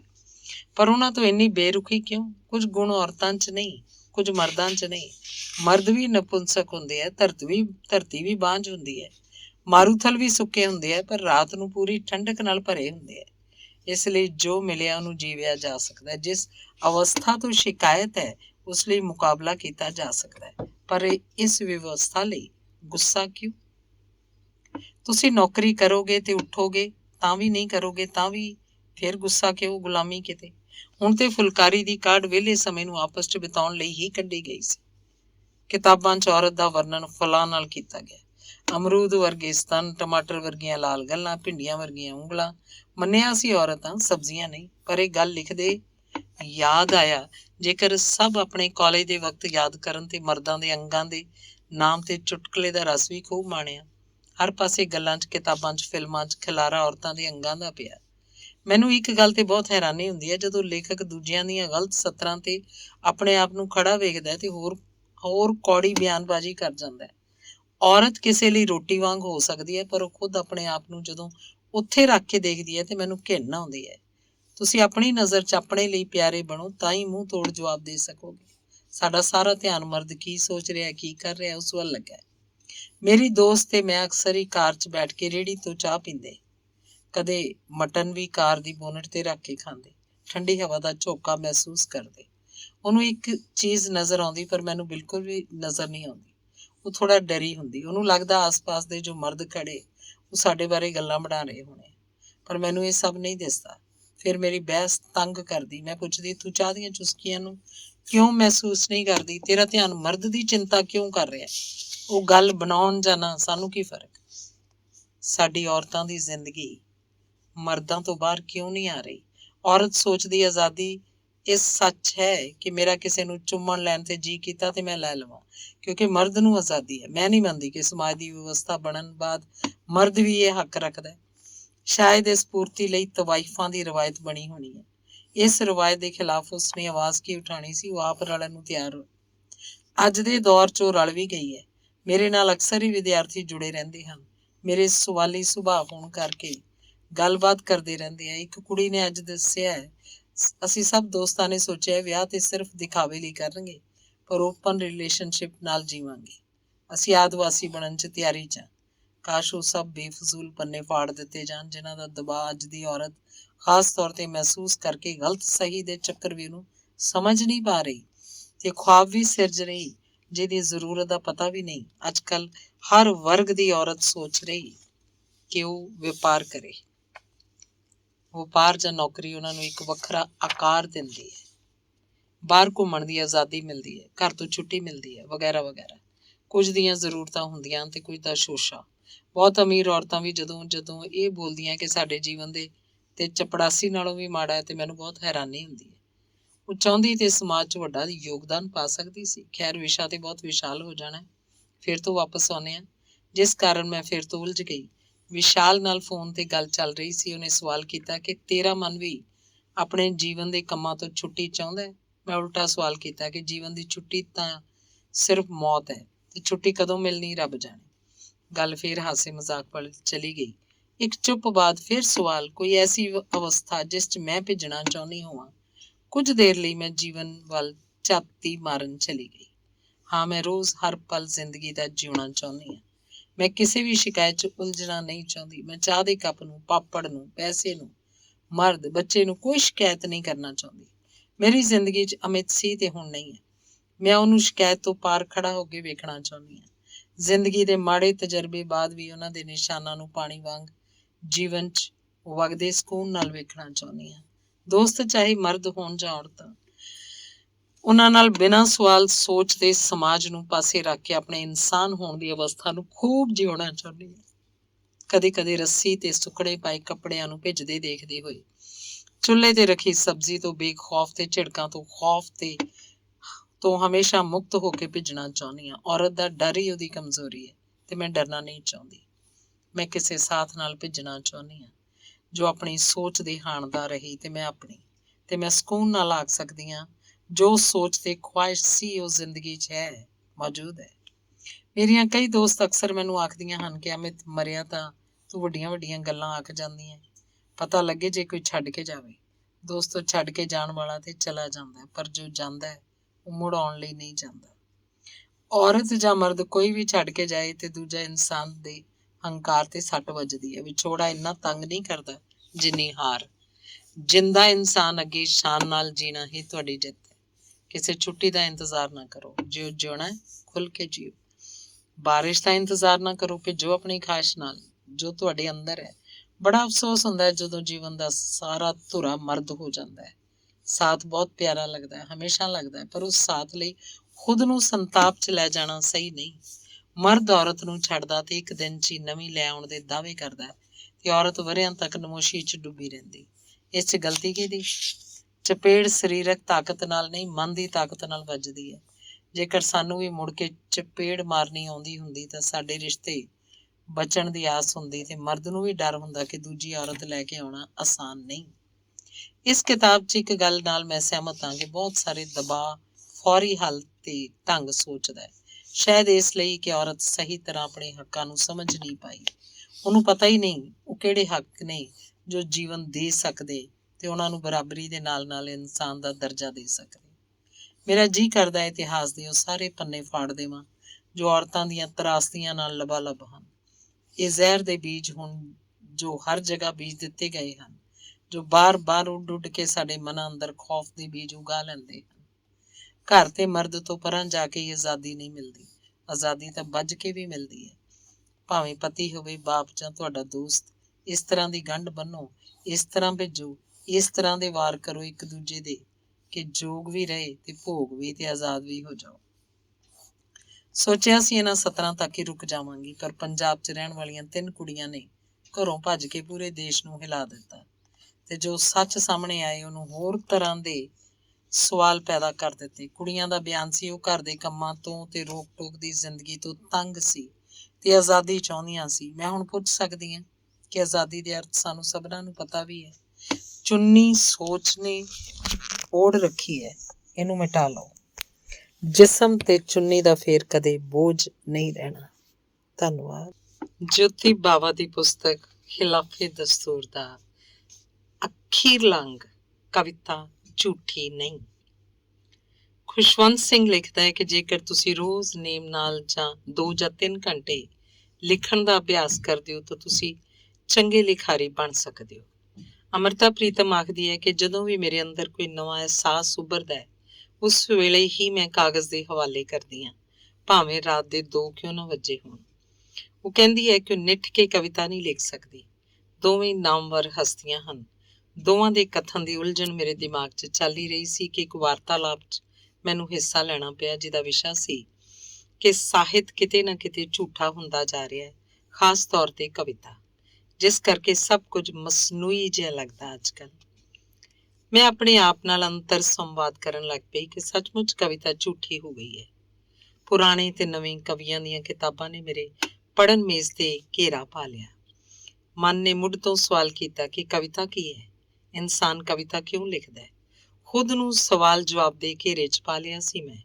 ਅੰਦਰੋਂ ਜਵਾਬ ਆਇਆ ਕਿ ਕਵਿਤਾ ਰੂਹ ਦੀ ਖੁਰਾਕ ਹੈ, ਸੰਵੇਦਨਾ ਤੱਕ ਉਤਰਨ ਦਾ ਰਾਹ, ਭਾਵਨਾ ਦੀ ਹਰ ਅਹਿਸਾਸ ਤੋਂ ਲੰਘਦਿਆਂ ਇੱਕ ਐਸਾ ਵੇਗ ਜੋ ਉਬਾਲ ਬਣ ਕੇ ਲਾਗੇ ਵਾਂਗ ਕਾਗਜ਼ ਤੇ ਫੈਲ ਜਾਂਦਾ ਹੈ। ਸਾਰਾ ਕੁਦਰਤੀ ਹੈ, ਕਦੋਂ ਲਾਵਾ ਮੱਚ ਜਾਵੇ ਪਤਾ ਹੀ ਨਹੀਂ ਲੱਗਦਾ। ਫਿਰ ਪੜ੍ਹਨ ਵਾਲੇ ਨੂੰ ਕਵਿਤਾ ਝੂਠੀ ਕਿਉਂ ਲੱਗਣ ਲੱਗ ਪਈ ਹੈ। ਪੁਰਾਣੇ ਤੇ ਨਵੇਂ ਕਵੀਆਂ ਦੀਆਂ ਕਵਿਤਾਵਾਂ 'ਚ ਫਰਕ ਸਮਝ ਆ ਰਿਹਾ ਸੀ। ਸਮੇਂ ਨਾਲ ਬਹੁਤ ਕੁਝ ਬਦਲਦਾ ਹੈ, ਸ਼ੈਲੀ ਬਦਲਦੀ ਹੈ, ਵਿਸ਼ੇ ਬਦਲਦੇ ਹੈ, ਨਵੇਂ ਸ਼ਬਦ ਆਉਂਦੇ ਹੈ। ਇਹ ਵਰਤਾਰੇ ਸੁਭਾਵਕ ਹਨ, ਪਰ ਜੇਕਰ ਕਵਿਤਾ 'ਚੋਂ ਕਾਵਿਕਤਾ ਹੀ ਗੁਆਚ ਜਾਏ ਭਾਵਨਾ 'ਚ ਸ਼ਬਦਾਂ ਦਾ ਜਾਲ ਆ ਜਾਏ ਤੇ ਕਵਿਤਾ ਵੀ ਟੈਕਨੋਲੋਜੀ ਵਾਂਗ ਹੋ ਜਾਂਦੀ ਹੈ। ਸ਼ਬਦਾਂ 'ਚ ਅਜਿਹਾ ਕੀ ਹੈ ਜੋ ਉਹਨੂੰ ਨਿਰਜੀਵ ਬਣਾ ਦਿੰਦਾ ਹੈ? ਸ਼ਬਦਾਂ ਦੀ ਚੋਣ ਜਾਂ ਸਮਾਜਿਕ ਵਰਤਾਰਾ? ਕਵਿਤਾ ਜਿਉਣੀ ਪੈਂਦੀ ਹੈ, ਪਰ ਅੱਜ ਦਾ ਬੁੱਧੀਜੀਵੀ ਲੇਖਕ ਸ਼ਬਦਾਂ ਨੂੰ ਤੋੜ ਮਰੋੜ ਰਿਹਾ ਹੈ। ਕਵਿਤਾ ਅਨੁਭਵਹੀਨ ਹੈ। ਜਦੋਂ ਕਵਿਤਾ ਭਾਰੀਆਂ ਡਿਗਰੀਆਂ ਦੇ ਬੋਝ ਥੱਲੇ ਦਬ ਜਾਣ, ਉਹ ਆਪਣੀ ਆਤਮਾ ਗਵਾ ਬੈਠਦੀਆਂ। ਕਵਿਤਾ ਮੈਂ ਤੋਂ ਸ਼ੁਰੂ ਹੋਣੀ ਹੁੰਦੀ ਹੈ, ਮੈਂ ਦੇ ਨਾਲ ਹੀ ਸੁਲਝਣੀ ਹੁੰਦੀ ਹੈ, ਮੈਂ ਚੋਂ ਨਿਕਲ ਕੇ ਸਭ ਵਿੱਚ ਰਲ ਜਾਣੀ ਹੁੰਦੀ ਹੈ। ਬਹੁਤ ਸਾਰੀਆਂ ਕਵਿਤਾਵਾਂ ਇਹਦੀਆਂ ਉਦਾਹਰਨਾਂ ਹਨ। ਸ਼ਬਦ ਦੇ ਸਭ ਦੇ ਸਾਂਝੇ ਹੁੰਦੇ ਹਨ, ਪਰ ਉਹਨਾਂ ਸ਼ਬਦਾਂ ਨੂੰ ਭਾਵਨਾਵਾਂ ਦੇਣਾ ਹੀ ਕਵਿਤਾ ਹੁੰਦੀ ਹੈ। ਲੇਖਕ ਦਾ ਸੁਭਾਅ ਬਦਲ ਰਿਹਾ ਹੈ। ਉਹ ਬਹੁਤ ਸਿਆਣਾ ਹੋ ਗਿਆ ਹੈ। ਉਹ ਭਾਵਨਾਵਾਂ ਨੂੰ ਆਸਾਨੀ ਨਾਲ ਸ਼ਬਦਾਂ ਨਾਲ ਮਾਤ ਦੇ ਦਿੰਦਾ ਹੈ।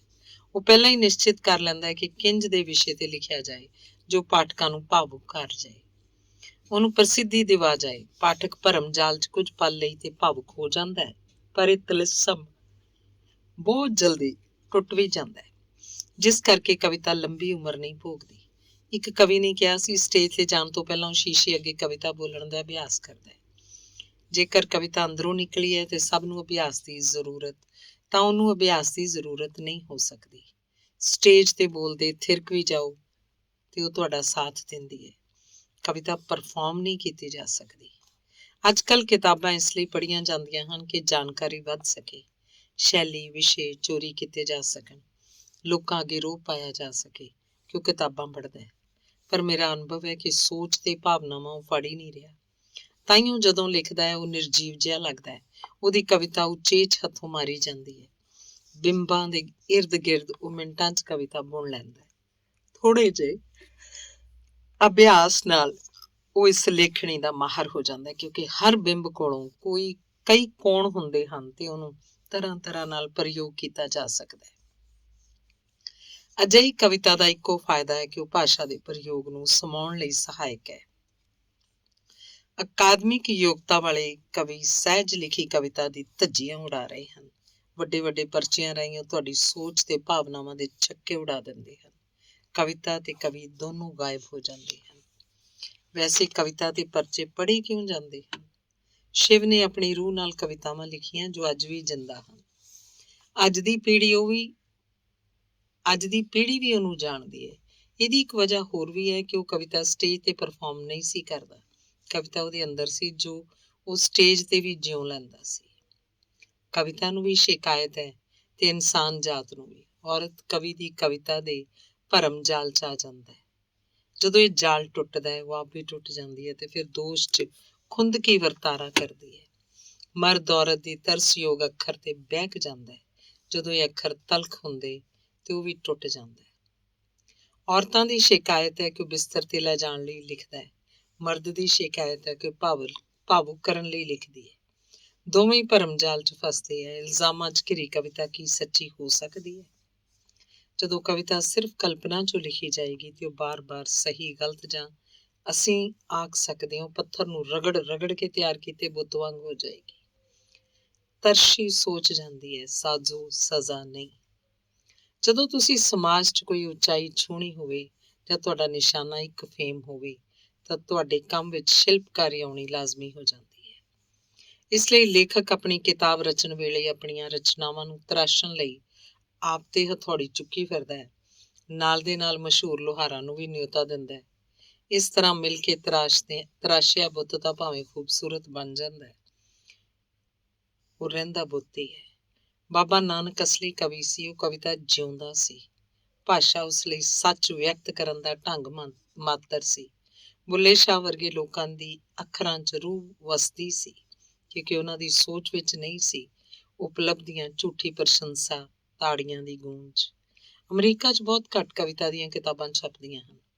ਬਹੁਤ ਸਾਲਾਂ ਬਾਅਦ ਇੱਕ 80 ਸਾਲ ਦੀ ਔਰਤ ਨੇ ਆਪਣੇ ਪੁੱਤਰ ਨੂੰ ਜਵਾਬ 'ਚ ਨਜ਼ਮ ਲਿਖੀ, ਮੇਰੇ ਬੇਟਾ, ਮੈਨੂੰ ਯਾਦ ਹੈ ਕਿ ਮੇਰੀ ਜ਼ਿੰਦਗੀ ਦੀ ਗੱਡੀ ਆਪਣੇ ਸਟੇਸ਼ਨ ਵੱਲ ਭੱਜੀ ਜਾ ਰਹੀ ਹੈ ਤੇ ਉਹ ਕਦੇ ਵੀ ਆ ਸਕਦੀ ਹੈ, ਪਰ ਮੈਂ ਉਹਦੀ ਉਡੀਕ 'ਚ ਨਹੀਂ ਹਾਂ। ਬਿਨਾਂ ਉਡੀਕ ਮੈਂ ਜ਼ਿੰਦਗੀ ਨੂੰ ਭਰਪੂਰ ਜਿਉਣਾ ਚਾਹੁੰਦੀ ਹਾਂ। ਜਦੋਂ ਜ਼ਿੰਦਗੀ ਇੰਜ ਦੀ ਕਵਿਤਾ ਬਣ ਜਾਏ ਤੇ ਸੱਚ ਵਾਪਰਦਾ ਹੈ। ਲਿਖੀ ਹੋਈ ਕਵਿਤਾ ਖੁਦ ਬਖੁਦ ਸੱਚ ਬਣ ਜਾਂਦੀ ਹੈ। ਵੱਧਦੀ ਕਿਤਾਬਾਂ ਦੀ ਬਹੁਤਾਤ ਤੇ ਬੇਲੋੜੀ ਕਵਿਤਾ ਨੇ ਅਸਲ ਵੀ ਗਵਾ ਲਿਆ। ਕਵਿਤਾ ਕਦੇ ਝੂਠ ਨਹੀਂ ਸੀ, ਪਰ ਕਵੀ ਦੇ ਦੋਗਲੇਪਨ ਨੇ ਕਵਿਤਾ ਨੂੰ ਇਕੱਲਿਆਂ ਕਰ ਦਿੱਤਾ। ਕਵਿਤਾ ਜਿਉਣਾ ਵੀ ਮੰਗਦੀ ਹੈ। ਕਲਪਨਾ ਹਰ ਲਿਖਤ ਦਾ ਹਿੱਸਾ ਹੈ, ਪਰ ਉਸ ਵਿੱਚ ਵੀ ਭਾਵਨਾ ਤੈਰਦੀ ਹੈ, ਬਸ਼ਰਤੇ ਤੁਸੀਂ ਇਸਤੇਮਾਲ ਨਾ ਕਰਨੀ ਹੋਵੇ। ਧੰਨਵਾਦ। ਅਖੀਰ 'ਚ ਜਿਲਦ ਦੇ ਪਿਛਲੇ ਪਾਸੇ ਲਿਖਿਆ ਜੋਤੀ ਬਾਵਾ ਵੱਲੋਂ ਇੱਕ ਸਵਾਲ ਮੇਰੇ ਅੱਗੇ ਆਇਆ ਕਿ ਮੈਂ ਆਪਣੇ ਬਾਰੇ ਤੇ ਆਪਣੀ ਸੋਚ ਬਾਰੇ ਜ਼ਿਆਦਾ ਲਿਖਦੀ ਹਾਂ। ਇੱਕਦਮ ਸੋਚ ਆਈ ਕਿ ਲਿਖਣਾ ਹੋਰ ਕਿਸ ਨੂੰ ਆਖਦੇ ਨੇ।